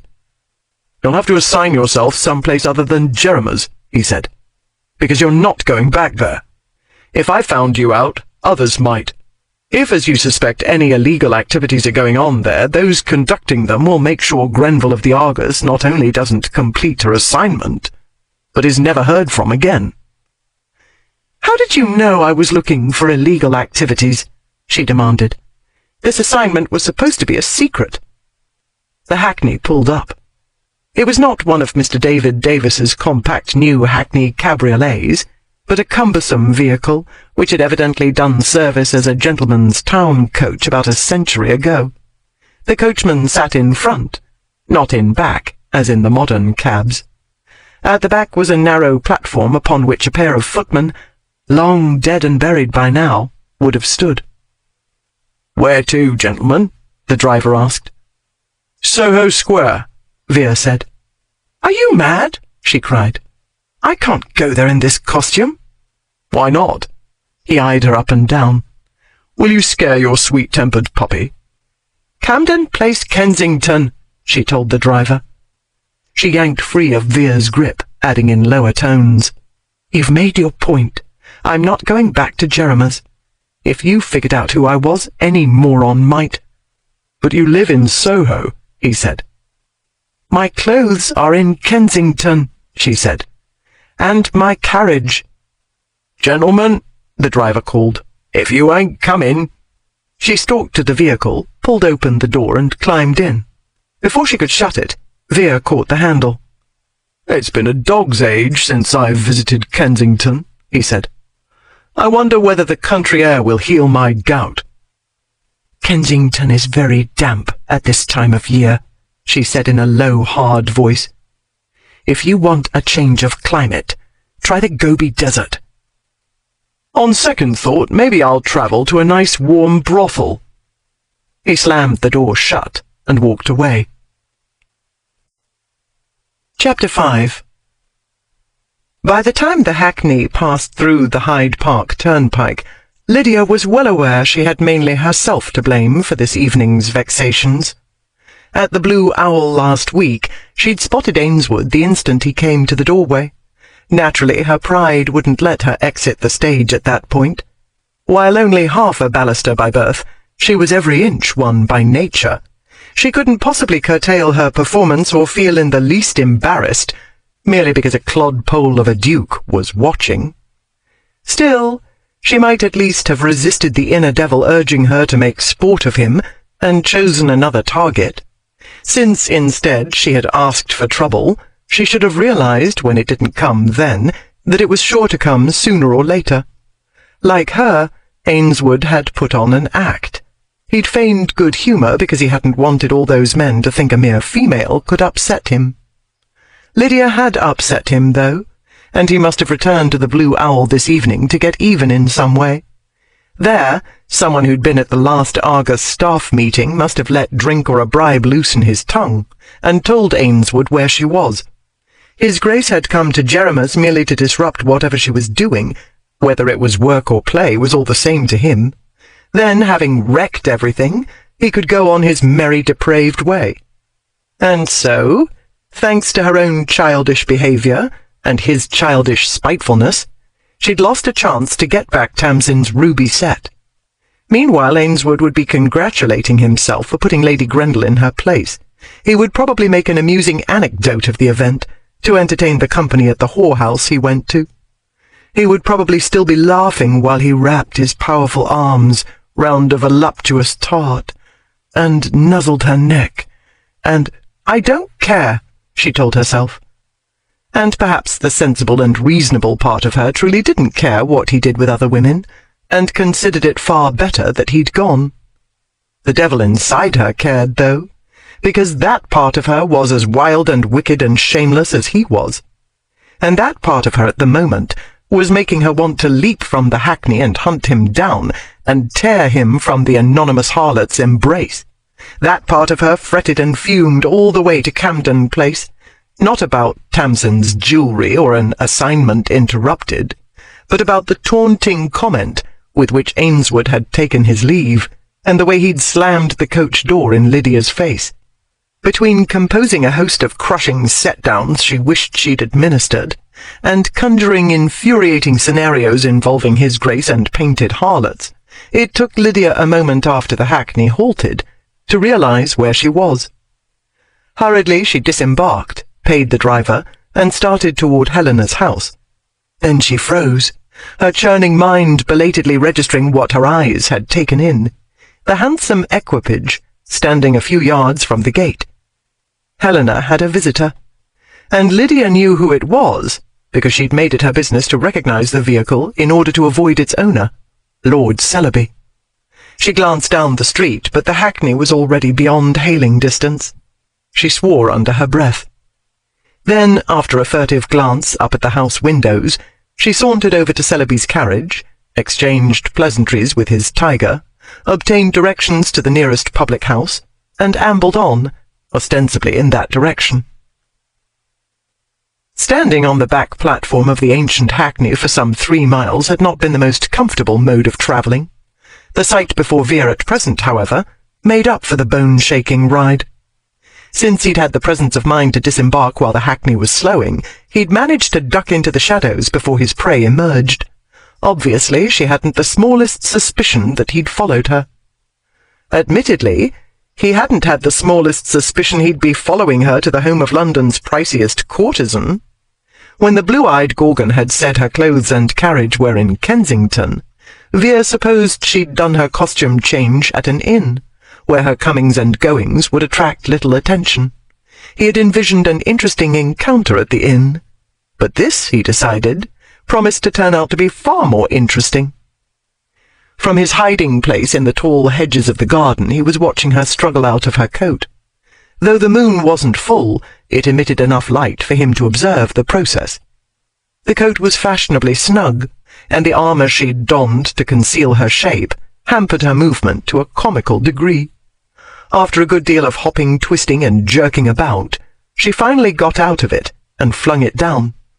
Then she pulled off the hat, the wig underneath, and the skull-cap under that, revealing the fair hair flattened and wrapped about her head.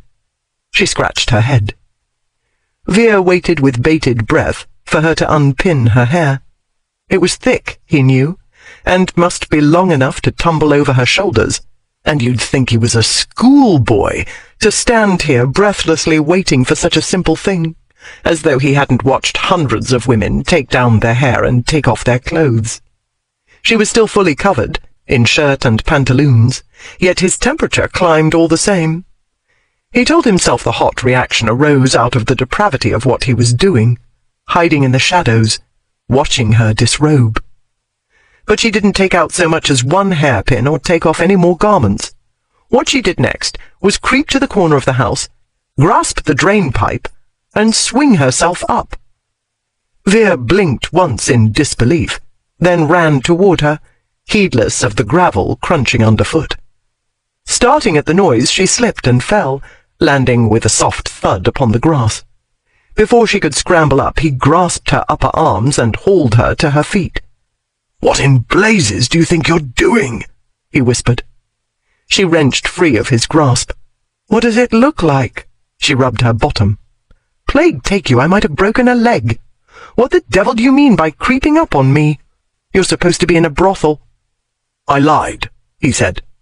"I can't believe you fell for that old going-to-a-brothel ruse. You didn't even look out the window to make sure I'd gone away." She didn't try to hide her incredulity. "I don't believe this. You can't have hung on the back of the hackney the whole way." "It's only 3 miles," he said. "Why?" she demanded. "What score are you trying to pay now?" He gave her a wounded look. "I was not trying to pay any scores. I was consumed by curiosity." Her eyes narrowed. "About what?" "How you did it." He let his gaze fall to her manly chest. "It isn't binding, is it? What have you done with your breasts?" She opened her mouth, then shut it. She looked down at herself, then up at him. Then her jaw set, and between her teeth she said, "It's a specially designed corset. The front is shaped like a man's torso. The back is like any other stays." "Ah, backlacing." "Yes, not in the least interesting. Nothing you haven't seen many hundreds of times before." She turned away and returned to the drainpipe. "If you want to make yourself useful, you could give me a boost up." "I can't," he said. "I can't aid and abet your burgling a house." "Since when have you become a champion of law and order?"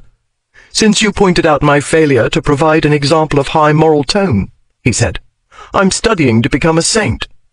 "Then study someplace else. I'm not going to steal anything. I only want to get my clothes." "If Miss Martin has them, why not go to the front door?" "She has company," she answered in an impatient undertone. "A man. She didn't expect me back so early. My clothes are in the dressing room. The window is open." She pointed upward. "I only need to get in and out without disturbing the lovebirds." Vere's gaze went to the window, then back to her. "That's a goodish climb." "I can manage it," she whispered indignantly. His gaze slid down the pantaloons, lovingly hugging her long, shapely legs. "I'll do it," he said. "Quicker that way." Some minutes and a short, furious argument later, the Duke of Ainswood was pulling Lydia through the dressing-room window. She wouldn't have needed to be pulled if it weren't for the dratted corset, which made it impossible for her to heave herself up from the ledge below. He slid his arms under her shoulders and hauled her none too gently over the sill, then let her tumble in a heap on the floor. But Lydia did not break easily, and being pushed and pulled and dropped didn't bother her. If she'd needed delicate treatment, she would not have become a journalist. If he really wanted to injure her, he could do much worse than this. He was cross, that was all, because she'd refused to do it his way. He had expected her to wait in the garden, as though she had all night to wait while he bumbled about looking for her clothes in the dark, and collided with doors and knocked over furniture in the process, alerting everyone to the intrusion. Besides, she didn't trust him to try to be discreet. More likely he'd think it a good joke to break in on Helena and her guest.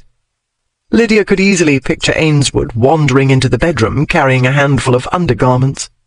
"Sorry to interrupt, Miss Martin," he'd say, "but could you tell me which of these drawers belong to Miss Grenville?" The image made Lydia's mouth twitch. Then, recalling who Helena's guest was, she sobered. If Celebi got a close look at her, a lot of dirty family linen would soon be displayed for the titillation of the public.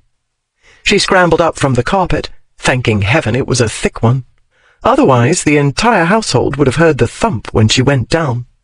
She went to check the door to the bedroom. "What the devil are you doing?" came Ainswood's angry whisper. "Can't you keep still?" Ignoring him, Lydia listened at the door for a moment before cautiously cracking it open. Her anxiety easing, she quickly closed it again. "They're not in the bedroom," she softly informed Ainswood. "They're in the sitting room." "How disappointing for you. If they'd been considerate enough to fornicate in the bedroom, you might have watched." "I wish you would be considerate enough to be quiet," she returned. "Can't you find things without all that rustling and snorting?" "I can't see a bleeding thing. Stay by the window, confound it, so I'll know where you are. Do you want me to trip over you?" "Why can't you stay at the window and let me look for them?" I know what bombazine feels like. What it smells like, curse it. I've been to enough funerals. Lydia moved to the window, where a feeble shaft of moonlight made a narrow rectangle of visibility. Thickly draped and crammed with garments and furniture, the dressing room was several degrees darker than the outdoors. She could just barely make out his form, one disturbingly large blacker shape against the surrounding darkness. She saw him bend and snatch up something, heard him sniff it. "Found 'em," he whispered. He advanced and shoved them at her. "Let's go." "You go first," she said. "I'll catch up in a minute. I have to change." And she preferred to do it here, where it was good and dark. There was a silence. She lifted her chin. "It will be easier to climb down once I get the corset off. I had the deuce of a time getting up, and it'll be harder to climb down." That certainly was true. Another longer pause ensued. She hoped the thick corset muffled the erratic thumping of her heart. "Miss Grenville, you seem to have overlooked a minor detail." "I can climb in skirts," she assured him. "I've done it many times." "The corset," he hissed. "It fastens in back, remember? How do you propose to get it off?" For an instant her mind went utterly blank. Then heat shot up her neck and suffused her face. She'd forgotten. Lacing and unlacing this corset was not a one-woman maneuver. "I'll jump from the ledge." She turned to look down at the garden below, very far below, and bathed in too much moonlight. "It isn't so very far." He muttered something under his breath, which she doubted was a prayer. "You're not going to jump," he said evenly. "You are going to step away from the window. Then you will take off the shirt in the dark. Can you manage that?" "Of course I Good. Then I'll undo the bleeding damned corset, if you can contrive to keep still for 2 minutes. Lydia's hands began to sweat.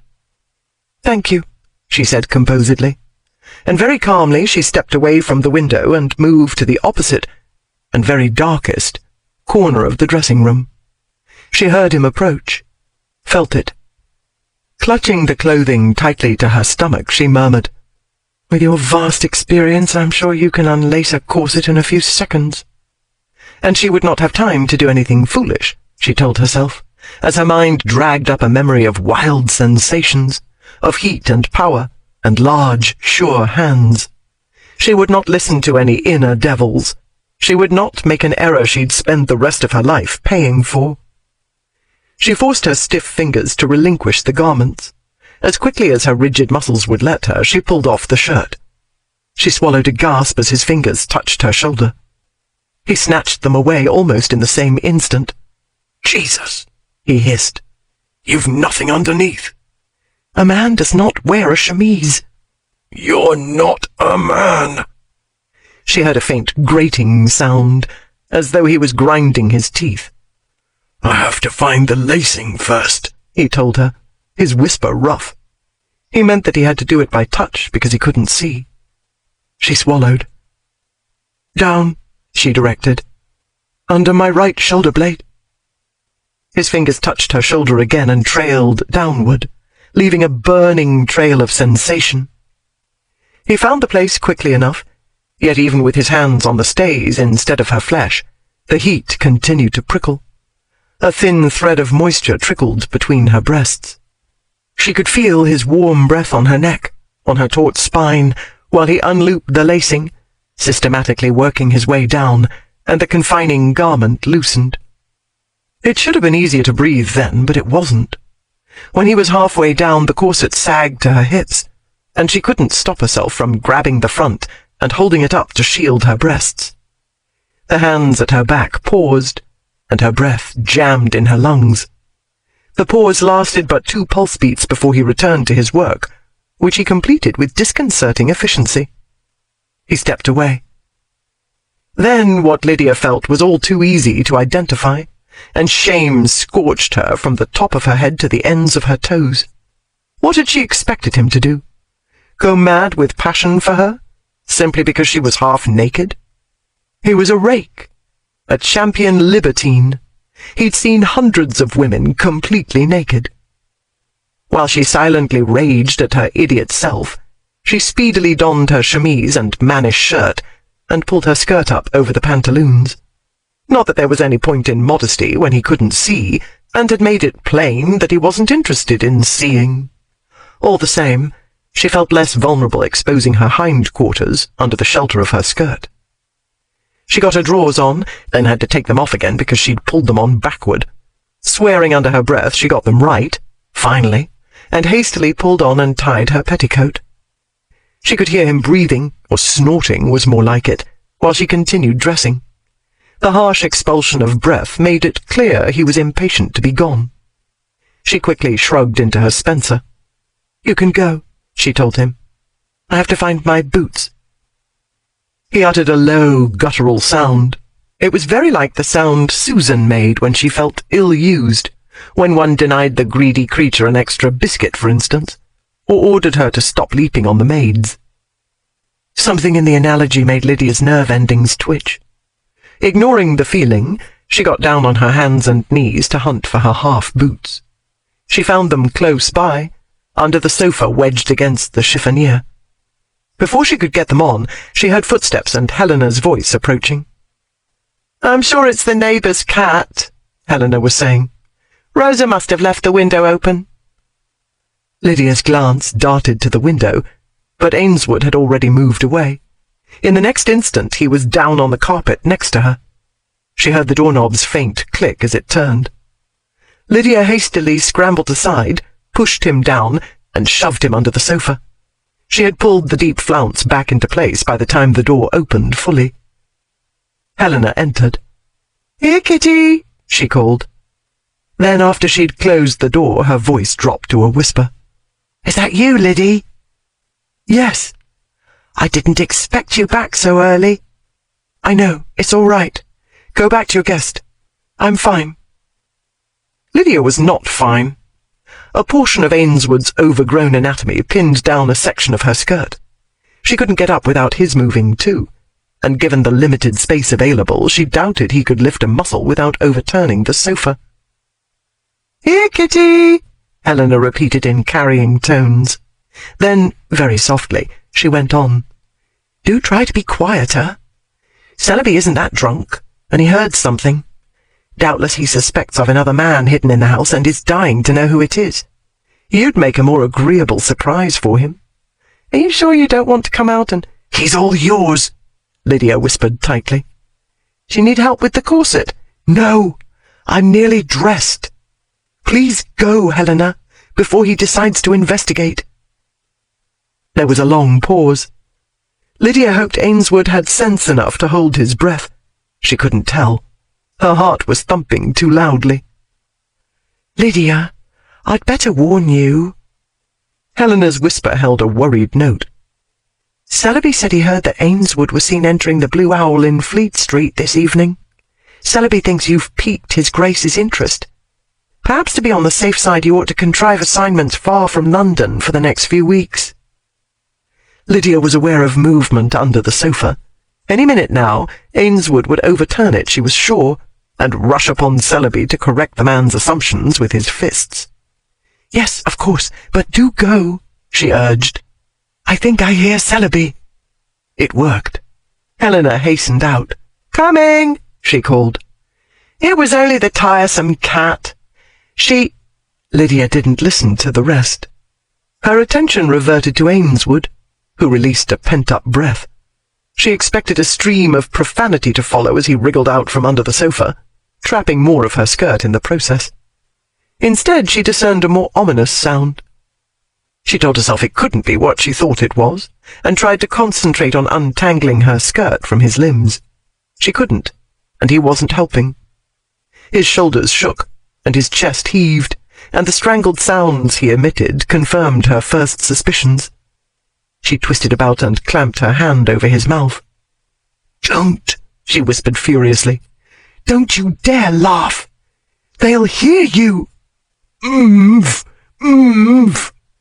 Ainswood's mouth moved spasmodically against her hand. She snatched it away. A slap, she thought frantically. That would, no, too much noise, and he wouldn't feel it. A knee to the groin. No, impossible. She could barely move her legs. But, yes, her hands were free. She made a fist and struck. His belly, drat him, and it was made of brick. Aim lower, she told herself. Before she could act, he did, and in an instant she was flat on her back, her hand pinned to the carpet and Ainswood on top of her. "Get off me, you—" His mouth fell upon hers, stifling the words and driving the breath back into her lungs. She had one hand free, and should have pushed or clawed at him with it, but she didn't. Couldn't. He'd kissed her before, but that had been in public before a restive audience, and their lips had scarcely met before she recovered her reason. This time there was no audience to remember, to keep her mind cool and focused. This time there was only darkness and silence, and the warm, insistent pressure of his mouth upon hers. She wasn't quick enough reacting, and this time the devil inside her took over. She couldn't get her mind to think past the potently masculine taste and scent of him. She couldn't rouse her body to struggle against the warmth and hard, muscular power of his.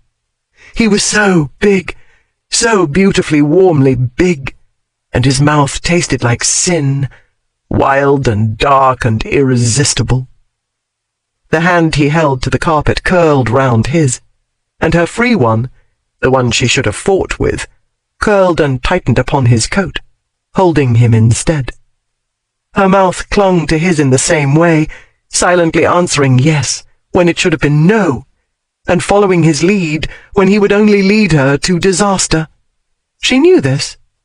In the depths of her swamped consciousness, she knew right from wrong, safe from dangerous, but she couldn't summon her weapons, her hard-won wisdom. For this dark moment, all she wanted was him. It lasted but a moment, and a lifetime too long. He broke away, done with her when she had scarcely begun to comprehend what she wanted from him. Even then, though hotly aware of her folly, she could still taste the sin of him on her lips, and feel the need he'd stirred rippling in the pit of her belly. And when his body lifted from hers, she felt the loss of his warmth and strength, and whatever else it was that he made her need.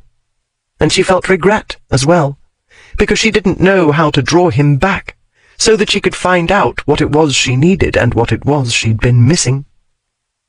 From a distance came the tinkle of feminine laughter, Helena's laughter, from 2 rooms away, where she lay in the embrace of another rake. Like the tinkle of a bell, it summoned Lydia to sanity. She thought of the career she'd prepared and waited so long for, the small but precious influence she'd gained, and could, with diligence, increase. She thought of the women and children whose voice she was, and she reminded herself what kind of man this was. The kind of libertine who despises women. Once used, we're worthless. "Are you all right?" came Ainswood's rough whisper. No, she wasn't. She doubted she'd be altogether right for a long time. Forbidden fruit left a bitter aftertaste. "Get off my skirt, curse you," she said. "How am I to get up with you sitting on it?" The relation between Veer and his conscience had never been amicable. For the last year and a half they had not been on speaking terms. Consequently, he was far from feeling any pangs of guilt for his plans to seduce Grenville of the Argus, or entertaining any scruples about how he'd accomplish this. On the contrary, he'd been having a jolly old time, jollier than he'd had in ages. This night's adventures brought back fond memories of long-ago escapades with his 2 partners in crime, Dane and Wardell. It had been a long time since Veer had last stolen a ride on the back of a coach, or committed absurdities in pursuit of an attractive wench. And even though matters thereafter had not gone quite as he'd expected, the novelty of the experience made up for the occasional irritation. While climbing in and out of windows for illicit purposes was a familiar activity, this was the first time he'd made a clandestine entry into the home of a known Cyprian. He'd thought it hilarious that Miss Damn-Your-Eyes Grenville didn't want her harlot friend to know the depraved Duke of Ainswood was on the premises, as though there were anything this side of the house exploding that could shock Helena Martin. To make it more amusing, there was Celebi, also on the premises, suspecting Helena had a man hidden, and Helena thinking she didn't, and the Dragoness fretting and twitching the whole time. And there was the added farce of Veer hiding under a sofa, when the room was as black as a privy hole, and their hostess couldn't see her own hand in front of her. He'd nearly choked to death, stifling laughter. And then, well, of course, how could he resist? After all the difficulty Madame Dragon had had wriggling into all those layers of underwear and overgarments, Veer couldn't resist showing her how little trouble he'd have taking them off again. After all her fretting about being discovered with him, he thought she ought to have something more interesting to think about. And there, matters had taken a very odd turn. In Vinegar Yard, Veer had hardly touched his mouth to hers. This time he'd settled in for a long, slow siege of a resistance-killing kiss. And he'd met with the shock of his life. She didn't know how to kiss. It had taken a moment for this anomaly to sink in, and before he'd quite digested it, she had caught on to the basics. Meanwhile, he could hardly be unaware of the lushly curving body under his, or the man-trap of scent. And so he had heated far too quickly to quibble with himself about whether or not she was a virgin, and whether or not this was supposed to matter to him. And since he hadn't been engaged in any soul-searching, it was very strange that he should pause. But he did, because something bothered him. That was when he lifted his head and asked, "Are you all right?" Which was evidently a tactical error, because she pushed him off with surprising strength and got her boots on and her body up off the floor and out the window, while he was still trying to understand what had happened. He had no trouble at the moment, however, comprehending that she was getting away. Pushing everything else from his mind, he swung over the window-sill and swiftly descended. A quick scan of the garden offering no sign of her, he hurriedly retraced the route she'd taken to get in, through the back gate. In her departing haste, she'd left it ajar, sparing him the trouble and precious seconds of fiddling with the latch. He ran down the passageway leading to the street, which he reached in time to hear her rapidly retreating footsteps. A glimpse of skirt told him she'd just turned the next corner.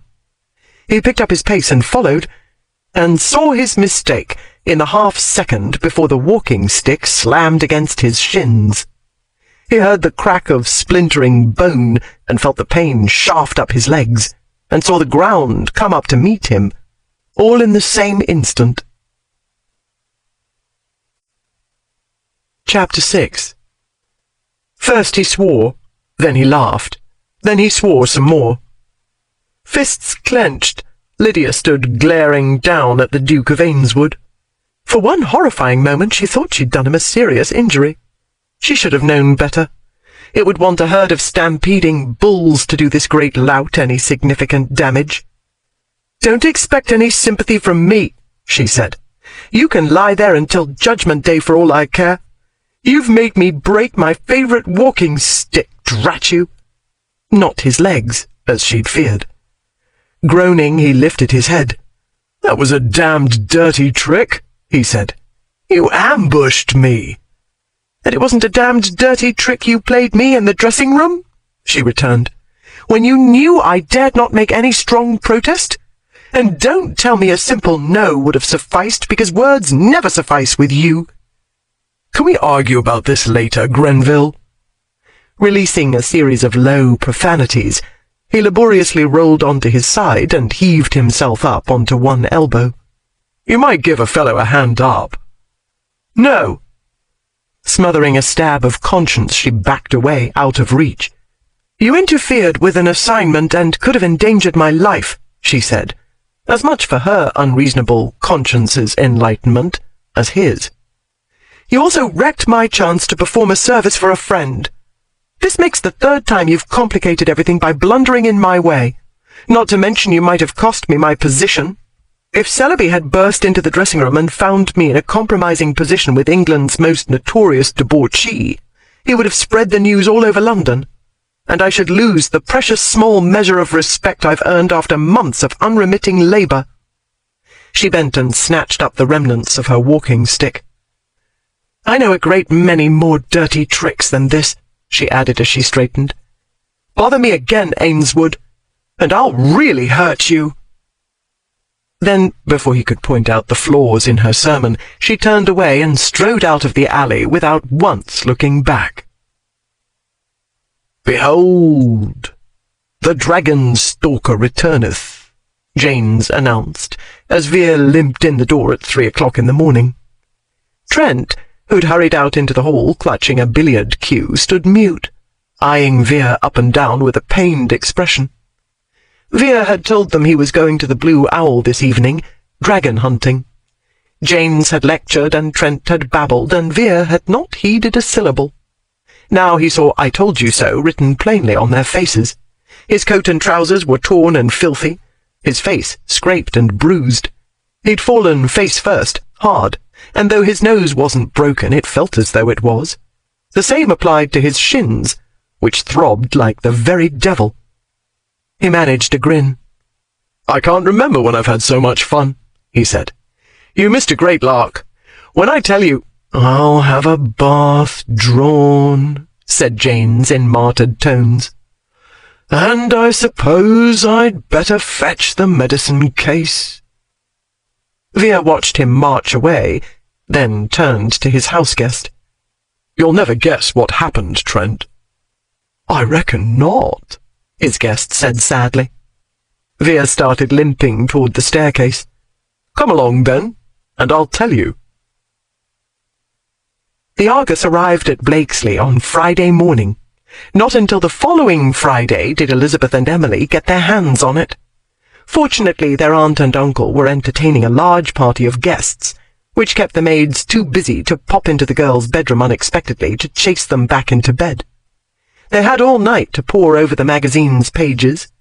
This time, however, they did not go directly to the Rose of Thebes, but to Miss Lydia Grenville's account of her collision with their guardian in Vinegar Yard.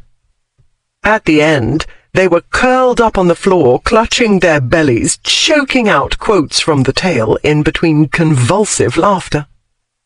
When finally they could sit up again, they gazed at each other, mouths quivering. Elizabeth cleared her throat. "Droll.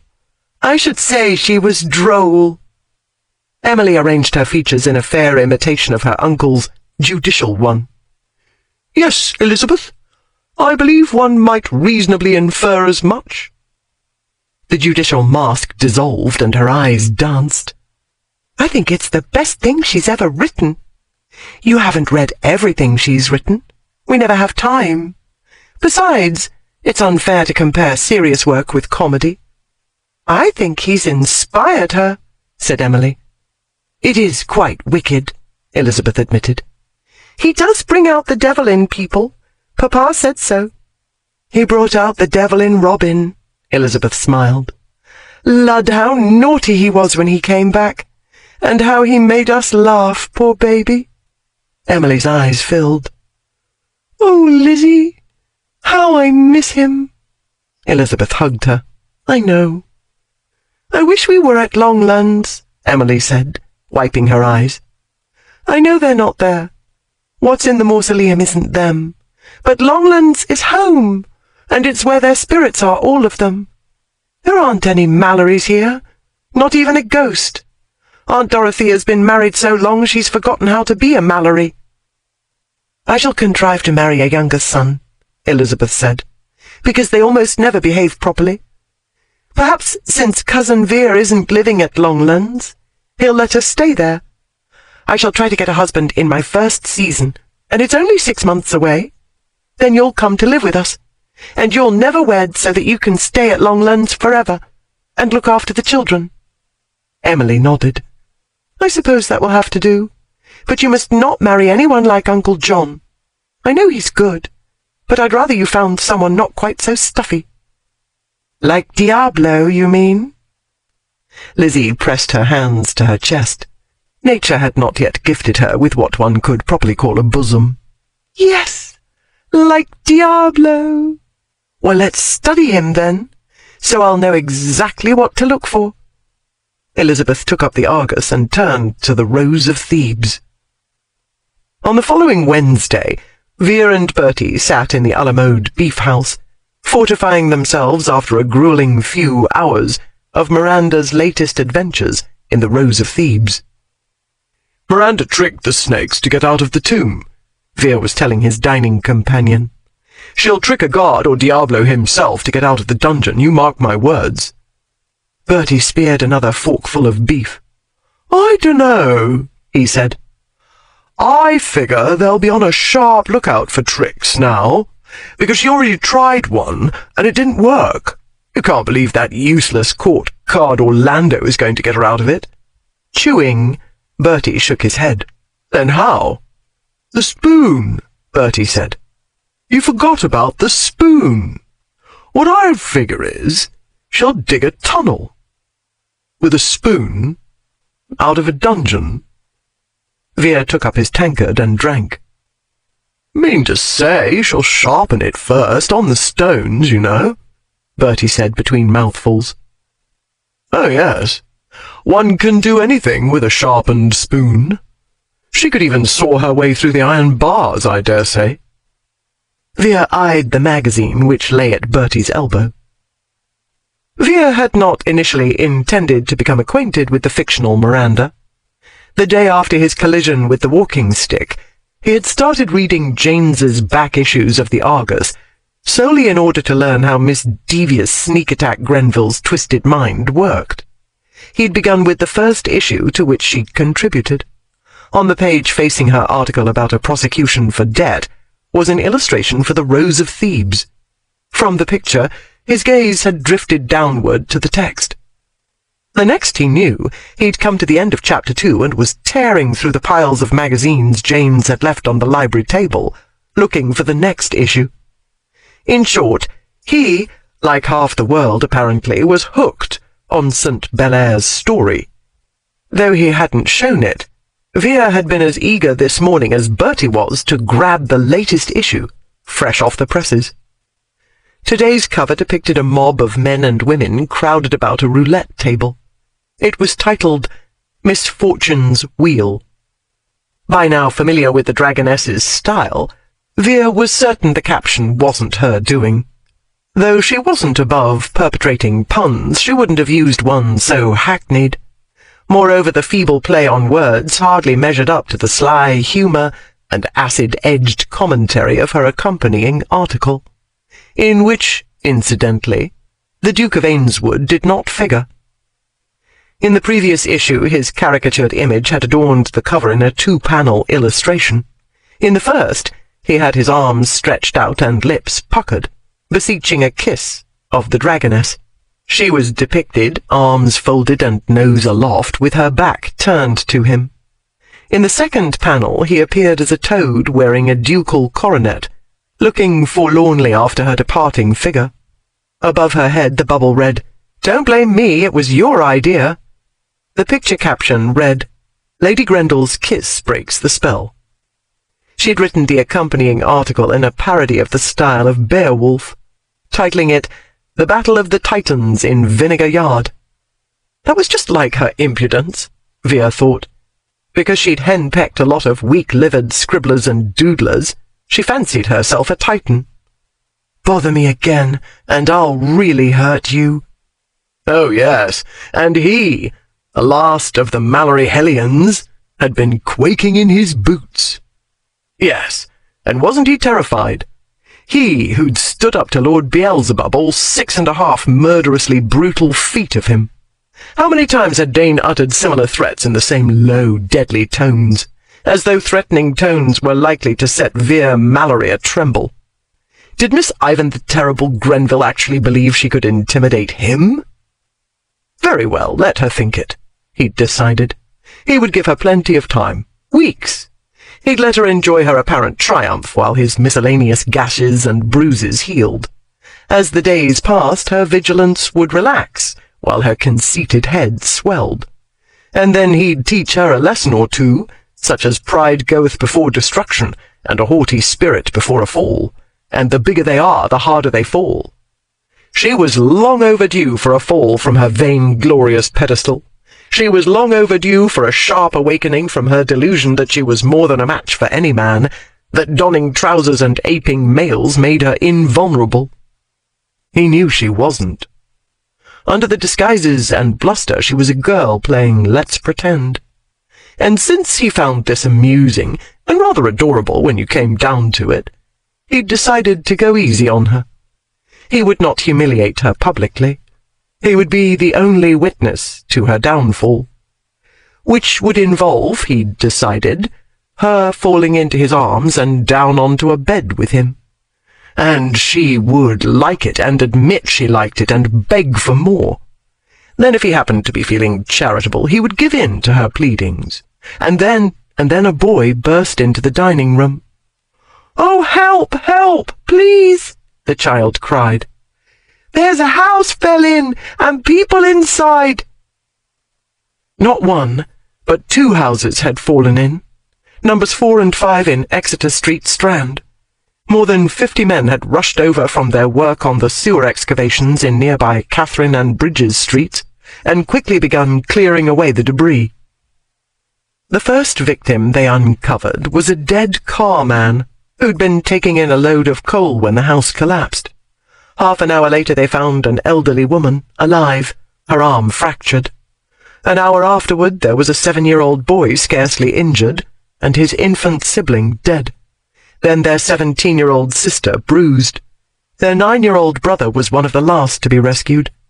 Though they found him at the bottom of the rubble, he was alive and babbling deliriously. The mother hadn't survived the accident. The father was away from home. Lydia obtained most of the details from one of the penny-a-liners, who contributed occasionally to the Argus. She had arrived late at the scene, having been in the Lambeth Road at an inquest, but she had not come too late to witness Ainswood's role in the rescue. He did not see her.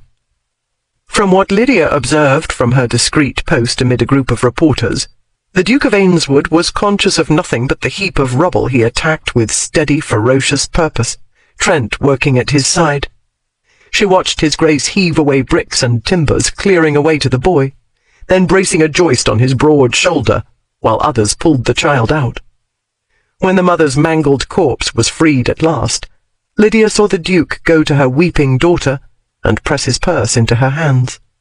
Then he pushed his way through the crowd and fled, dragging Trent with him, as though they'd done something to be ashamed of. Since one of Ainswood's lighter pushes could throw the average-sized human several feet, the other journalists retreated from him and returned to the disaster victims. Lydia was not so easily put off. She chased Ainswood and Trent to the Strand, reaching the street at the moment a hackney, in response to Ainswood's shrill whistle, was drawing to a stop. "Wait!" she shouted, waving her notebook. "A word, Ainswood. 2 minutes of your time." He pushed the hesitating Trent into the carriage and leapt in after him. In response to his command, the vehicle promptly started, but Lydia wouldn't give up. The Strand was a crowded thoroughfare. She had little trouble trotting alongside the cab, which couldn't make rapid progress in the crush of vehicles and pedestrians. "Come, Ainswood," she called. "A few words on your heroics. Since when have you become so shy and modest?" This was one of the newer model hackneys with merely a hood, leather apron, and curtains to shield passengers from the elements. Since he hadn't drawn the curtains, he could hardly pretend to neither see nor hear her. He leaned out from under the hood to glare at her. Above the street's din, the rattle of wheels, the cries of drivers and pedestrians, the snorts and whinnies of horses, the yapping of stray dogs, he shouted back, "Damn you, Grenville, get out of the street before someone runs you down." "A few words," she persisted, still jogging alongside. "Let me quote you for my readers." "You may tell them for me that you are the plaguiest cocklebur of a female I ever met." "Plaguiest cocklebur," she repeated dutifully. "Yes, but about the victims in Exeter Street." "If you don't get back to the walkway, you'll be a victim, and don't expect me to scrape up what's left of you from the cobblestones." "May I tell my readers that you're truly studying to become a saint?" she asked. "Or shall I ascribe your actions to a transitory fit of nobility?" "Trent made me do it." He turned back to roar at the driver. "Can't you make this accursed plod of a horse move?" Whether the driver heard or not, the beast picked up its pace. In the next instant, an opening appeared in the crush of vehicles, which the cab promptly darted through, and Lydia had to jump back to the curb as those behind the hackney hastened toward the break in traffic. "Plague taker," Veer said after a backward glance assured him she'd given up. What the devil was she doing here? She was supposed to be at an inquest in the Lambeth Road, and that was supposed to take all day. "There's no tellin' how long them things'll take," Trent said. "And speaking of tellin', if she finds out Joe Purvis been spying for you, there's going to be an inquest on his dead body." He leaned out and peered round the carriage's hood. "She's given up," Veer said. "Settle back, Trent, before you tumble out." Grimacing, Trent settled back. "Now she's gone and planted Charles II in my brain box again. What do you reckon it means?" "Plague," Veer said.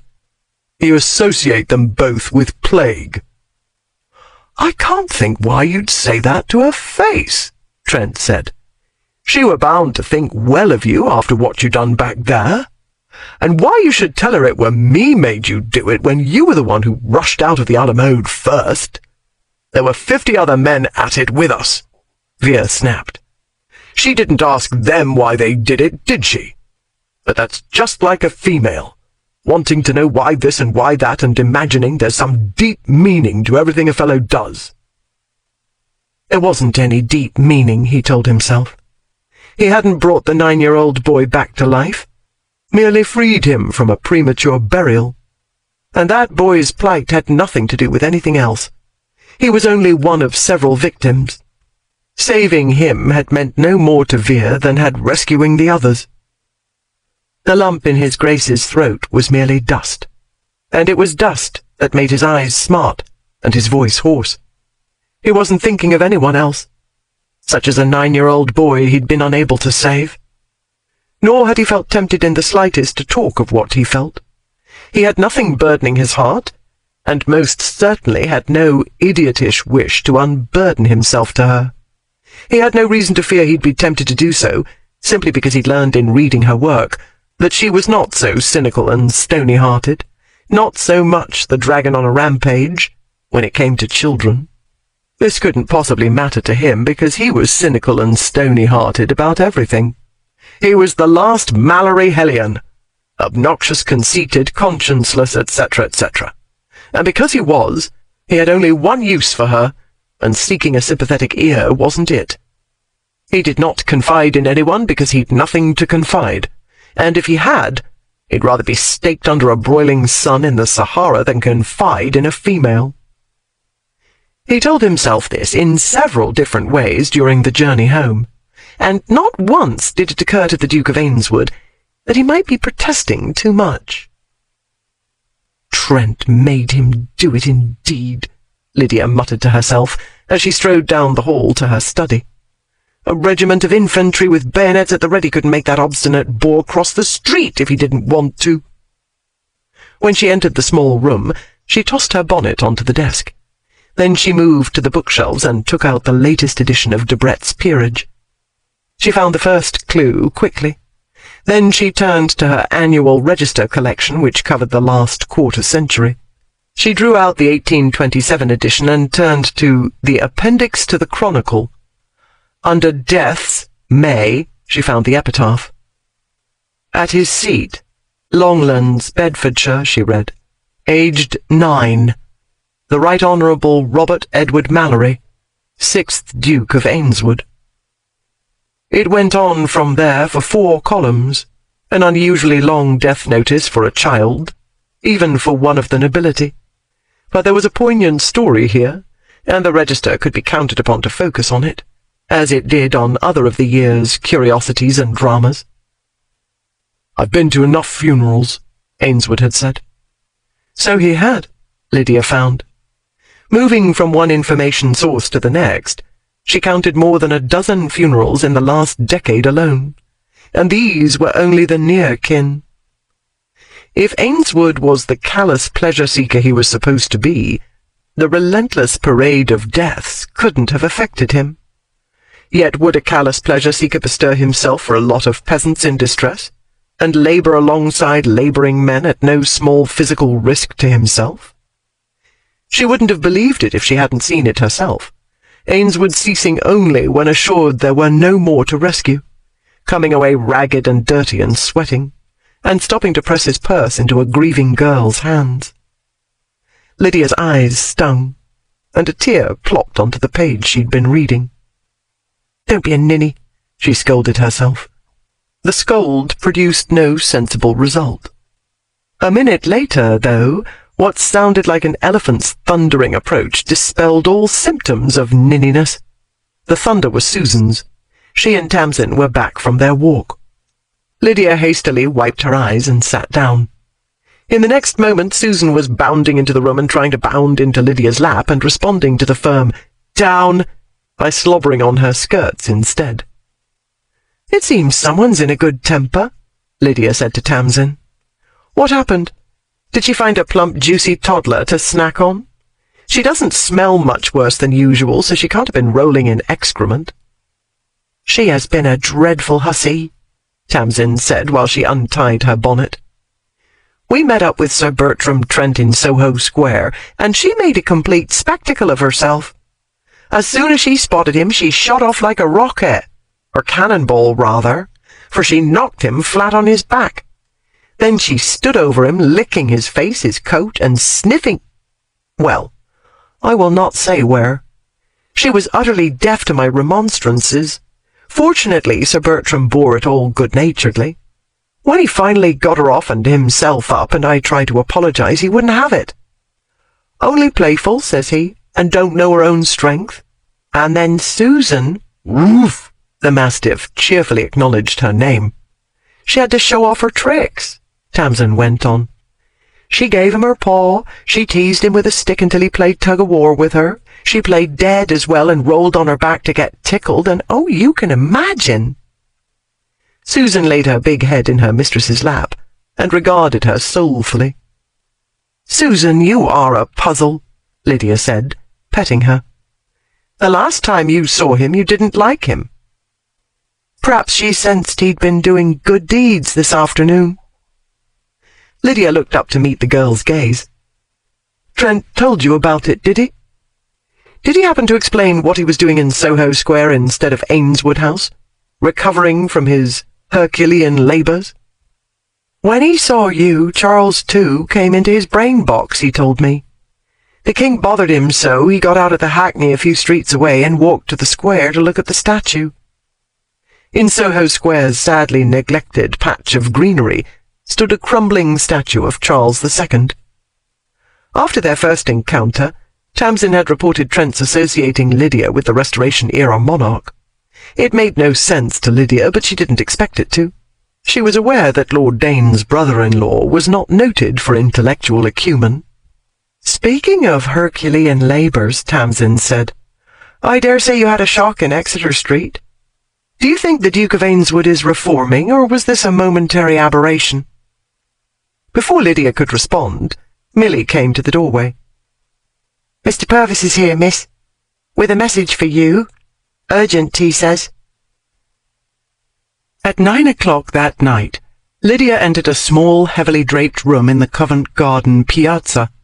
The girl who let her in quickly vanished through the curtained doorway opposite. A moment later, the woman who'd summoned Lydia entered.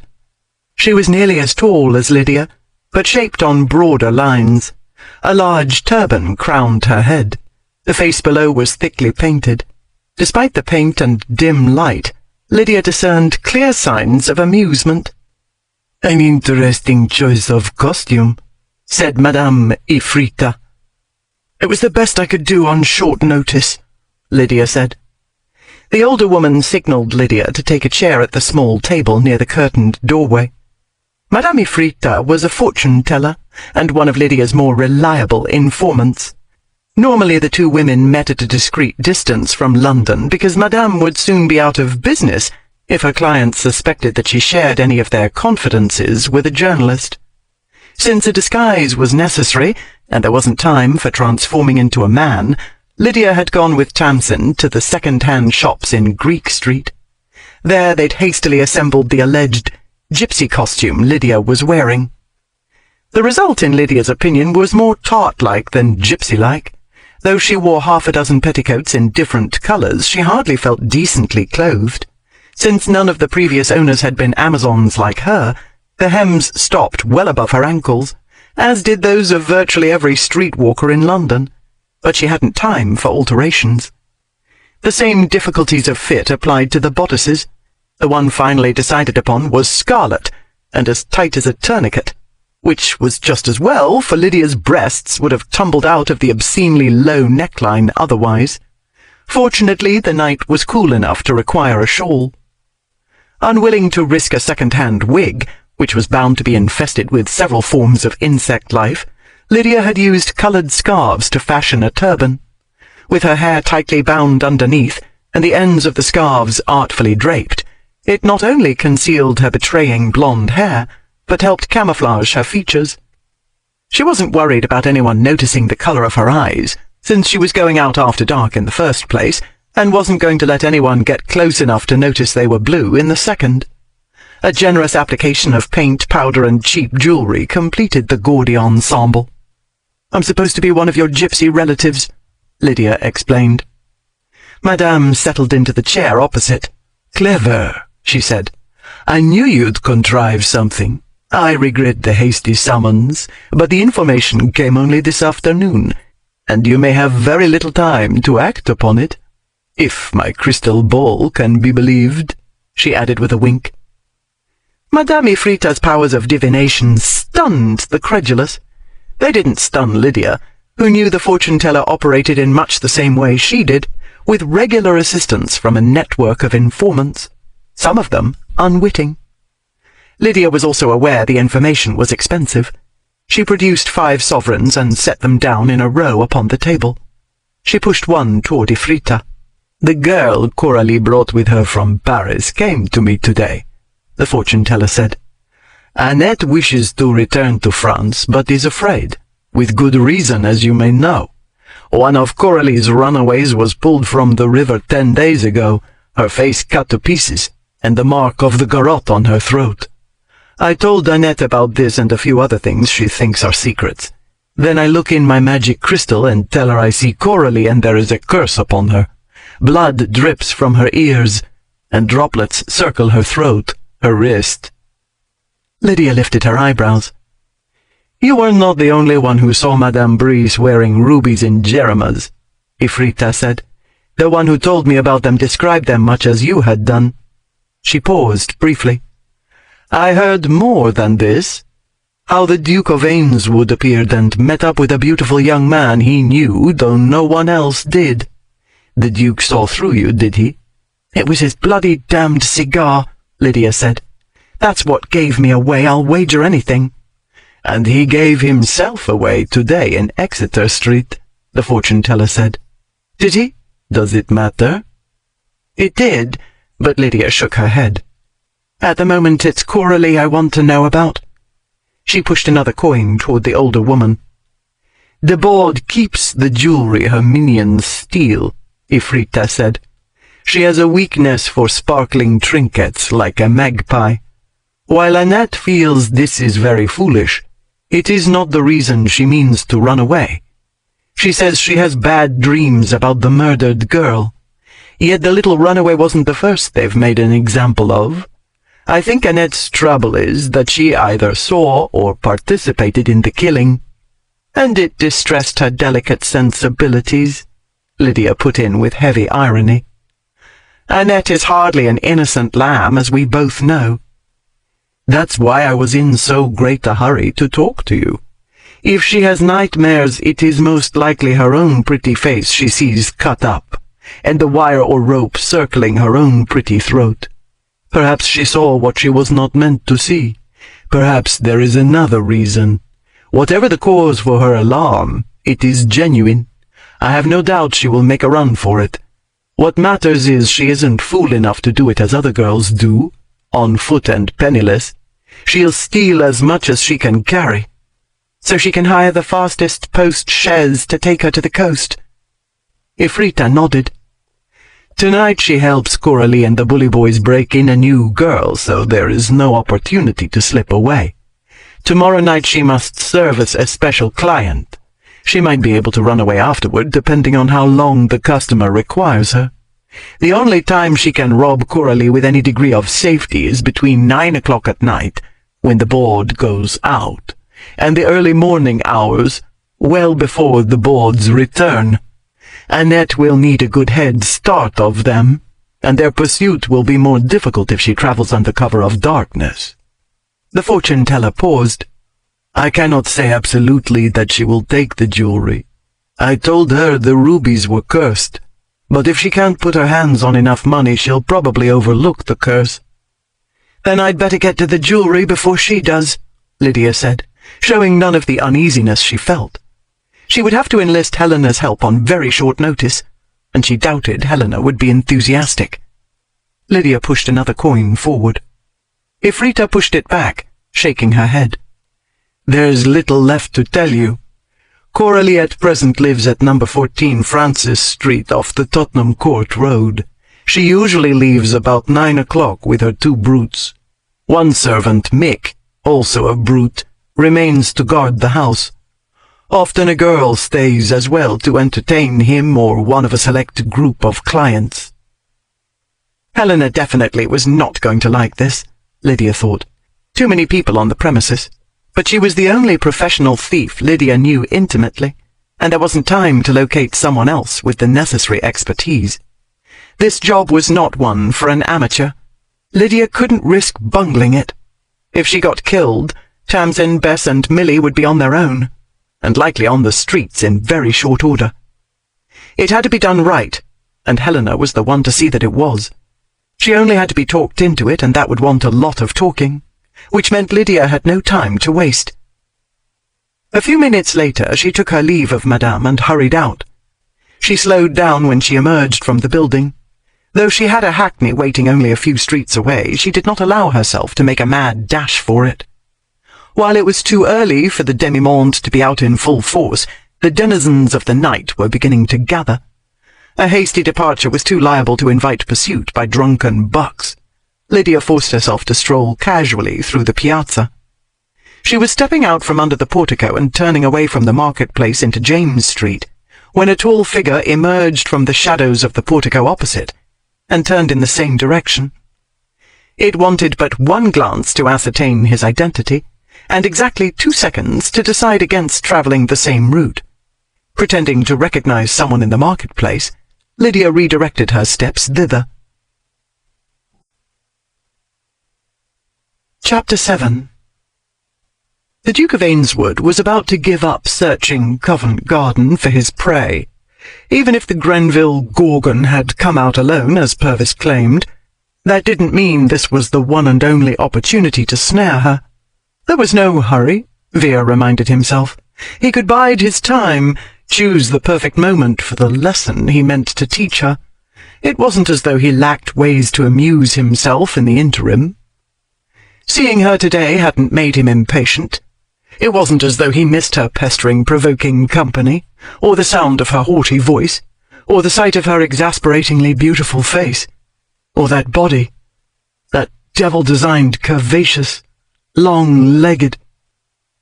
The thought hung uncompleted, and he stopped mid-stride, stunned, as a wench strolled out from the shadowy piazza, hips swaying, petticoats lapping her shapely calves. As she turned away from James Street and started into Covent Garden, apparently having spied someone who took her fancy, the night breeze lifted her rainbow-coloured shawl, revealing a mouth-watering expanse of generously rounded bosom.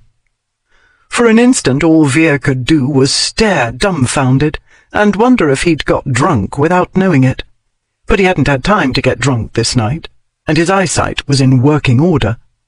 Which meant that the wench sauntering through Covent Garden in the middle of the night was Lady Grendel, very much in the flesh.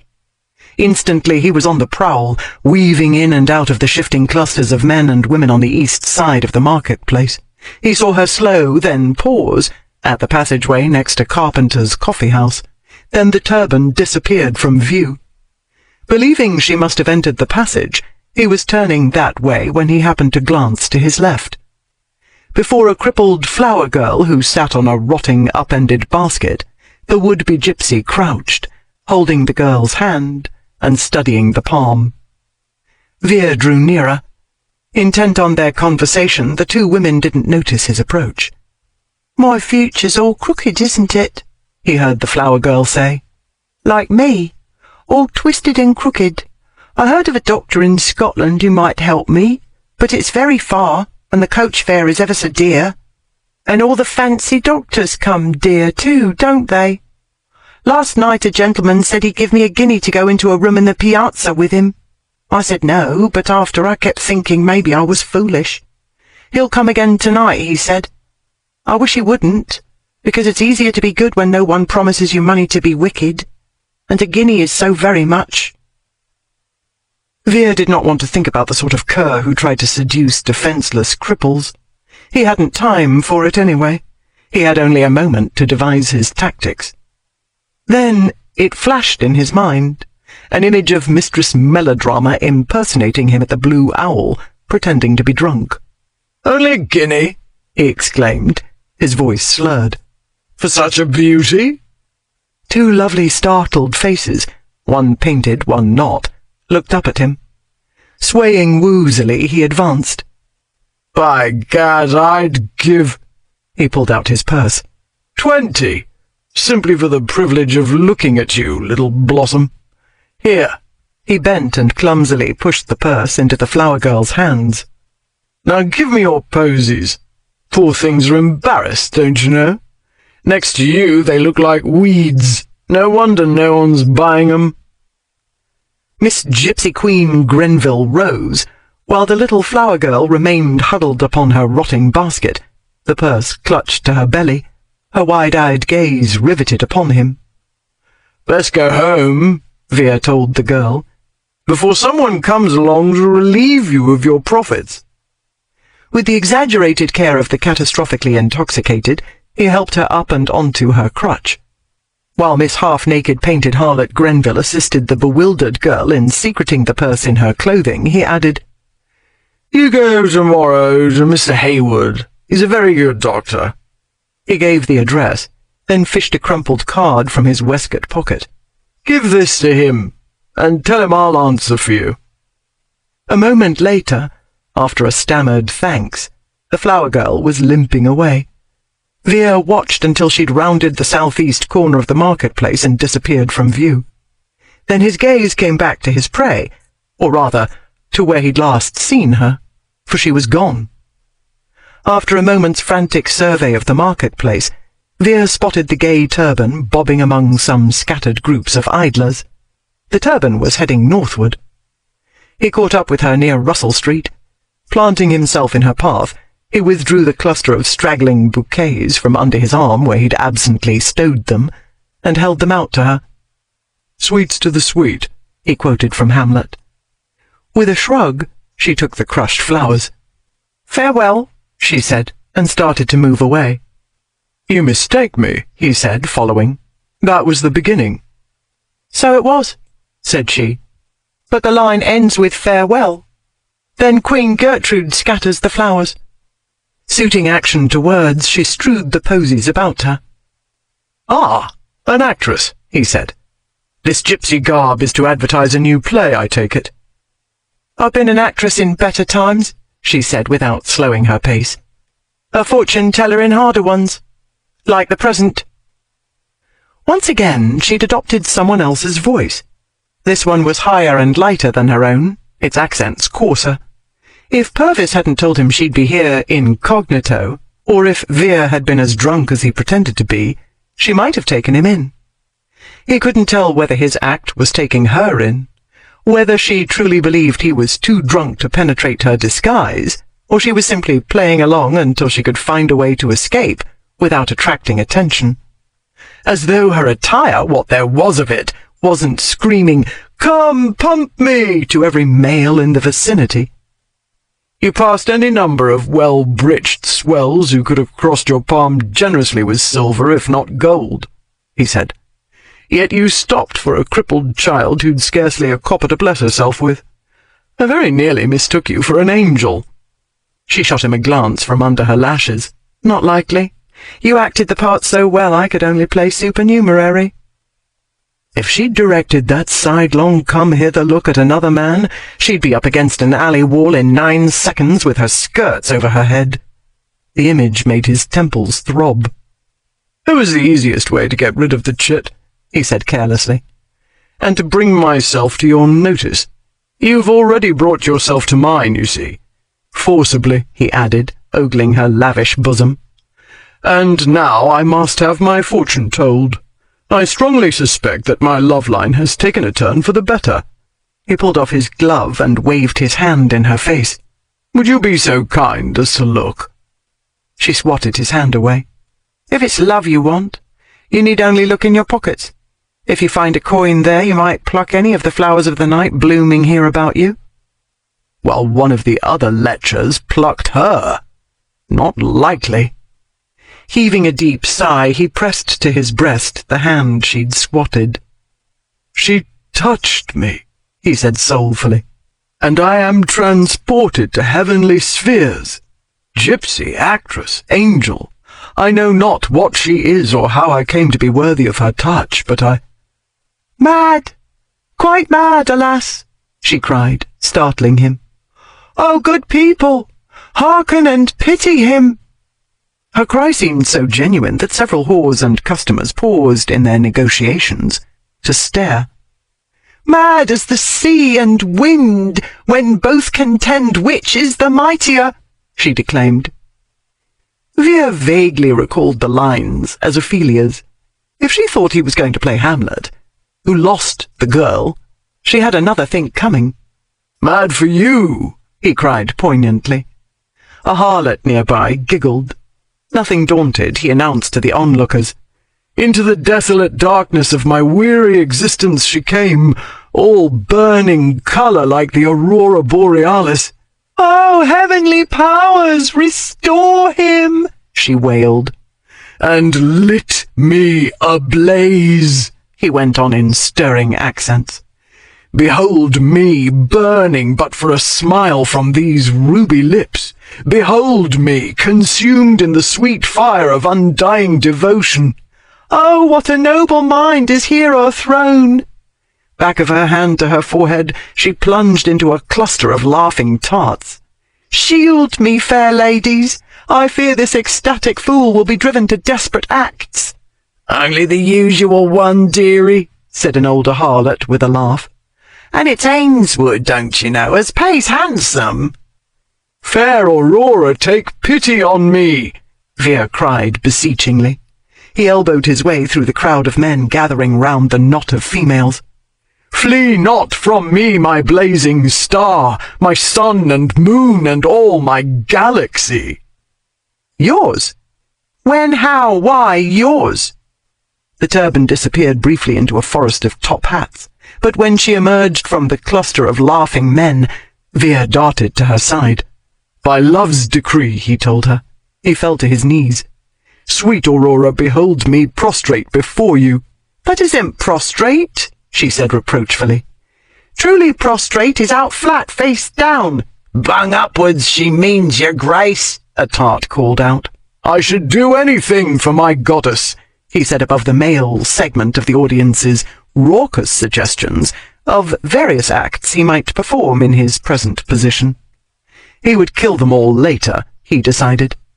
"I wait only for you to bid me rise from this decaying earth. Only summon me, and I shall lift up my soul to join yours in celestial realms. Let me drink the ambrosia of your honeyed lips, and wander the sweet infinity of your heavenly body, and let me die in ecstasy, kissing your feet." "Oh, shame! Where is thy blush?" Gesturing at him while her gaze swept the audience, she went on.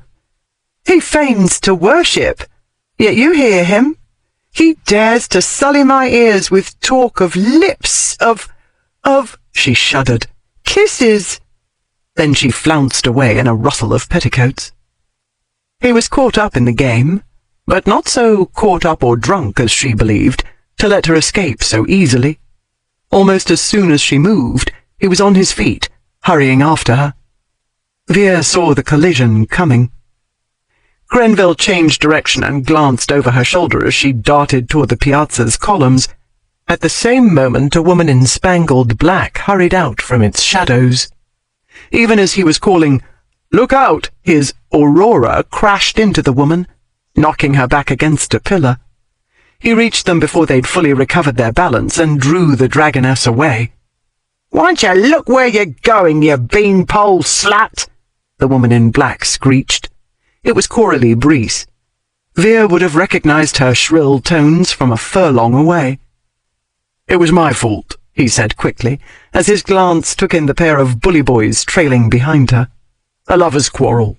She was so vexed with me that she couldn't see straight. But you are better now, are you not, my sun and moon and stars?"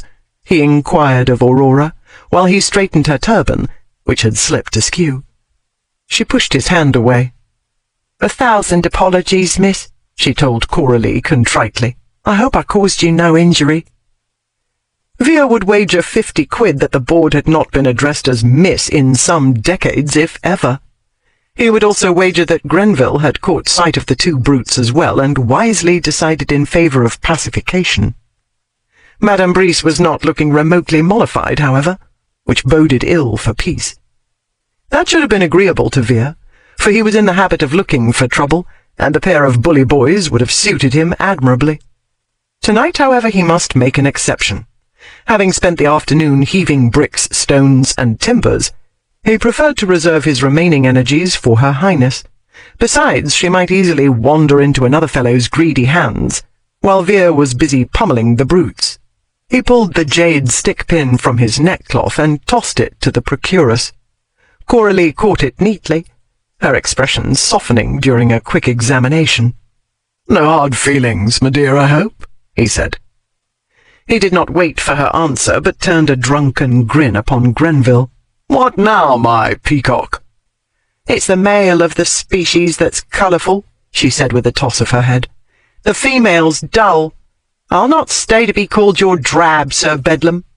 In a swirl of petticoats she turned and started away, but he was turning too, laughing to scoop her up in his arms. She let out a gasp. "Put me down," she said, wriggling. "I'm too big for you." "And too old," Coralie said acidly. "A great lump of mutton, your grace, while I can give you dainty young lambs." But Veer was carrying his lively burden into the shadows and away from the board's shrill litany of her youthful employees' attractions. "Too big?" he asked the alleged gypsy. "Where, my treasure? See how neatly my head fits upon your shoulder?" Nuzzling her neck, he let his gaze linger upon the luscious territories below. "It will fit as comfortably upon your breast, I'll warrant. And I can tell," he went on as he dexterously shifted his hand toward her derriere, "there is precisely enough here." "Put me down," she said, squirming. "The game is over." Not by a long shot, he thought, as he carried her to the door of an establishment with which he was more than passing familiar, where the first-floor rooms might be rented by the hour. "Listen to me, AnAn—" He stopped her speech with his mouth, while he kicked the door open and carried her into a dimly lit corridor. She squirmed harder and wrenched her mouth away, and so he had to let her down, to free his hands to hold her head still while he kissed her again in heated earnest, as he'd wanted to do from the moment she'd begun teasing him. He felt her stiffen while her lips compressed, rejecting him, and anxiety bubbled up inside him. She didn't know how to kiss, he remembered. "She's innocent," an inner voice cried. But it was the voice of conscience, and he'd stopped listening to it 1.5 years ago. She was acting, he told himself. She was impersonating an innocent. She was no green girl, but a grown woman with a body made for sin, made for him, black-hearted sinner that he was. Still, if she wanted to play the skittish maiden, he was willing to play along. He gentled his kiss, from lusty demand to patient persuasion. He gentled his touch as well, cradling her head as one might hold a moth captive. He felt the shiver run through her, felt her rigidly unyielding mouth soften and tremble under his. He felt, too, a sharp ache, as though someone had stabbed him to the heart.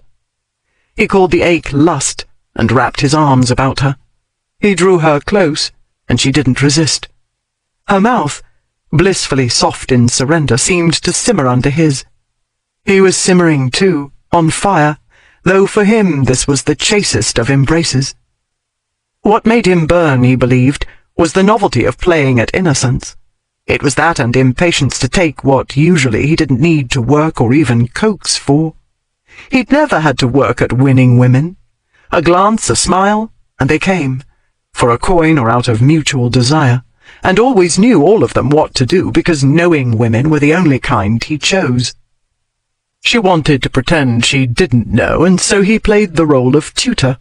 He taught her what to do, coaxing her soft mouth to part for him, then tasting her little by little while her scent swam about him and in his mind, until scent and taste mingled and simmered in his blood. He was aware of his heart pumping furiously, though this was merely a deepening kiss, no more than the titillating prelude. The wild heartbeat was only impatience with this game of hers, and it was for the game's sake he let his hands move slowly down from the innocuous realms of her shoulders and back, down along the supple line of her spine to the waist his big hands could easily span. Then slowly, caressingly, he continued down, to the realms no innocent would let a man touch. And it was the perverse game they played that made his hands tremble as they gently shaped to the lavish curve of her derriere. It was the perversity that made him groan against her mouth, while he pressed her against him, where his swollen rod strained against confining garments. "Too far!" the rusty voice of conscience cried. "You go too far!" Not too far, he was sure, for she didn't pull away. Instead, her hands moved over him tentatively, as though it were the first time she'd ever held a man, the first time she'd ever let her hands rove over masculine shoulders and back. And still playing the game, she pretended to be shy, and went no lower than his waist. He broke the kiss to tell her she needn't be shy, but he couldn't make his mouth form the words. He buried his face in her neck instead, inhaling her scent while he trailed kisses over silken skin. He felt her shudder, heard her soft, surprised cry, as though it were all new to her, but it couldn't be. She was breathing hard as he was, and her skin was hot against his mouth, and when he slid his hand up to cup her breast, he felt the hard bud against his palm through the woefully inadequate bodice. There was little enough fabric shielding her skin, and he pushed down what there was and filled his hands with her, as he'd dreamed so many times. Beautiful. His throat was tight, aching. He ached everywhere. You're so beautiful. Oh, God, don't! Her body stiffened. I can't. She reached up, grabbed his hands. Damn you, Ainswood! It's me, you drunken idiot! It's me! Grenville! To Lydia's astonished dismay, Ainswood did not recoil in horror. On the contrary, she was having the devil's own time prying his hands from her breasts. It's me, Grenville, she repeated 5 times, and he went on fondling her and kissing an exceedingly sensitive place behind her ear that until now she hadn't known was sensitive. Finally, stop it, she said, in the firm tones she usually employed with Susan. He released her then, and instantly changed from the ardent lover telling her she was beautiful, and making her feel she was the most beautiful, desirable woman in all the world, into the obnoxious lout he usually was. With an added dose of surliness she might have found comical, if she hadn't been so disgusted with herself. She had not put up even a reasonable facsimile of resistance. She knew he was a rake, and the worst kind, the kind who despised women. Yet she'd let him seduce her. "Let me explain something to you, Grenville," he growled. "If you want to play games with a man, you ought to be prepared to play them through to the conclusion, because otherwise you put a fellow in a bad mood." "You were born in a bad mood," Lydia said as she jerked up her bodice. "I was in an excellent humour until a minute ago." Her glance fell to his hands, which ought to have warning signs tattooed on them. With those evilly adept hands he'd stroked and fondled and half undressed her, and she hadn't offered a whisper of protest. "I'm sure you'll cheer up again soon," she said. "You've only to step out the door. Covent Garden is rife with genuine harlots eager to raise your spirits. If you don't want to be treated like a tart, you shouldn't go out dressed like one." He scowled at her bodice. "Or should I say undressed? Obviously you're not wearing a corset or a chemise. I suppose you haven't bothered with drawers either." "I had a very good reason for dressing this way," she said. "But I'm not going to explain myself to you. You've wasted enough of my time as it is." She started for the door. "You might at least fix your clothes," he said. "Your turban's crooked and your frock is every which way." "All the better," she said. "Everyone will think they know what I've been up to, and I should be able to get out of this filthy place without having my throat cut." She opened the door, then paused, looking about. She saw no signs of Coralie or her bodyguards. She glanced back at Ainswood. Her conscience pinched. Hard. He did not look in the least lonely or lost, she told her fool conscience. He was sulking, that was all, because he'd mistaken her for a whore and gone to all the bother of pursuing her and seducing her for nothing. And if he wasn't so cursed damned good at it, she would have stopped the proceedings before they truly got going, and he could have found someone else, and wrapped his powerful arms about that someone and kissed her as sweetly and ardently as any Prince Charming might have done, and caressed her and made her feel like the most beautiful, desirable princess in all the world. But Lydia Grenville wasn't a princess, she told her conscience, and he wasn't Prince Charming. She walked out. Only after she'd closed the door behind her did she say under her breath, "I'm sorry." Then she hurried out from the piazza and turned the corner into James Street. Vere was furious enough to let her go.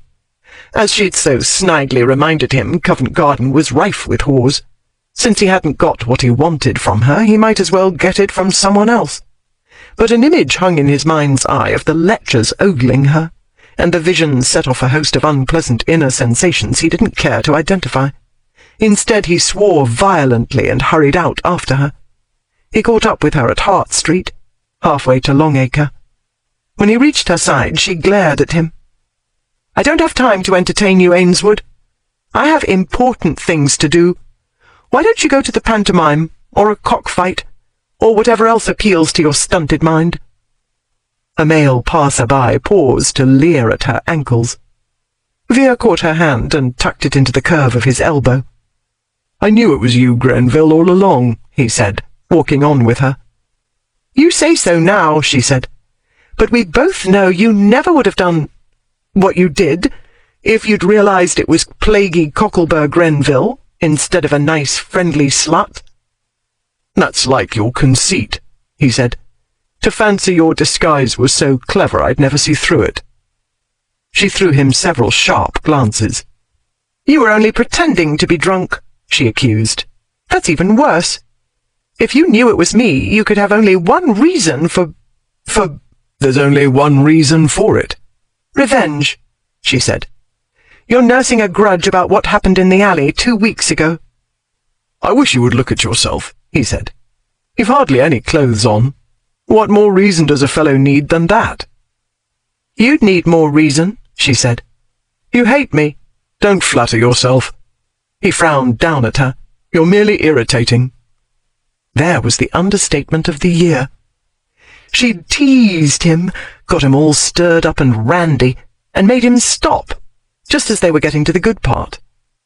Worse than that, she'd made him doubt. Perhaps she wasn't acting. Perhaps no other man had touched her. Not in that way, at least. In any case, he had to know, because if she truly was a novice, he was not going to bother with her again. He had no use for virgins.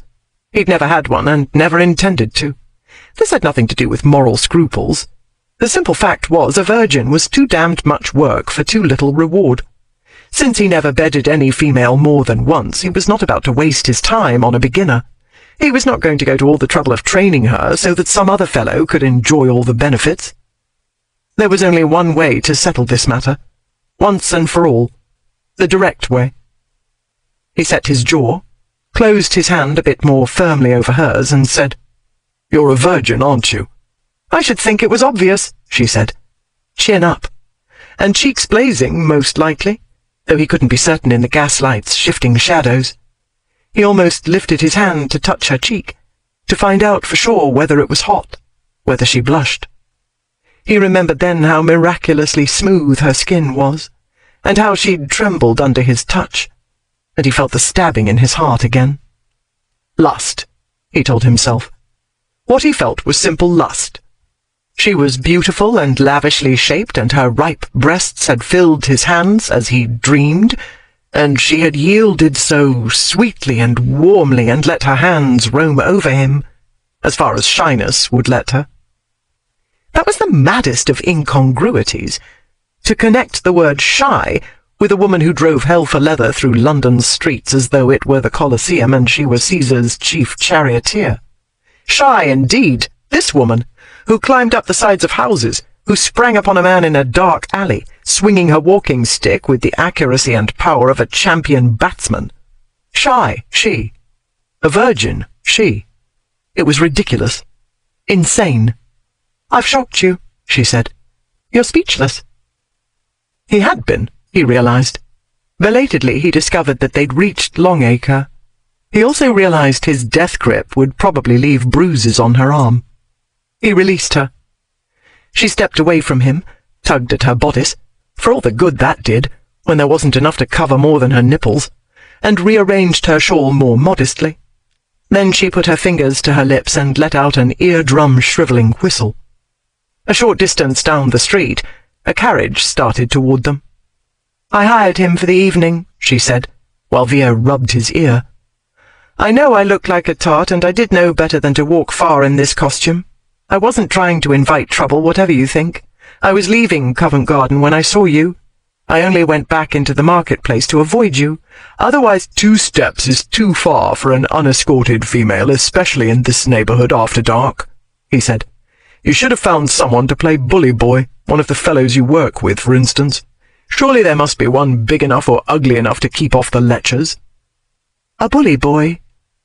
Her expression grew thoughtful. "A big, intimidating fellow, you mean?" "That's what I need." He nodded. The hackney was pulling up at the curb, but she didn't seem to notice.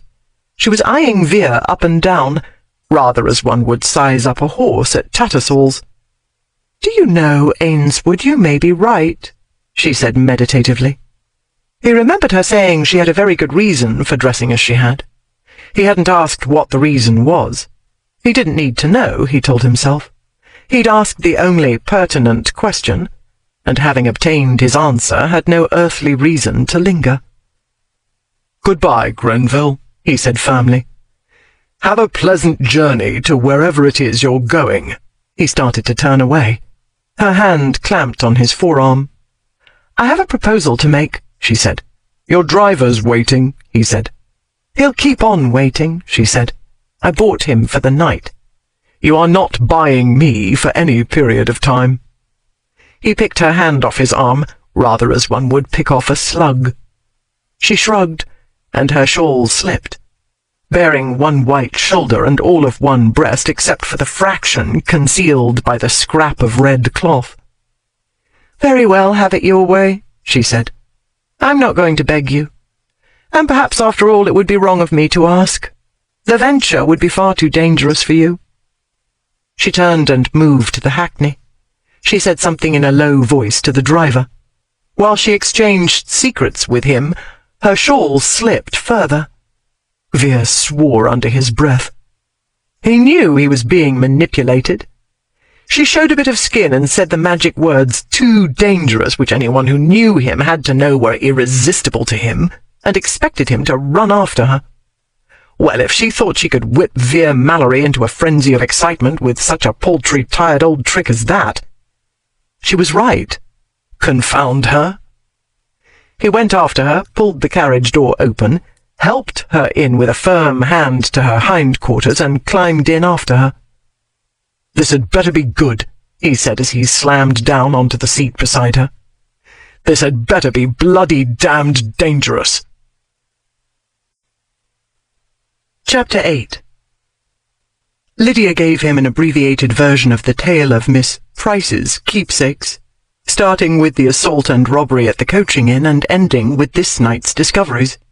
Lydia didn't reveal Tamsin's true identity or Helena's previous career in theft. She merely told him she'd intended to enlist someone's aid, and would return to the original plan if Ainswood preferred not to burglarize the lair of killers who liked to carve up their victims' faces before or after strangling them. His Grace only grunted.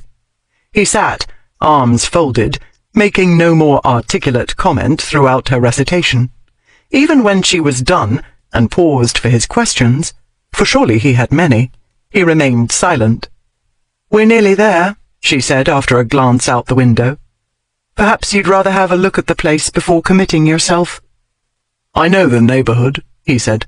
"Shockingly respectable for Coralie Breeze. I'm amazed, in fact, that she can afford it.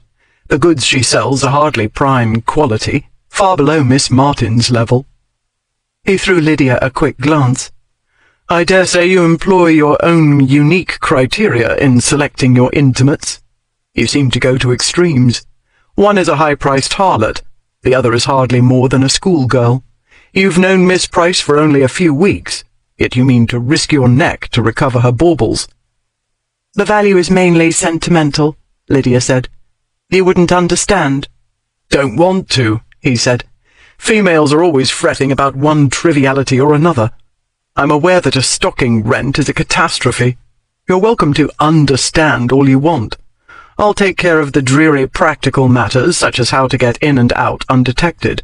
Otherwise I'll probably have to kill somebody, and James will nag the daylights out of me. He always gets in a foul mood when I come home with bloodstains on my clothes." "Who is James?" Lydia asked, momentarily diverted. "My valet." Lydia turned to study him. His thick dark hair looked as though a drunken gardener had combed it with a rake. His rumpled neckcloth was coming unknotted. His waistcoat was unbuttoned, and a corner of his shirt hem dangled from his waistband. She was hotly aware that she'd done some of the rumpling, but not all of it, she fervently hoped. She did not remember unbuttoning or untucking anything.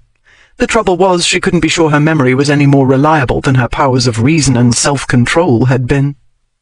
"Your valet ought to be hanged," she said. "He ought to consider your title, if nothing else, before allowing you out of the house in that disorderly condition." "You're a fine one to talk," he said. "At least I have all my clothes on." He didn't so much as glance down at his attire. He did not lift a finger to button a button or tuck in his shirt or straighten his neckcloth, and Lydia had to fold her hands tightly in her lap to keep from doing it for him. "The point is, you are the Duke of Ainswood," she said. "That's not my bloody fault, is it?" He turned away to glare out the window. "Like it or not, that's who you are," she said. "As Duke of Ainswood, you represent something greater than yourself, a noble line that harkens back centuries." "If I want a lecture about my obligations to the title, I can go home and listen to James preach," he said, still watching the passing scene. "We're nearing Francis Street. I had better be the one to get out and survey the premises. You're far too conspicuous." Without waiting for her acquiescence, he directed the driver to halt at a safe distance from the house. As Ainswood started to open the door, she said, "I hope you will not think of trying anything by yourself. This will need careful planning. We don't know how many are there tonight, and so you are not to go barging in with any impetuous notions of—" "Perhaps the pot would be so good as to leave off calling the kettle black," he said. "I know what to do, Grenville. Stop fussing." He pushed the door open and alit. Lydia was very late, rising on the day of the crime. This was partly because she had come home very late. She'd spent more than an hour arguing with Ainswood after he returned from studying the prospective crime scene. He had got the maggoty idea in his head of doing it with his incompetent valet instead of her, and she'd had to waste a good deal of energy eradicating that imbecile notion before they could get to the crucial matter of planning the burglary. Consequently, she hadn't got to bed until nearly 3 o'clock in the morning. She should have fallen asleep quickly, her mind easy, for the plan they'd finally agreed upon was simple and straightforward, and the risks were considerably smaller with him along than with Helena. Lydia's conscience was quiet as well. She did not have to ask Helena to jeopardize all she'd achieved, not to mention life and limb, for a girl she didn't know. Instead it would be Ainswood, who constantly courted danger and thought nothing of risking his worthless neck for a bet. It was neither her conscience nor qualms about what lay ahead that kept Lydia awake, but her inner devil. The images filling her mind were not of the dangers she'd face in the coming night, but of those she'd already experienced. Powerful arms crushing her against a rock-hard body, slow, thorough kisses that drained away her reason, and big hands that stole her will while they stole over her, and left her only the power to yearn for more. She argued with the devil. One would have to be self-destructive to wish for a liaison with Ainswood. He used and discarded women. She would lose all her self-respect if she went to bed with a man who didn't respect her. She would lose the world's respect as well, since he'd be sure to let the world know. She reminded herself how much she stood to lose. Even the most open-minded of her readers would have to doubt her judgment, if not her morals, in taking England's most notorious debauchee as a lover. She told herself it was insane to sacrifice her influence, limited though it was, upon the altar of physical desire. Yet she could not quiet the inner devil urging her to do as she wanted, and to hell with the consequences. As a result, day was already breaking when Lydia finally drifted into a fitful sleep, and it was past noon before she came down to breakfast. Tamsin, who'd been asleep when Lydia came home, had risen hours before. She entered the dining room soon after Lydia sat down, and started the interrogation promptly after Lydia took her first sip of coffee. "You should have wakened me when you came in," the girl chided. "I tried to keep awake, but I made the mistake of taking a volume of Blackstone's commentaries to read in bed, which was rather like taking a large dose of laudanum. What did Madame Ifrita want to talk about that was so urgent?" "She's uncovered some dirt on Bellwether," Lydia said. "If it's true, we've a delicious exposé of our arch-rival for the next issue. I'll find out tonight whether it's true or not." The truth was that she couldn't tell Tamsin the truth. The girl would raise as much of a fuss as Ainswood had last night. Worse, Tamsin would spend the night worried frantic. With the big lie out of the way, Lydia went on to an edited version of her encounter with Ainswood. She left out all references to the planned crime, but she did not leave out the torrid embrace in the dark corridor of the piazza. It was one thing to shield Tamsin from needless worry. It was altogether another to pretend to be any less a fool than one was. "Please don't ask me what I did with my brain," Lydia said at the conclusion of the tale, "because I've asked myself the same question 100 times. She tried to eat the food she'd mainly been pushing around her plate, but she seemed to have lost her appetite along with her mind. "It was most inconsiderate of him," Tamsin said, frowning at the neglected breakfast, "to behave nobly twice in the same day.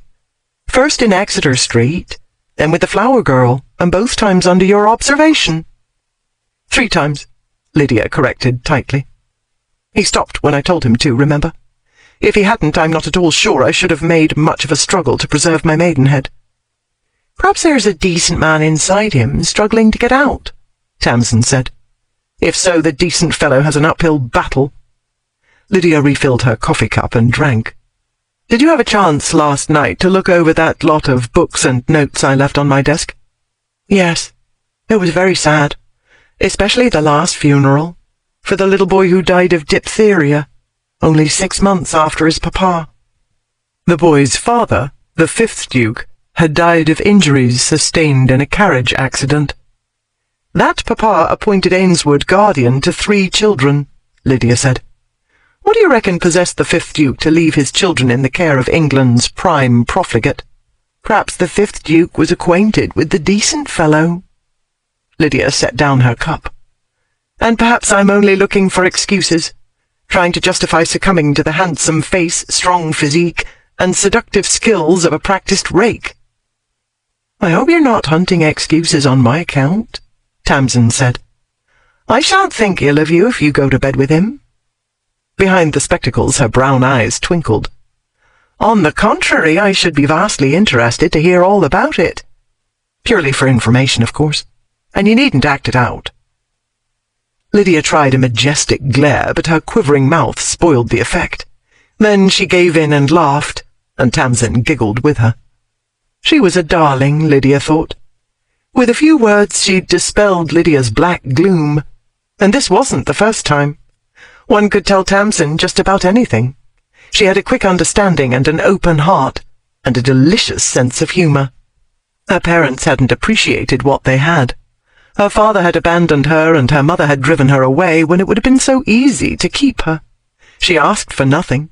She was so eager to be of use. She never complained about the long hours she spent alone while Lydia worked. The girl was thrilled when asked to help with an assignment. The most tedious research task was an adventure to her. The maids loved her. So did Susan. Though Lydia had learned long ago not to place any dependence upon Providence's assistance, she could not help viewing her young companion as a gift from heaven. Tonight, if all went well, Lydia would be able to give a small but precious gift in return. That was what mattered, she reminded herself. She rose, still smiling, and ruffled Tamsin's hair. "You ate hardly anything," the girl said. "Still, at least you've recovered your spirits. I wish it were as easy to cheer up Susan." Belatedly, Lydia noticed that the dining room contained no canine pretending to be in the last stages of starvation. "She turned up her nose at her breakfast," Tamsin said. "She dragged me out to Soho Square, then dragged me back home 3 minutes later. She didn't want to walk. She went into the garden and lay down with her head on her forepaws and ignored me when I tried to tempt her with the ball. She didn't want to chase sticks, either. I was looking for her pull-along duck when you came downstairs." Susan had several toys. The battered wooden duck with its frayed pull-string was her favourite. If she was sulking, though, as it seemed she was, the duck wouldn't cheer her, Lydia knew. Either she ate something that disagreed with her, a stray Pekingese, for instance, or she's in a sulk, Lydia said. "I'll go out and have a look at her." She left the dining room and started for the back of the house. Before she'd taken more than a few steps, she heard paws thundering up the stairs from the kitchen. The servant's door flew open and Susan burst through.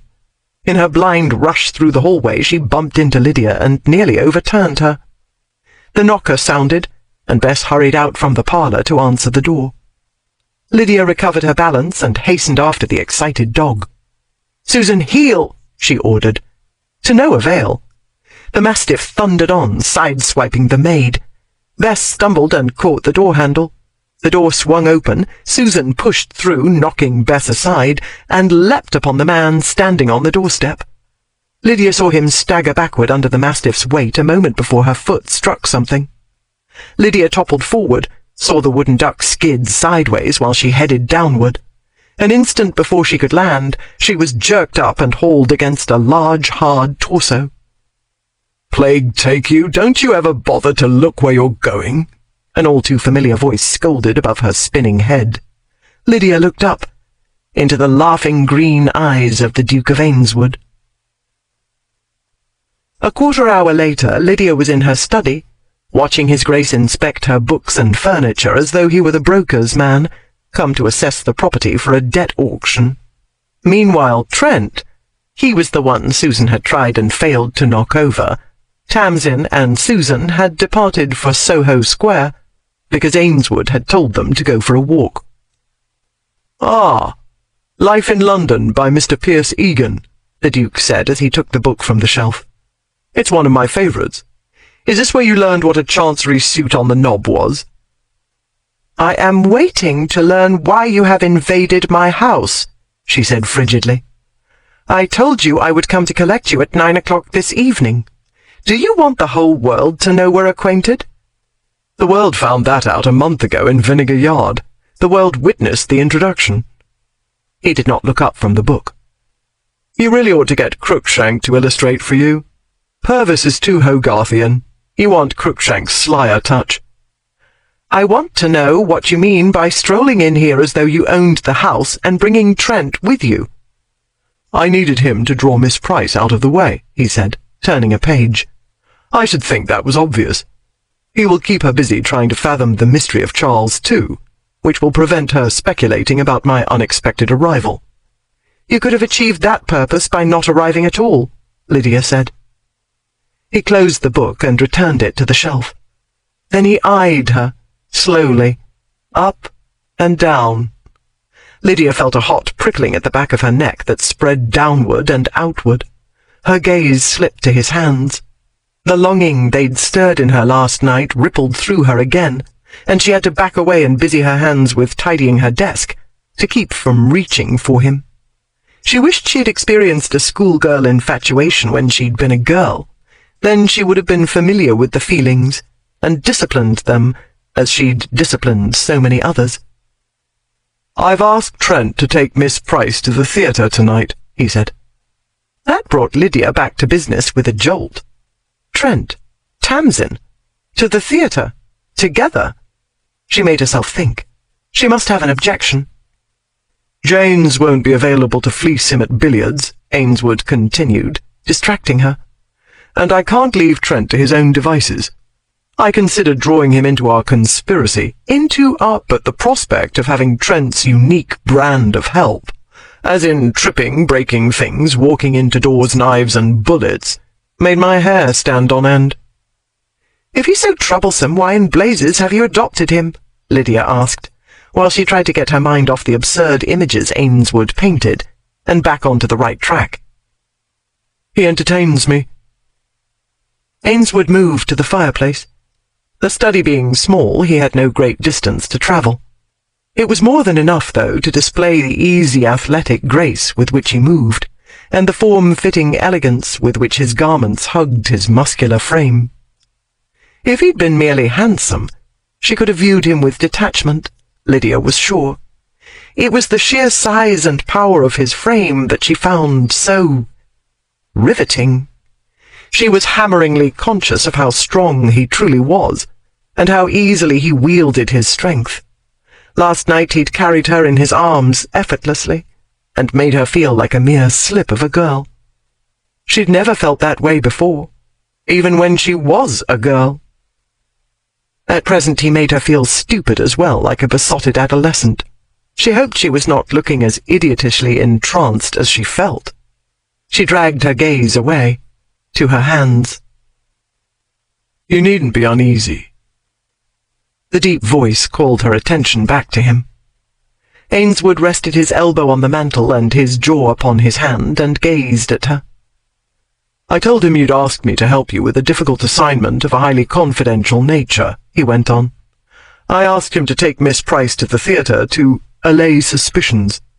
He didn't ask whose suspicions had to be allayed, or inquire why going to the theatre would allay them. Twin devils danced in the green eyes. But then a man who imagines a girl can dig her way out of a stone dungeon with a sharpened spoon can imagine just about anything. So I left him to it. A spoon? She said blankly. Out of a dungeon? Miranda, of the Rose of Thebes, he said. That's how she'll escape, Trent believes. Lydia came out of her fog with a jolt. Miranda? Bloody hell. She gave the desk a quick survey. But no, she hadn't left the manuscript out. Or, if it had been left out, Tamsin must have locked it away. Letting her in on the secret had been an act of trust, not to mention less complicated than subterfuge would have been, with so quick and perceptive a young woman in the house. Tamsin had also put away the annual register and Debrett's peerage, but Lydia's notes and the Mallory family tree she'd begun lay square in the centre of her desk. She casually pushed them under a copy of the Edinburgh Review. You're not going to stab me with a penknife, are you? Ainsworth asked.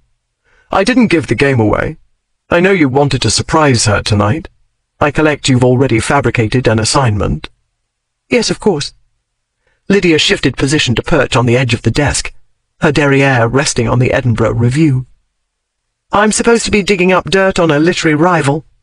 There's no chance of their comparing stories. She would never disclose my doings. Then what's got your back up? He came away from the fireplace and made a circuit of the desk. Lydia stayed where she was.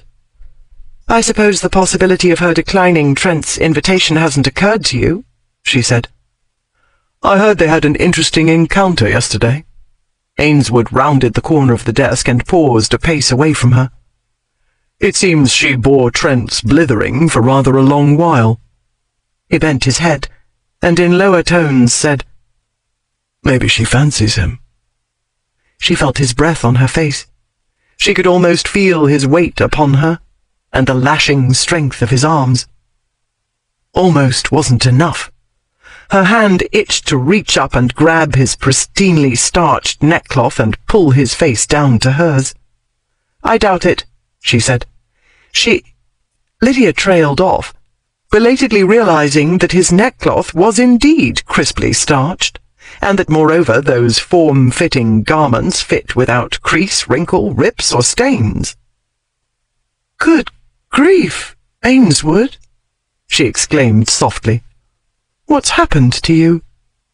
Her astonished gaze moved up to his head. "Your hair is combed." Her attention drifted downward. "You haven't slept in your clothes." His powerful shoulders lifted in a shrug. I thought we were discussing Miss Price and Trent, not what I wear to bed. Lydia would not be diverted from her subject.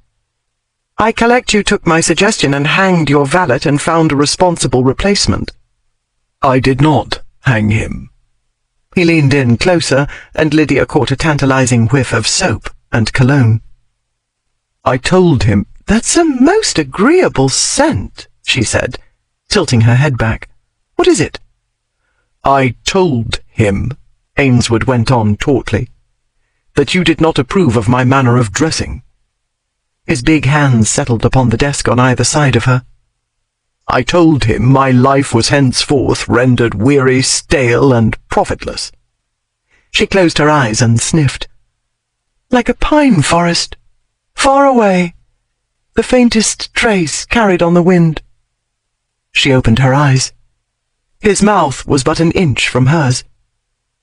He drew back, retreated out of reach, and brushed something from his cuff. I'll tell him you were transported and burst into poetical raptures. I'll tell him you were rendered utterly useless for intelligent discussion. Still, you haven't argued about my arrangements for Trent and your companion, which ought to be marked down as a miracle of some kind. Until tonight, then." He turned away and started toward the door. "That's all?" she asked. "That's all you came for? To tell me about your plans for Trent?" "Yes." He didn't look back, didn't pause, but strode through the door and slammed it behind him. Grenville had very sensibly stuffed her thick golden hair under a battered cap. The trousers were supposed to be sensible too.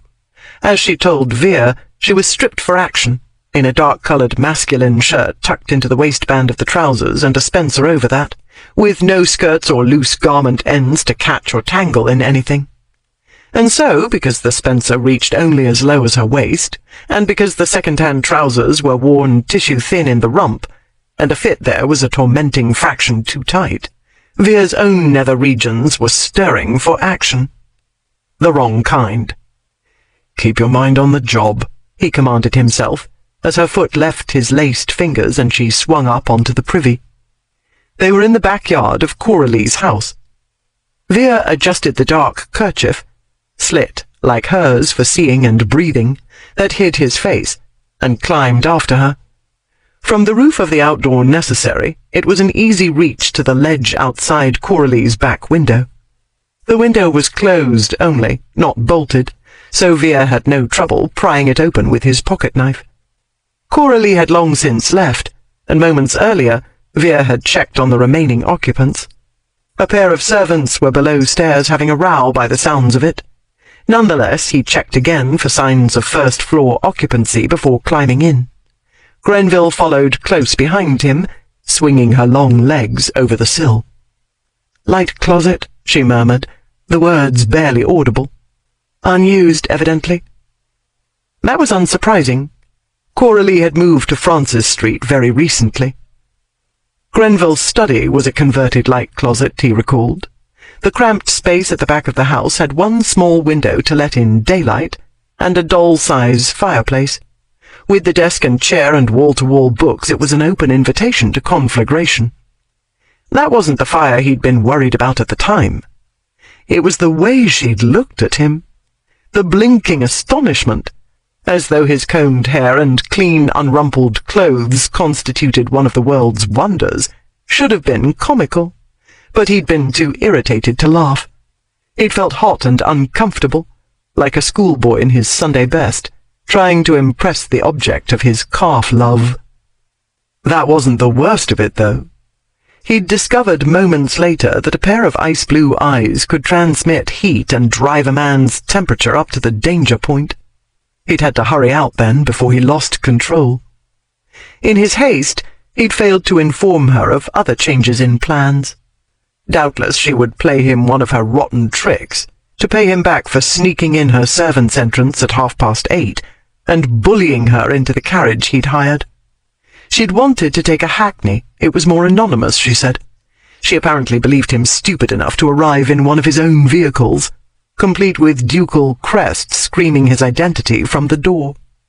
She truly did believe his mind was stunted, Veer brooded, as he felt his way through the tiny back room. As though her brain were infallible. It hadn't dawned on her that Coralie's house was but a few streets from Soho Square, which made it logical for Veer, who was coming from farther away, to collect his partner in crime en route, instead of her going out of her way and having to backtrack. Not that there would have been any point in telling her. He was sure she hadn't attended to more than a word in 20 of what he'd said to her in the study. She'd been too busy staring at him, watching every move he made, as though she had him under a microscope. In his misspent life, he'd undressed any number of women with his eyes. If they'd returned the favour, he hadn't paid much attention. Today he'd been pulsingly conscious of the blue gaze that seemed to penetrate layers of immaculately tailored clothes as though they'd been transparent. Naturally, his rod had started swelling for sport, and then she'd got that dazed, dreamy look and started talking poetry, and... well then, as you'd expect, his brain had closed up shop and left the thinking to his breeding organ. It was a miracle he hadn't thrown her down on the desk and relieved her of her maidenhead then and there, he reflected irritably, as his fingers settled upon the door handle. Again he listened. No signs of life. Cautiously he cracked the door open. One small lamp feebly lit the room, casting uncertain shadows. "Bedroom," he said in an undertone. "You take the left side. I'll take the right," she whispered. He slipped into the room and moved noiselessly to the opposite door. She trailed close on his heels. Starting from the door, they began to search their assigned territories for jewellery. The room was a mess. Gowns, underthings, footwear strewn everywhere. In his mind's eye, Veer saw a similar scene, but in his own bedroom, and in his fancy, it was dragon's wear scattered about. A wanton trail of discarded black garments ending in a tangled heap of chemise, corset, and stockings beside the bed. Upon the bed lay a luscious expanse of woman, smoky hot, and... good God! Veer's glance shot toward his companion. For one mortifying moment he feared he'd said what he was so lewdly thinking. But no. Her masked countenance was not turned toward him. She was on her knees, staring into an open hat box. He dropped the petticoat he'd just fished out from under a footstool, crossed the room, and knelt beside her. In the flickering lamplight, bracelets, earrings, rings, necklaces, seals, chains, and brooches winked up at him from the box. The hopeless tangle looked like a magpie's nest, with pieces knotted and woven with one another. That, however, was not what had elicited Grenville's breathless exclamation. She took up an object from the top of the glittering heap. It was a silver stick-pin. The head was artfully carved to depict two body parts conjoined in a manner expressly prohibited by both church and state. He snatched it from her. "Never mind puzzling over that," he whispered. "Are Miss Price's things in there?" Yes, along with apparently every piece of jewellery in the Western Hemisphere. Separating them will be like untying the Gordian knot. She's hooked rings through chains and necklaces and... oh, everything is either attached to or tangled with everything else. She crawled away, searched through a heap of clothing, and drew out a chemise. She came back, laid it on the floor, and dumped the hat box's contents onto it. Then she gathered up the edges of the garment and fashioned a bundle. "Find me a garter," she said. "Are you mad? We can't take everything." "You said we have no choice. We can't stay here all night trying to work loose the pieces we want. Find me never mind, there's one." She snatched up a stray garter and tied the bundle with it. Veer relieved his feelings by jamming the obscene stick-pin into a nearby bonnet. She started to rise, then froze. Veer heard it too in the same instant. Footsteps and voices approaching, rapidly. He lunged at her, pushed her down, and shoved her under the bed. He flung a heap of gowns and petticoats onto the hat box and pushed it into a corner, then dove under the bed. In the same moment the door opened. Chapter 9. It seemed to go on for hours, the mattress jerking violently above, the French girl alternately crying out in pain and begging for more, while her partner alternately laughed and threatened, in a vaguely familiar voice that seemed to slither over Lydia's skin and into her belly, leaving her chilled and faintly nauseated. She could not stop herself from edging nearer to Ainswood. She would have burrowed under his big body if she could, but the tight vertical fit prevented her from carrying out that inexplicable act of cowardice. Even flat on her stomach, she occasionally felt the mattress sag onto her head. She prayed it wouldn't collapse. She prayed that neither of the acrobatic lovebirds would tumble off and happen to look under the bed. It wasn't the easiest corner to fight one's way out of, and she would not be able to fight very effectively while keeping a firm grip on the precious bundle. Devil take them, would they never stop?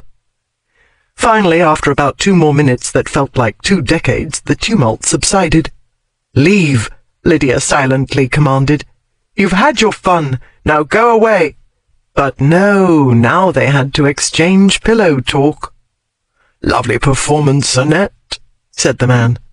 "But you may tell your mistress that one accommodating slut is not enough to appease me." The mattress shifted, and a pair of stockinged masculine feet descended to the floor, inches from Lydia's head. She felt Ainswood's hand slide over her back and press her down firmly. She comprehended his silent message, "Keep still." She remained still, although it seemed that every muscle in her body was twitching. From her vantage point it was evident that the fellow was conducting a search similar to theirs. She stifled a gasp when he unearthed the hat box she'd emptied, but he flung it aside and snatched up a bonnet. "Here's my silver stick-pin," he said. "Now do you know what this looks like? It looks like adding insult to injury.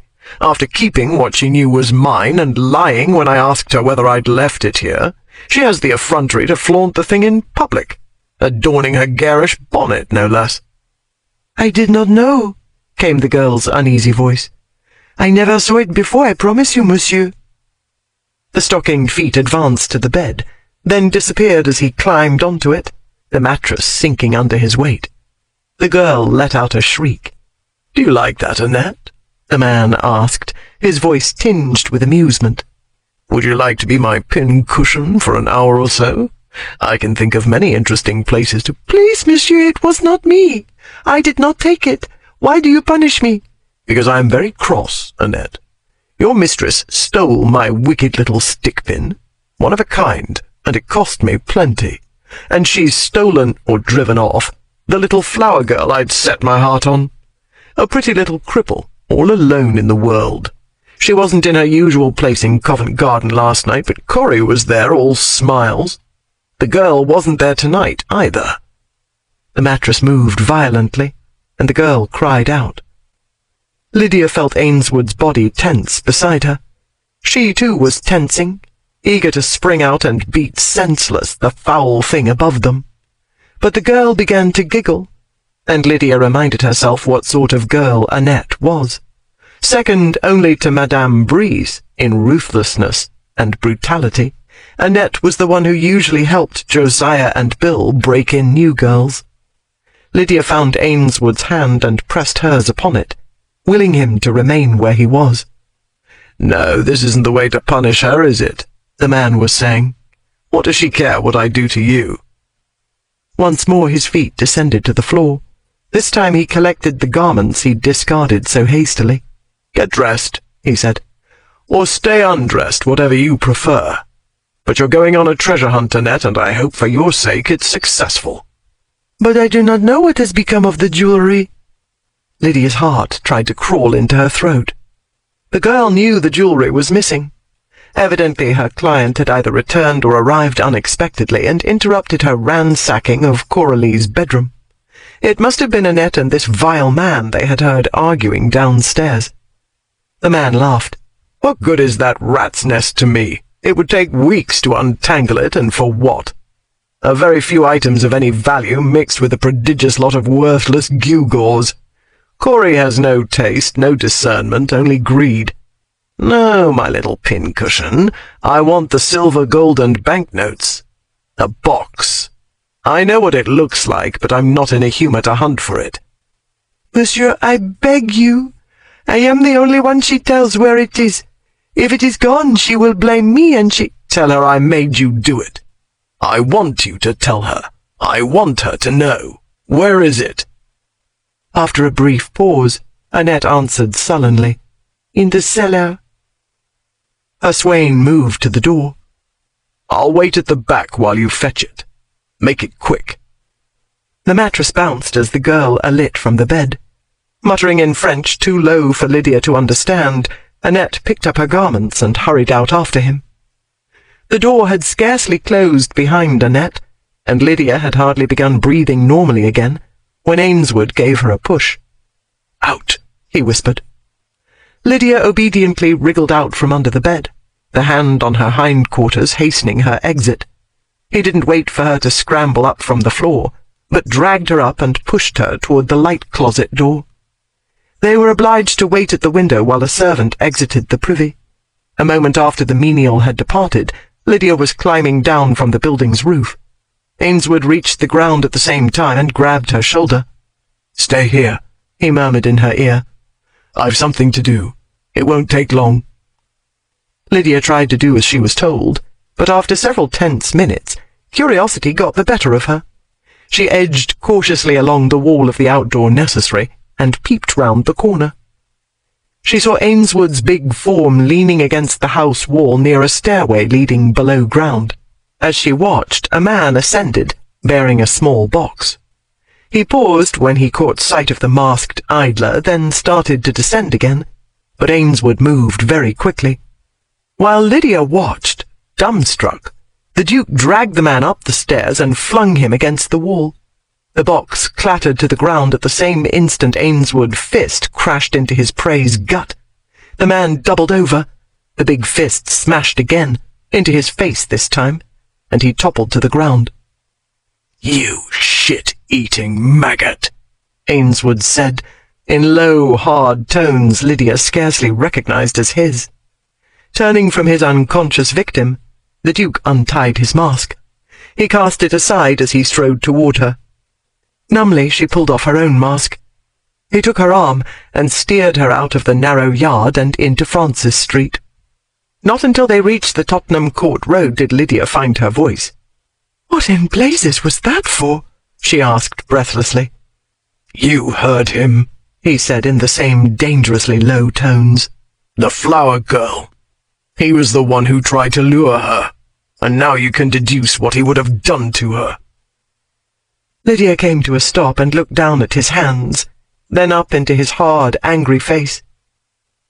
"Oh, Ainswood," she cried softly. She reached up and grasped his shoulders. She meant to shake him, because he was such a fraud, pretending last night that he'd thrown money at the girl merely to get her out of the way. Lydia did start to shake him, but then her arms circled those massive shoulders, and she hugged him instead. "Thank you. It's what I wanted to do. Smash him. And I could kiss you for it," she thought, as she tilted her head back to look again into his grimly set countenance. But thinking it wasn't enough. She kissed him. Still, she wasn't altogether lost to reason. She meant the kiss to be quick, a brief salute to his chivalry. Her lips would touch his cheek lightly, a friendly gesture for a job well done. But he turned his head and caught the kiss on his mouth, and when his arms lashed about her, she understood what a fraud she was, pretending she'd wanted anything less.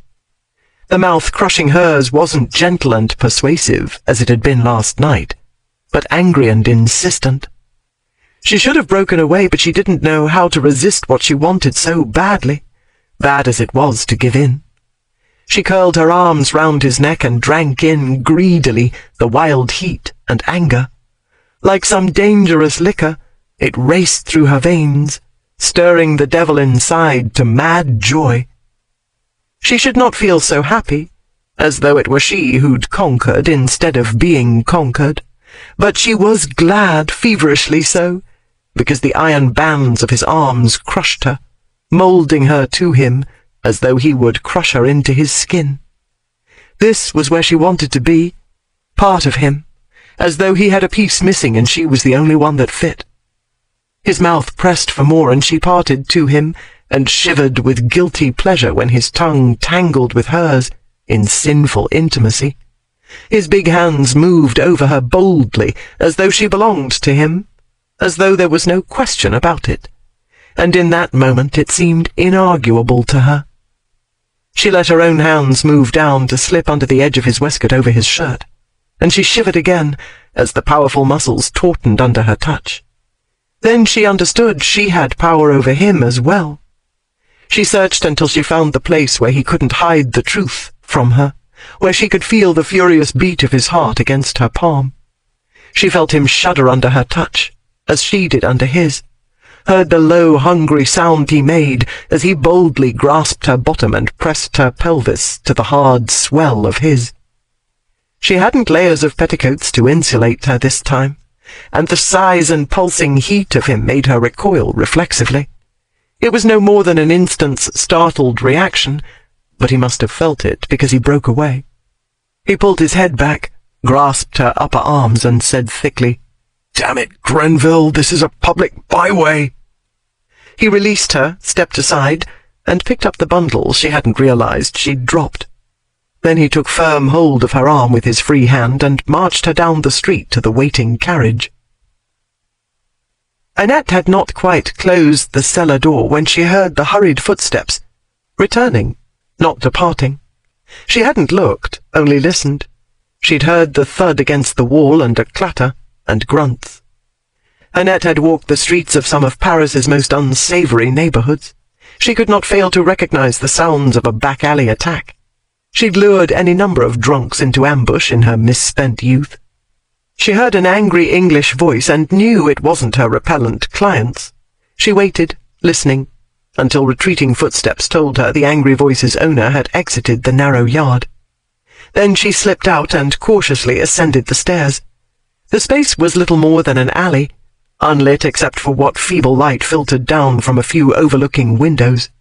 Nonetheless, she had sufficient light to discern whose body lay upon the ground.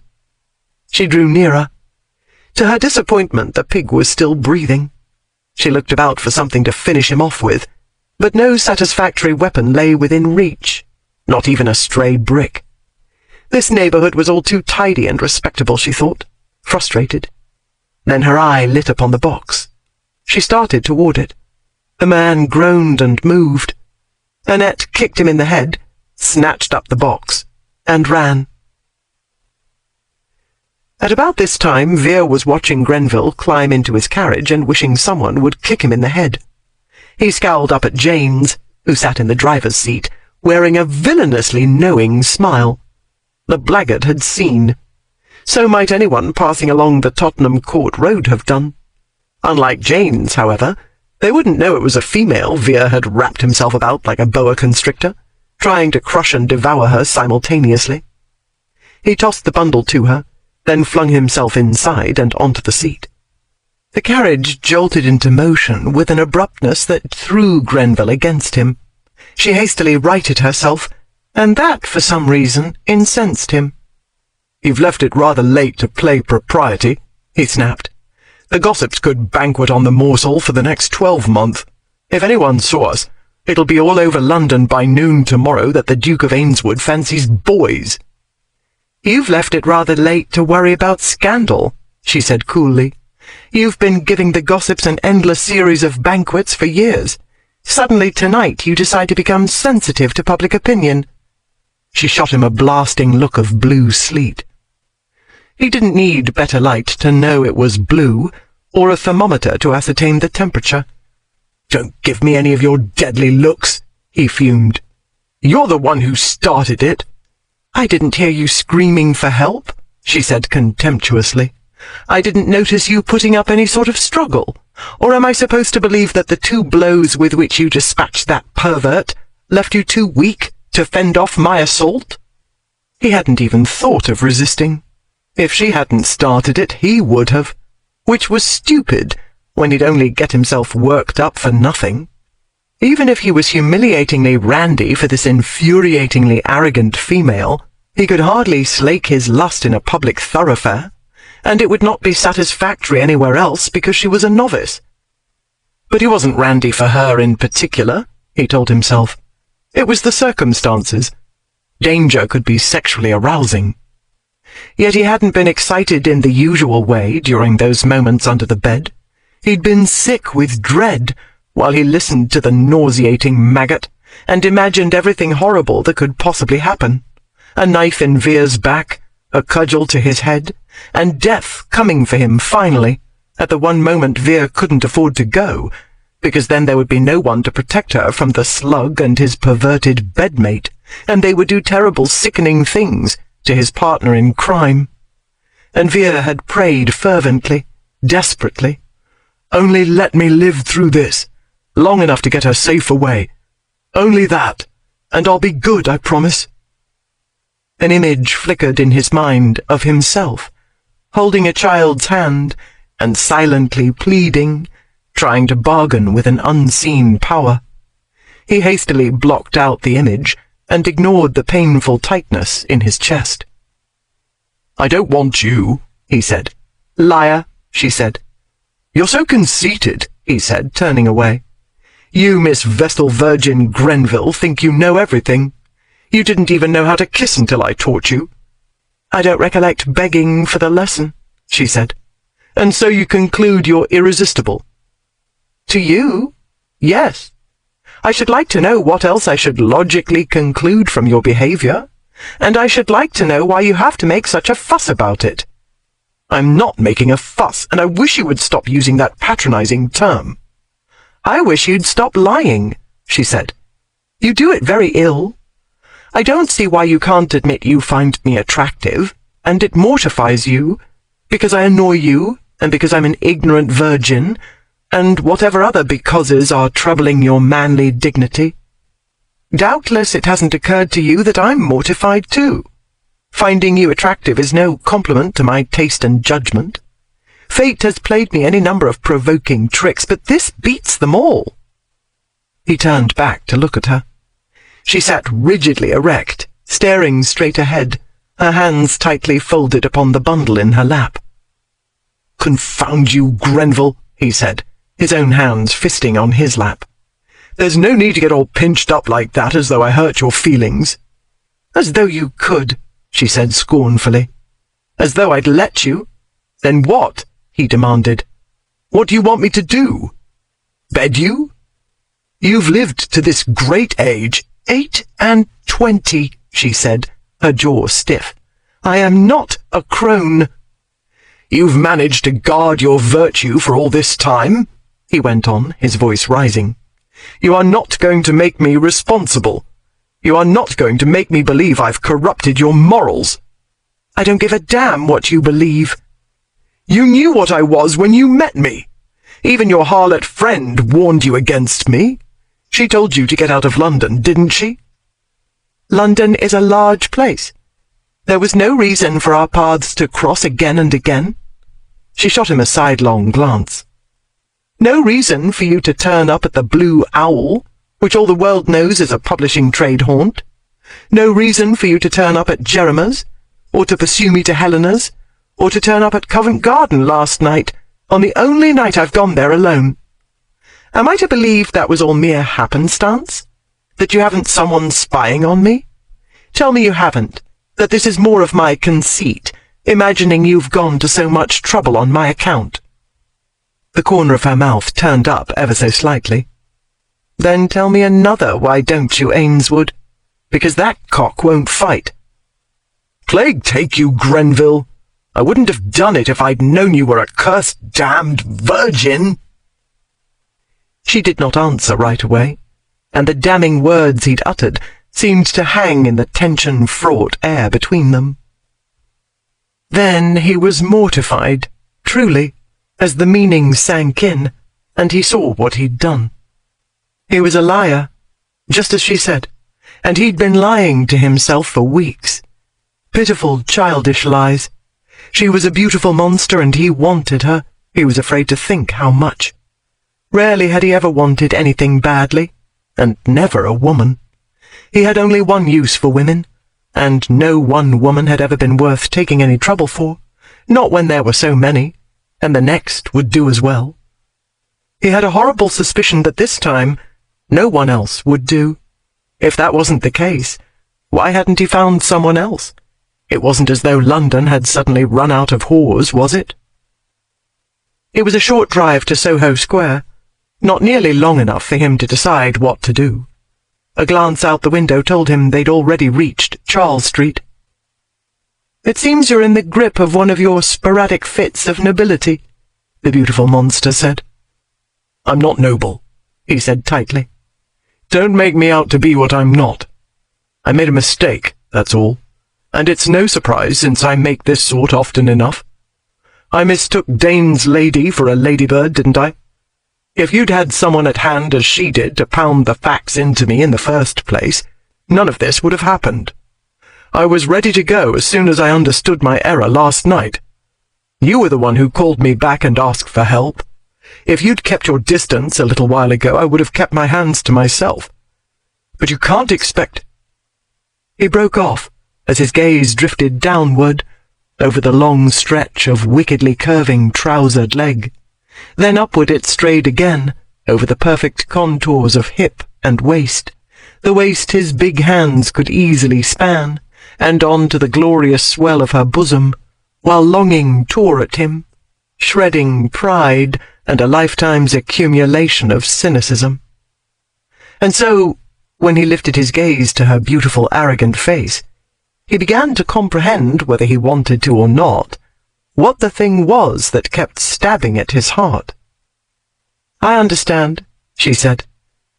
"I've turned out to be a disappointment to you. You might have set aside your personal dislike if I'd been a woman of experience, but to have to tolerate my odious personality as well as play tutor is asking too much." She looked out the window. "It isn't your responsibility, as you said. Merely because you started something unintentionally, you aren't obliged to finish it. Merely because you introduced me to a neglected part of my education, I shouldn't assume you must complete my training. The subject is hardly esoteric. It isn't as though I can't find someone else to continue my lessons." "Someone else? Who the devil do you— But you're not serious." He essayed a laugh, while he recalled how Helena Martin had invited her friend to come out and make a more agreeable surprise for Selloby, the scandal-monger. "There's no accounting for tastes," she said. "Some men enjoy my company." "That lot of drunken, low-life scribblers in the Blue Owl, you mean?" he said. "Well, let me explain something to you about men, Miss Messalina Grenville. It isn't your personality they appreciate, or your intellect." "We're entering Frith Street." She turned away from her window.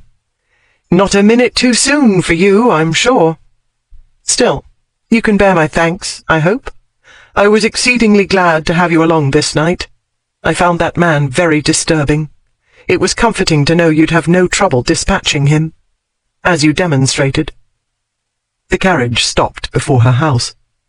Vere was still staring at her, the someone else blaring in his head like a bugle in time to the furious drumbeat of his heart. "There isn't going to be anyone else," he choked out above the inner roar. "You only said that to make me—" "Not jealous. It was ridiculous to be jealous of a man he only imagined. To make me do what you want, the way you manipulated me last night. It's a taunt, that's all." The carriage door opened. James could be quick enough curse him when it suited him, which usually happened when it was least convenient for Veer. But James was in a fearful hurry to get home before any of his acquaintances spotted him in the ignominious role of coachman. "I beg your pardon," she said ever so politely. "I did not mean to taunt. Would you kindly step out of the vehicle, Your Grace? Or would you rather I crawled over you?" James stood there, taking in every word, obviously, for he'd both black eyebrows lifted nearly to his hairline. Veer threw him a threatening look and climbed out. Before he could put out his hand to help her, Grenville nimbly alit, and without pausing moved swiftly to her door. "Wait," Veer told James, then hurried after her. "What are you telling me?" Veer demanded, as she paused to fish out her key from a pocket of her spencer. "I've corrupted your morals, is that it, Grenville?" He moved to block the door. "Is that what I've done?" "Don't be ridiculous," she said. "I'm not a lady but a journalist, and everyone knows we haven't any morals." The slim hand holding the key waved impatiently. "Do get out of the way, Ainswood. I'm not blaming you for anything. There's no need to make a scene." "Not blaming me?" His voice rose. "Oh, no, certainly not. All I did was start you on the road to ruin. No harm done, no, indeed. Only that you've taken it into your hollow little head—" "Keep your voice down," she said. "You'll upset the dog. She doesn't like it when strange men shout at me." "Devil take the cursed dog! You can't dare and daunt me with someone else's—" "I was not— Oh, there. Now you've done it." Veer heard it, the muffled thumping from somewhere within the house, and then the unmistakable bark of a mastiff, and not one in a friendly mood. The sound appeared to emanate from the bowels of hell. Even with house walls between them, Veer could feel the vibrations in his teeth. The windows rattled. "Oh yes, I've done it." Veer stepped back from the door and shouted above the animal's din. "And you're too late, Susan. I've started it, and now there's no holding her back. You'd better get used to strange men, my girl, because— Devil confound you!" Grenville pushed the key into the lock and pushed the door open. Then she grabbed his arm, pulled him inside, and slammed the door behind them. The next thing Veer heard was a furious roar. It all happened in the blood-chilling space of a heartbeat. He saw the dog leap, death, black, hurtling toward them with fangs bared, and tried to push Grenville out of the way. But she flung herself against him, shielding his body with hers. "Down, Susan!" she shouted. "Down, damn you!" he roared, as the beast lunged. Veer sagged back against the door, his arms wrapped tautly about his would-be saviour, while he waited for his heart to recommence beating and his gut to unknot itself. He saw the dog trot back down the hall, where a flustered maid grabbed her collar. With an apologetic glance at the pair at the door, the maid took Susan away. The mistress's last scream, or possibly Veer's bellowed command, had evidently penetrated Susan's homicidal brain, for they both seemed to be in possession of their limbs. Veer didn't know how the dog had managed to stop herself mid-attack. He hadn't been watching, but moving, trying to turn to take the brunt of the assault. He understood mastiffs. He'd grown up with them at Longlands. They were not vicious or high-strung by nature. Unless ill-treated, they were, generally speaking, even-tempered. They could be trusted with children. Still, they were dogs, unamenable to reason and deaf to even the master's command when their blood was up. His Gorgon might have been mauled, killed. It was a damn fool thing to do, getting in the way of a maddened mastiff. To shield him. Veer brought his hand up to the back of her neck and tunneled his fingers into her hair. The cap, knocked askew when she'd flung herself upon him, fell to the floor. "You'll be the death of me, Grenville," he whispered raggedly. She tilted her head back and her blue eyes flashed. "If you had kept still, she wouldn't have tried to knock you down." She raised her hand and pushed at his chest. "She was only trying to scare you away." She pushed again. "You're crowding me, Ainswood." Crowding her? Veer had lost about 10 years of his life in the horrifying moment when the dogs sprang, and he was certain he'd simultaneously sprouted a large crop of grey hairs. His hands slid down to her shoulders. He wanted to shake her. He started to, but her eyes shot sparks and her mouth was parting, preparing to deliver more brimstone, and he bent and clamped his mouth upon it so he wouldn't have to hear it, whatever it was. She still pushed at his chest, and her other hand beat against his lower ribs. Slow, hard, angry blows. Once, twice, thrice. But even while she struck, her mouth softened under his, and she returned his kiss in a slow, sensuous surrender that melted his knees.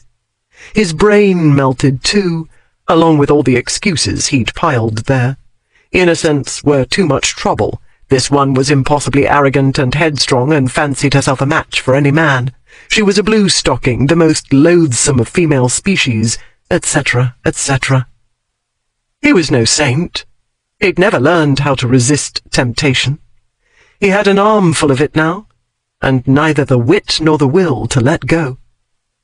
She circled his tongue with hers and pressed her right body to his, moving against him to the slow beat of her hand, this time upon his back. He'd taught her too well, or she understood him too well. The door to his heart was thick. One needed a battering ram to get in. She hit him, and not gently, while she offered herself to him. He didn't know how to shut her out. He caught her punishing hands and brought them down to his waist and held them there. Slowly, through the deepening kiss, her fists uncurled. Then her hands began to roam, over his waist and up over his back and down over his buttocks and hips, and up again. She was no longer shy, and that unbashful touch burned through his garments and seared the skin beneath. Refusing to burn alone, he caressed her in the same deliberate way, dragging his hands up to rove over her back and down her proud spine to the waist, his hands so easily spanned, and downward over the luscious arc of her derriere. His heart beat to the sensuous rhythm she'd set, driving the blood through his veins at the same throbbing tempo. In a distant corner of his mind, a beacon flashed in warning, but it couldn't penetrate the thickening heat of desire. He wanted. Nothing else mattered. He wanted the scent and taste of her, and the silken purity of her skin, and the voluptuous curves of her long body. The wanting pulsed in nerve and muscle, in every fibre, a fierce hammering need like physical blows. He dragged his hands over her, as though his touch were enough to mark every cell of her as his. When she broke the kiss at last, the beacon flashed again, only to flicker out as she trailed her mouth along his jaw and down to his neck. He branded her in turn with his mouth, along her smooth cheek and down the silken arc of her throat. He drank in the taste of her, and the skin scent of smoke and lilies and something else. "Dragon scent," he murmured. "My beautiful dragon." She shifted against him, and he felt her hands tugging at the buttons of his waistcoat. No longer shy. Far from it. She stroked over his shirt and laid her hand over his heart, where there was no hiding the truth from her, no concealing its wild hammering. He was past wanting to hide the truth, even if he'd known how. He was past reasoning in any way. Mindless, he was pulling at buttons, drawing back fabric warm with her warmth. It whispered as he pushed it away.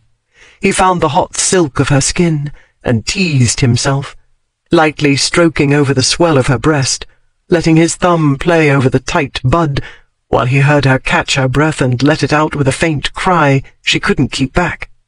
She pushed nearer until her pelvis pressed against his rod, swollen and all too eager to accommodate.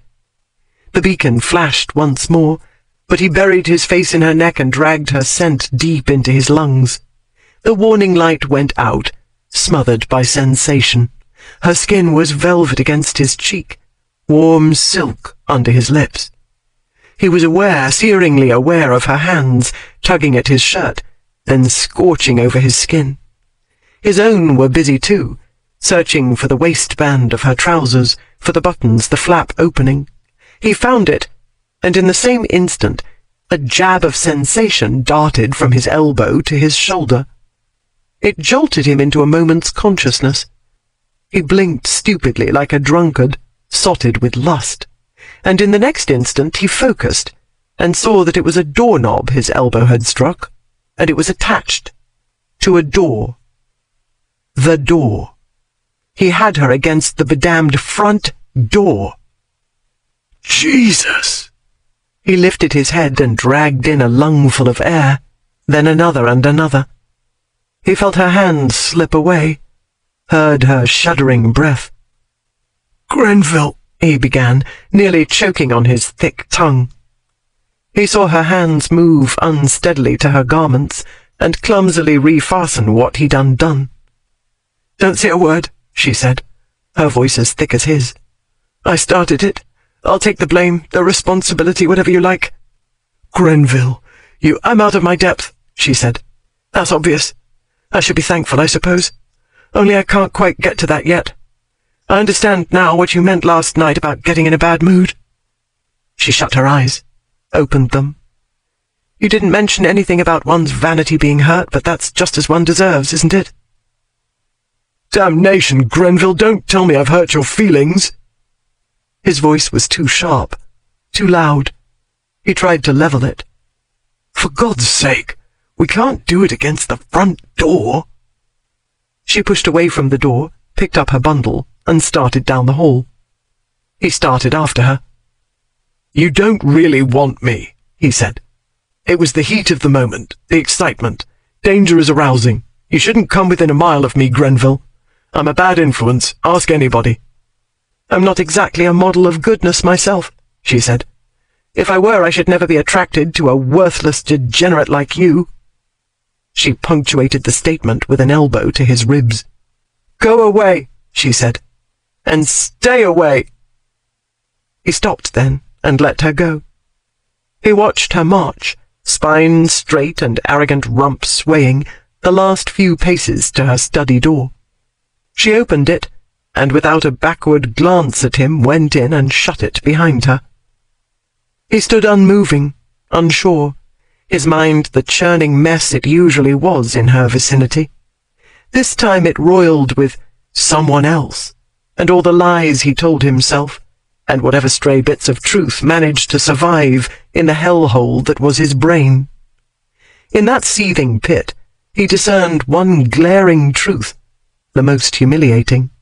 It was the someone else he couldn't bear. This was the most unfortunate truth for her, but it couldn't be helped. She'd been so unlucky as to cross his path, and more unlucky still to pique his interest, and now— He shouldn't even think it, because of all the depraved things he'd ever done or thought of doing, what he contemplated at this moment took the prize. Still, he was the last Mallory Hellion, dissolute, conscienceless, etc., etc.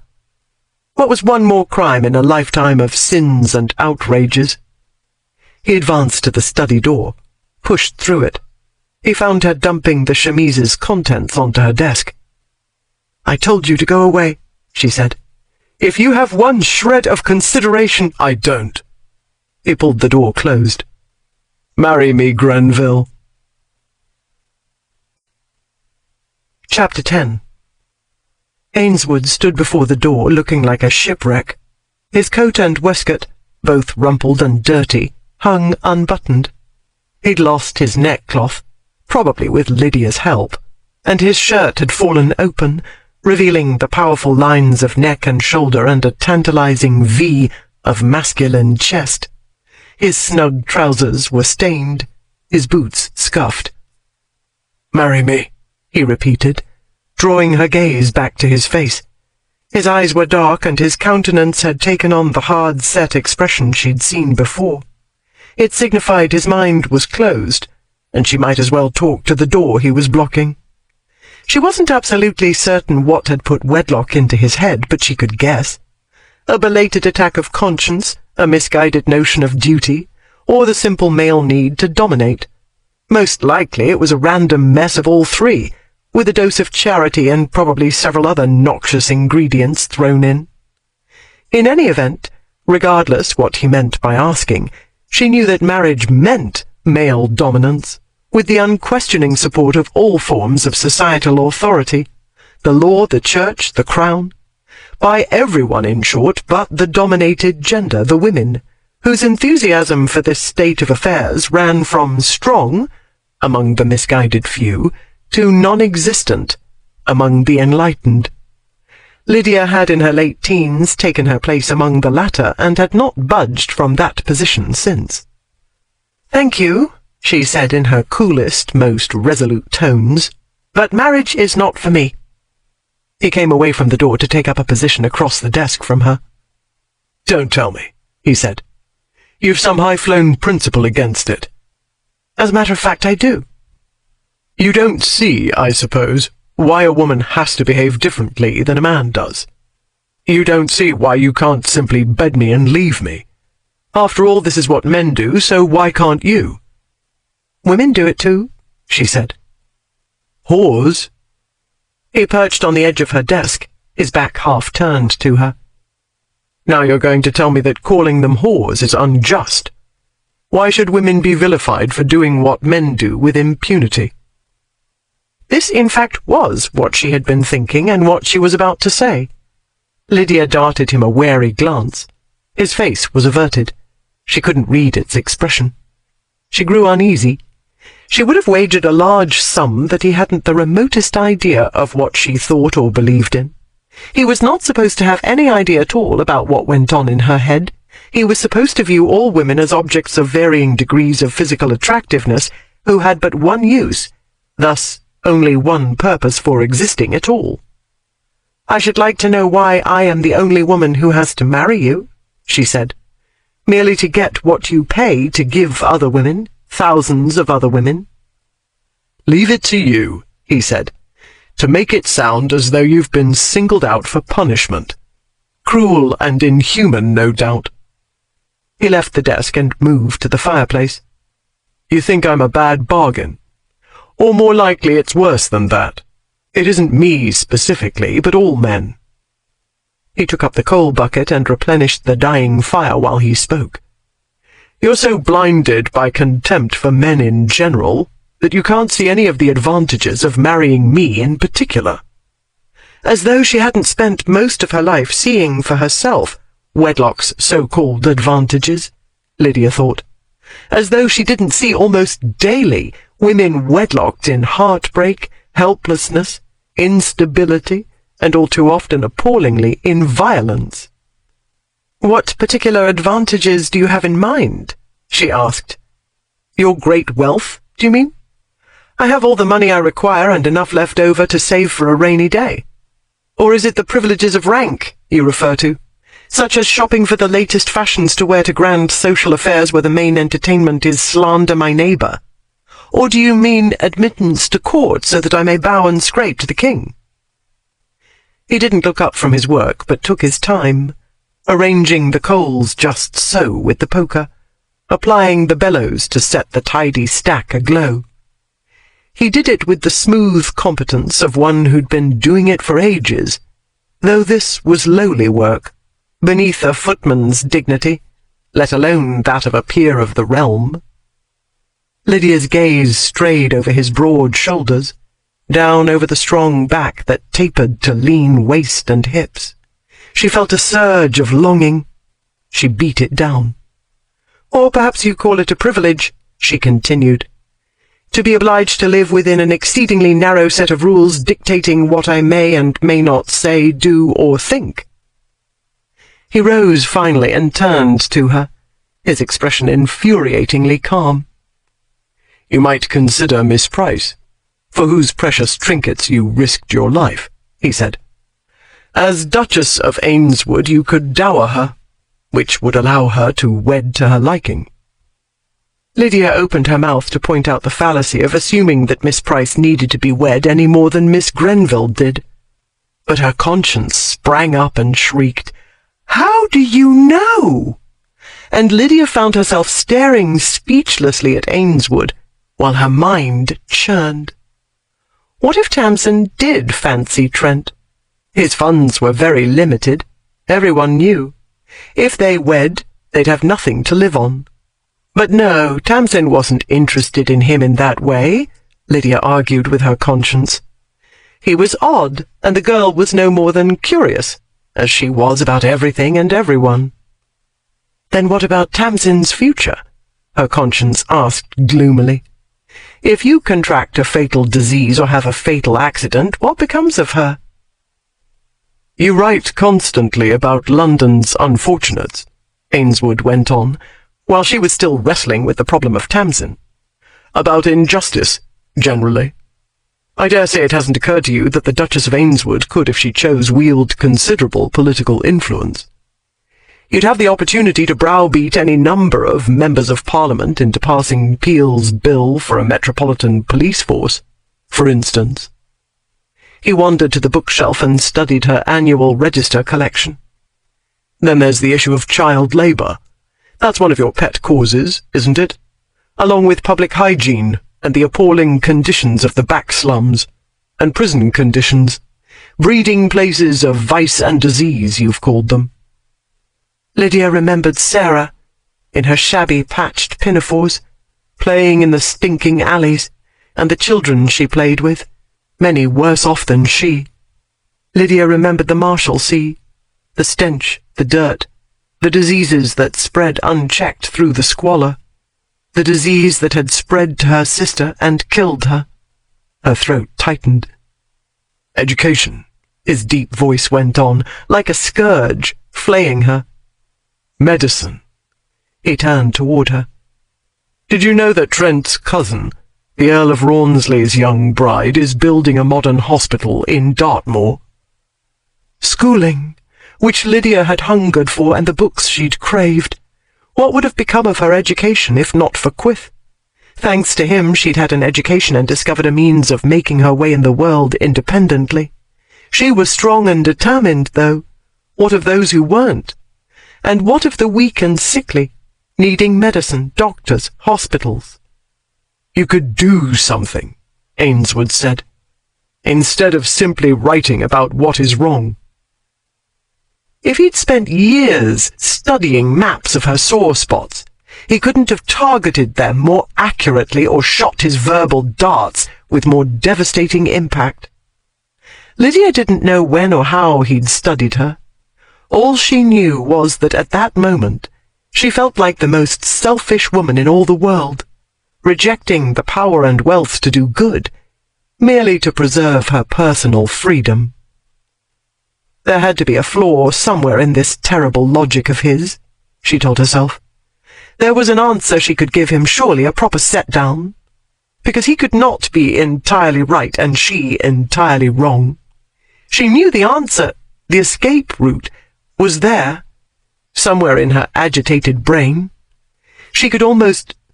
The thump at the door sent the elusive wisps in her mind scattering. The second thump knocked them away altogether. Lydia glared at the door, silently reviewing every oath she knew. "Kitchen," she said in firm, carrying tones. "Back to the kitchen, Susan!" Outside the door, the dog began to whimper. "I collect Susan wants her mamma," Ainswood said. He went to the door. "You'd better not," Lydia said as he grasped the handle. "I'm not afraid of a dog," he said. He opened the door. Susan pushed past him as though he didn't exist, and trotted to Lydia. She sniffed Lydia's hand, then licked it. "You don't have to make nice," Lydia said, striving for patience. "It isn't your fault he upset you." "Did I upset you, Susan?" Lydia's gaze swung back to him. Ainswood was watching the dog, his brow furrowed, his wicked mouth turned down. "You're much too big a creature to be cooped up in a little kitchen of a little house. No wonder you're so high-strung. She is not high-strung, Lydia snapped. Everyone knows that mastiffs— At Longlands, she'd have acres and acres to run and play in, and other mastiffs to play with. Would you like that, Susan? He asked, his voice gentling. He crouched down. Wouldn't you like to have a lot of playmates, and acres to explore with them? He gave a low, musical whistle. Susan's ears pricked up, but she refused to turn. Susan, he crooned. Susan. Susan circled her mistress, then paused, her gaze settling on him. Grrr, she said. Lydia knew that growl. It wasn't in the least threatening. It was Susan's sulky growl. Don't you dare, Lydia commanded silently. Don't you succumb to him too. Come, Susan. He patted his knee. Don't you want to come and bite my face off? Your mamma wishes you would. Susan. Grrr, said Susan. But she was only playing hard to get the wicked creature. After a moment she started meandering toward him, feigning interest in a corner of the desk first, then studying a corner of the rug. She took her time, but she went to him. Lydia watched her in utter disgust. I thought you had taste, Susan, she muttered. The dog looked back briefly at Lydia, then started sniffing at his grace. He remained crouched, his expression ostensibly sober, while Susan sniffed his face, his ears, his neck, his mangled clothes, and, of course, his crotch. Lydia's neck burned, and the heat spread upward and downward. Susan was bound to be intrigued because her mistress's scent must be all over him as his was all over Lydia. Ainswood obviously realized this. The amusement in his eyes when his glance caught Lydia's told her so. She was already heated. That green glint of humour merely ignited a temper already smouldering. I should like to know why suddenly you're concerned with unfortunates, including my sadly abused dog, she said tartly. Since when have you become Saint Ainswood? He scratched behind Susan's ears. Susan grumbled and looked away, but she bore it well enough. I merely pointed out a few matters you couldn't be bothered to think about, he said innocently. Lydia came round the desk and strode to the fireplace. You've been playing on my sympathies as though they were harp strings. What do you expect me to do? He cut in. Play fair? With a woman who makes up her own rules as she goes along? I expect you to take no for an answer. He rose. I should like to know what you're afraid of. Afraid? Her voice climbed. Afraid? Of you? The only reason I can think of for your rejecting an opportunity to run the world as you see fit is fear that you can't manage the man offering the opportunity.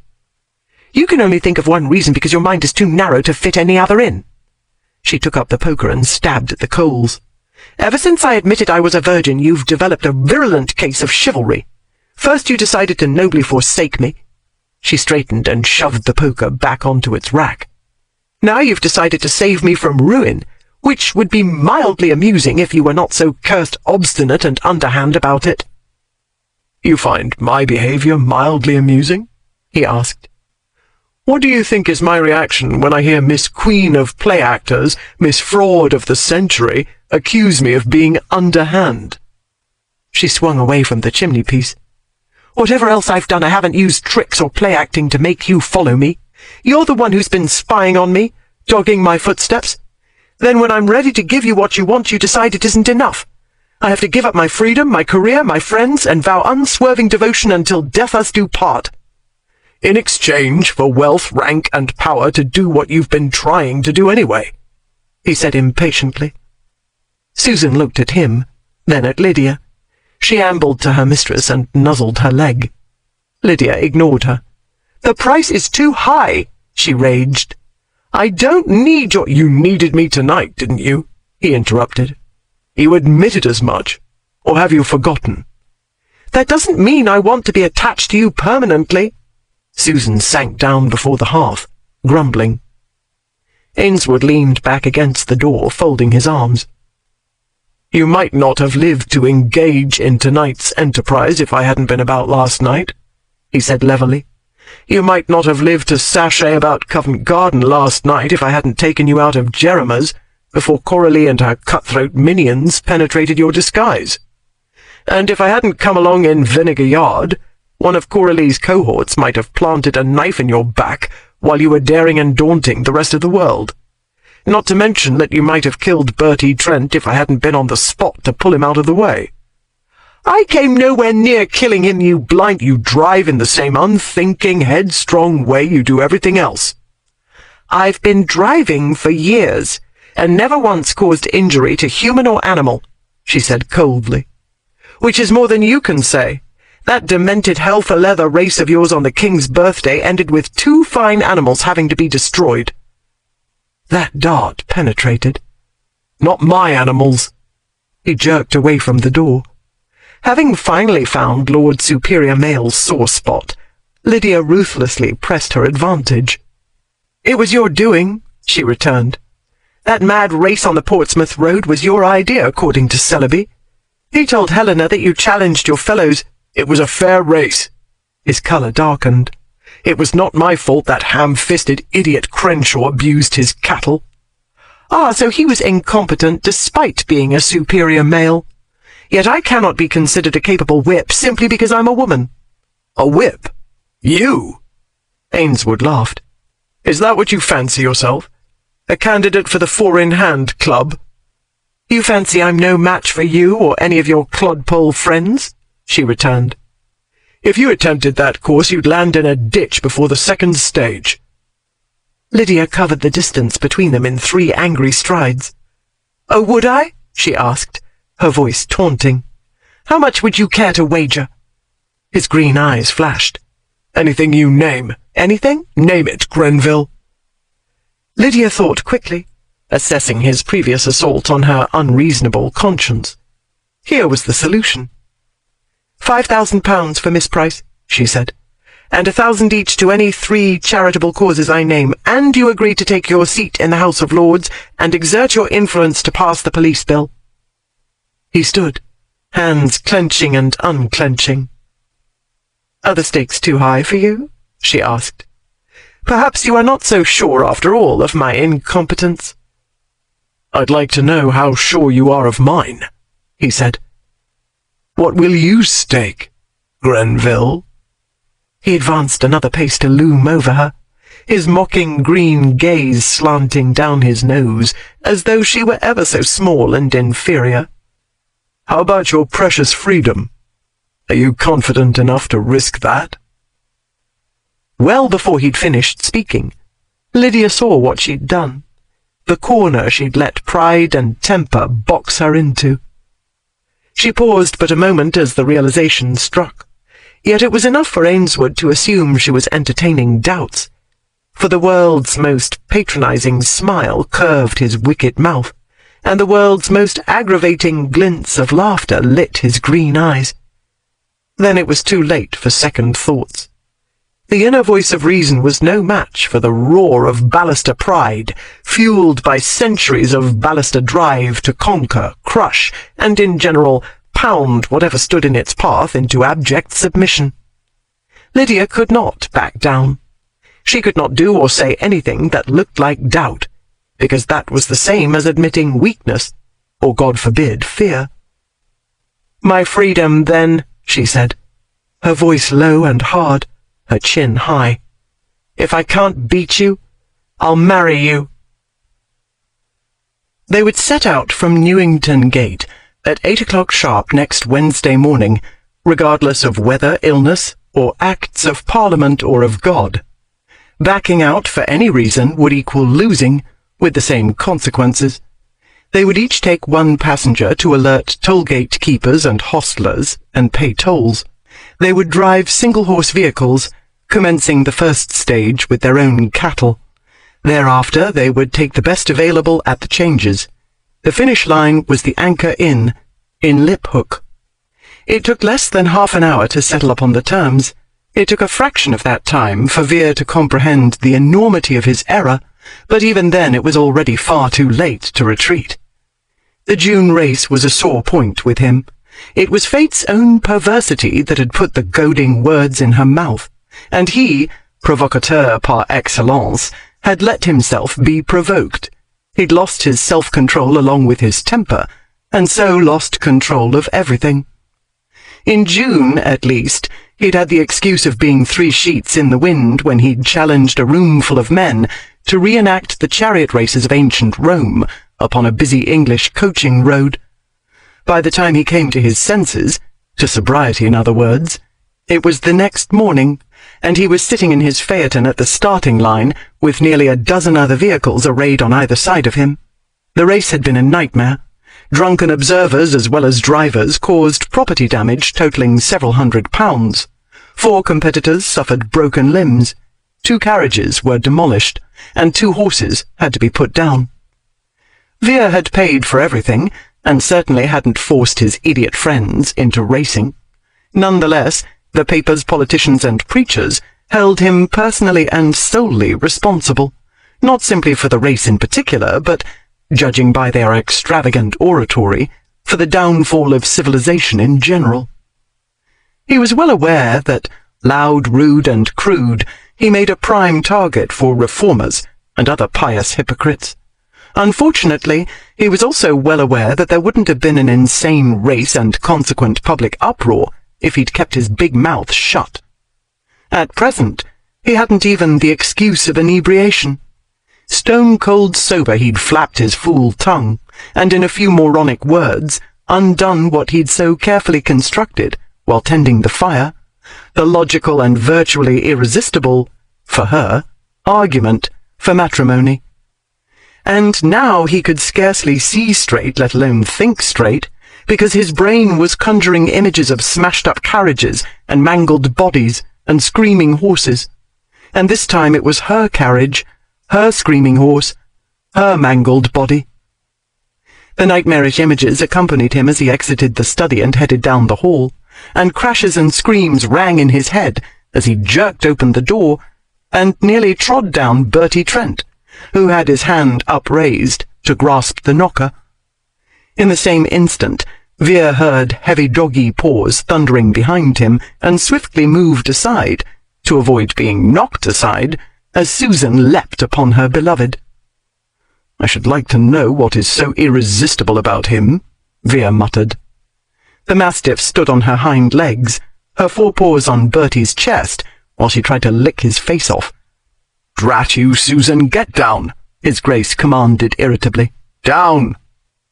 To his amazement, she obeyed, releasing Bertie so abruptly that he would have fallen over the threshold if Miss Price hadn't grabbed his arm and jerked him upright. "Oh, I say, much obliged." Bertie grinned at her. "By gad, you've a strong grip for such a little female. Mean to say, not little, exactly," he added quickly, the grin fading. "That is—" He broke off, his gaze alighting on Veer in what seemed to be belated recognition. "Oh, I say. Didn't know you was here, Ainswood. Anything amiss?" Veer grasped Susan's collar and pulled her back from the doorway so that the pair could enter. "Nothing amiss," he said tightly. "I was just leaving." He released Susan, bade the decidedly curious Miss Price a terse good night, and hurried out. As he was yanking open the carriage door, he heard Bertie calling to him to wait. Veer did not want to wait. He wanted to make for the nearest tavern post-haste, and start drinking and continue drinking until Wednesday morning. But he hadn't been able to make anything happen as he wanted since the day he'd first collided with Miss Nemesis Grenville, and so he supposed he was getting used to it, and only swallowed a sigh, and waited for Bertie to make his adieus to Miss Price. It seemed to Lydia that Ainswood had scarcely sauntered out of the study before Tamsin was hurrying in, Susan at her heels. The girl raised her eyebrows at Lydia's trousers. Then her keen gaze went to the tangle on the desk. "Good grief! What is it?" She leaned over, pushed her spectacles up her nose, and peered closely at it. "Pirates' treasure? What an odd— Oh, my— She blinked up at Lydia. Her face worked. Oh, dear! She swallowed and bit her lip, but a sob broke from her, then another. She flung herself at Lydia and hugged her fiercely. Lydia returned the hug, her throat tight. Please, don't make a fuss, she said, as the girl began to weep. I've always wanted to be a jewel thief. This was the only way to do it more or less legally. She patted Tamsin's back. It's no crime to recover stolen goods. Tamsin drew back and stared, her tear-filled eyes as big as an owl's. You wanted to be a jewel thief? I thought it would be exciting, and it was. Come along and I'll tell you all about it. She beckoned the bewildered girl. You'll want tea, and I'm starving. These knock-down, drag-out rows with thick-headed noblemen do stir up the appetite. Tamsin listened to the tale in a daze. She nodded and shook her head and smiled in the right places, but Lydia was sure her companion wasn't entirely present in spirit. I hope I haven't shocked you witless, she said uneasily, as they ascended the stairs from the kitchen. No, it's Sir Bertram, who's talked me witless, Tamsin said. He has muddled my brain with Charles too. The king kept wandering into the conversation on the way to the theatre, during the intervals, and all the way home. I'm sure I've mentioned all the significant events of His Majesty's reign, but nothing helps. We cannot discover the connection, and now I cannot make my mind work on anything else. Please forgive me, Lydia. They had reached the ground-floor hallway. She thanked Lydia again for recovering the keepsakes, and hugged her again and kissed her good-night and went up to her room, murmuring to herself. Coralie Breeze was not happy when Josiah and Bill carried a battered Francis Beaumont, whom they'd found slumped against the privy, into the house shortly before daybreak. Once upon a time she had worked for Beaumont in Paris, ruling over the brothel that formed a part of his elaborate pleasure palace, 28. They'd had to make a speedy exodus from Paris in the spring, and the move to England had been a downward one for her. Beaumont had been the brain behind 28's operations. That brain, however, was at present rotting from large quantities of opium and drink, and likely pox as well. Why it was rotting did not interest Coralie. She counted only results, and the result for her was no grand pleasure palace in London, but a more laborious and much poorer-paying job peddling young flesh upon the streets. Coralie wasn't clever enough to build grand enterprises on her own. Her mind was small and simple, uncorrupted by schooling, unbroadened by experience, incapable of learning by example. It was also too barren to support alien life forms, such as conscience or compassion. She would have cheerfully killed Francis Beaumont, who was nothing but a nuisance these days, if she'd believed she could get away with it. She had more than once cheerfully garroted recalcitrant employees, but these were mere whores, whom nobody missed or mourned. To the authorities they were anonymous corpses pulled from the Thames, causing a lot of paperwork and the bother of a pauper burial, using up time and labour without recompense to the labourers. Beaumont, on the other hand, had a famous artist wife who travelled in aristocratic circles. If he were found dead, an investigation would be ordered, and rewards offered for information. Coralie didn't trust any of those who worked for her to resist the temptation of a reward. This was why she didn't step behind Beaumont while he sat slumped in a chair and wrap her special cord round his neck. Deciding against killing him was a mistake. Unfortunately, it was a mistake other people had made, and this time, as on previous occasions, the error had grave consequences. By the time Beaumont had, with the aid of the gin bottle, recovered his zest for villainy, Coralie was in a screaming fit. She'd found the house servant, Mick, insensible on the kitchen floor, her bedroom ransacked, and AnAn, as well as money-box and jewellery, gone. She sent Josiah and Bill to hunt the girl down and bring her back alive, so that Coralie could have the pleasure of killing her very slowly. Only after the boys had gone did Beaumont remark that it was a waste of time, since AnAn had fled hours before, with a bully of her own, who would easily make mincemeat of Josiah and Bill. "And you only thought of it now they're gone?" Coralie shrieked. You couldn't open your mouth before while they was here? But no, you had the bottle in it, didn't you?" "That's the second time in 6 months I was obliged to eat a large fist," Beaumont said, wincing as he spoke. "It was the same as Dane did to me in Paris, remember? If I didn't know he was in Devon, I'd swear he was my accoster. Big fellow," he explained. "More than 6 feet, easily."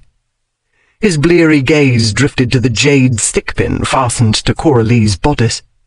Instinctively, Coralie's hand went up to cover it. "The French trull stole my stickpin along with the rest of your magpie's nest," he lied. "I'll take your new acquisition as restitution. It's small enough payment, considering I nearly got killed trying to stop the bitch from robbing you. The devil only knows why I didn't help her instead, considering the tricks you've played me. You stole my stickpin.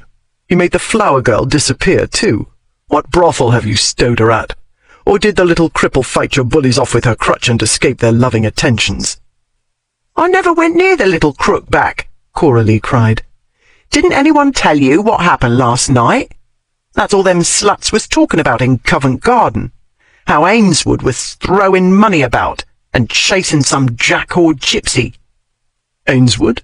Beaumont said. "With a tall female?" "That's what I said, didn't I? It were him give me the pin."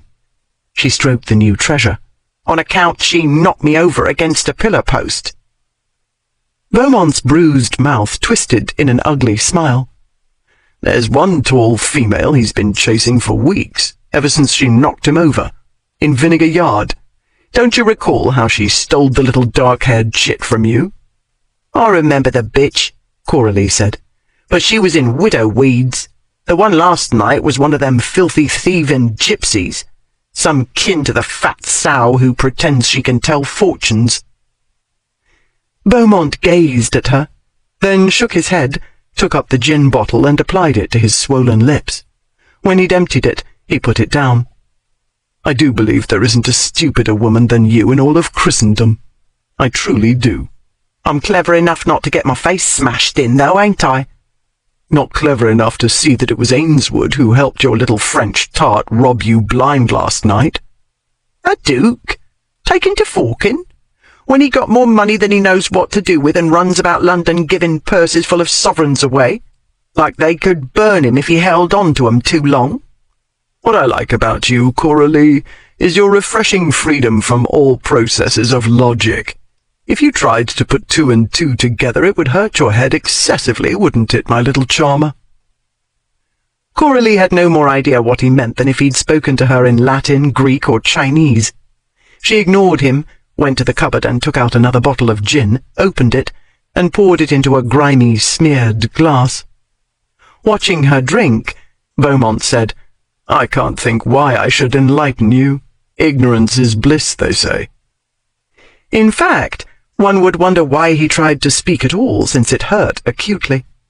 The trouble was, when Francis Beaumont was in pain or in trouble or experiencing anything in any way disagreeable, his favourite treatment, which was usually mixed with opium and or alcohol, was making someone else much more miserable than he was. Consequently, he did enlighten Coralie. "Let me guess," he said. "That rat's nest of baubles you hoard contained, along with everything else that didn't belong to you, something belonging to the dark-haired chit Miss Lydia Grenville relieved you of." Coralie slumped into a chair, her eyes filling. "Yes, and very nice they was, too. Rubies and amethysts." A tear splashed onto the hand clutching the gin bottle. She refilled her glass. "And now all I've got left is the Duke's stickpin, and you want it." "Amethysts, not amethysts, you illiterate cow," Beaumont said. "And they must be gemstones, not paste, else no one would trouble to get them back. Don't you see? The tall female got Ainswood to help recover them for her precious little chick, and they enlisted Annette. She'd never have the nerve to do it on her own. She'd already dosed Mick with laudanum when I got here, and she was none too pleased to see me an hour ahead of time. I practically had to drag her upstairs by her feet. When I saw what she'd done to your room, I understood why. That's when she panicked and ran. And chasing after her, I ran straight into Ainswood. I'll wager anything they split the take and helped her get out of London, and he and Miss Lydia Grenville are laughing themselves sick. Well, why shouldn't they? They've stolen 2 girls from you, all your sparkly treasures, and all your money. Having emptied one bottle and noticing Coralie's jealous hold of the other, Mr. Beaumont left her to brood over what he'd said. He was not in any case the kind to watch over the poison seed he'd planted. He didn't need to. He knew exactly what to say, and chose his remarks according to the nature of his listener. He left the listener to fertilize the noxious garden and reap the evil he had sown. On Friday, Elizabeth and Emily read in the pages of the Whisperer of their guardian's heroics in Exeter Street, which included the very interesting fact that Miss Grenville had chased him into the Strand. On Saturday, a letter arrived express from London while the family were at breakfast.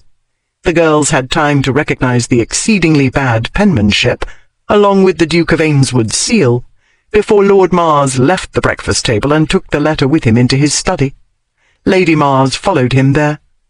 Her shrieks, despite the thickness of the study door, were audible. A maid hurried in moments later with smelling salts.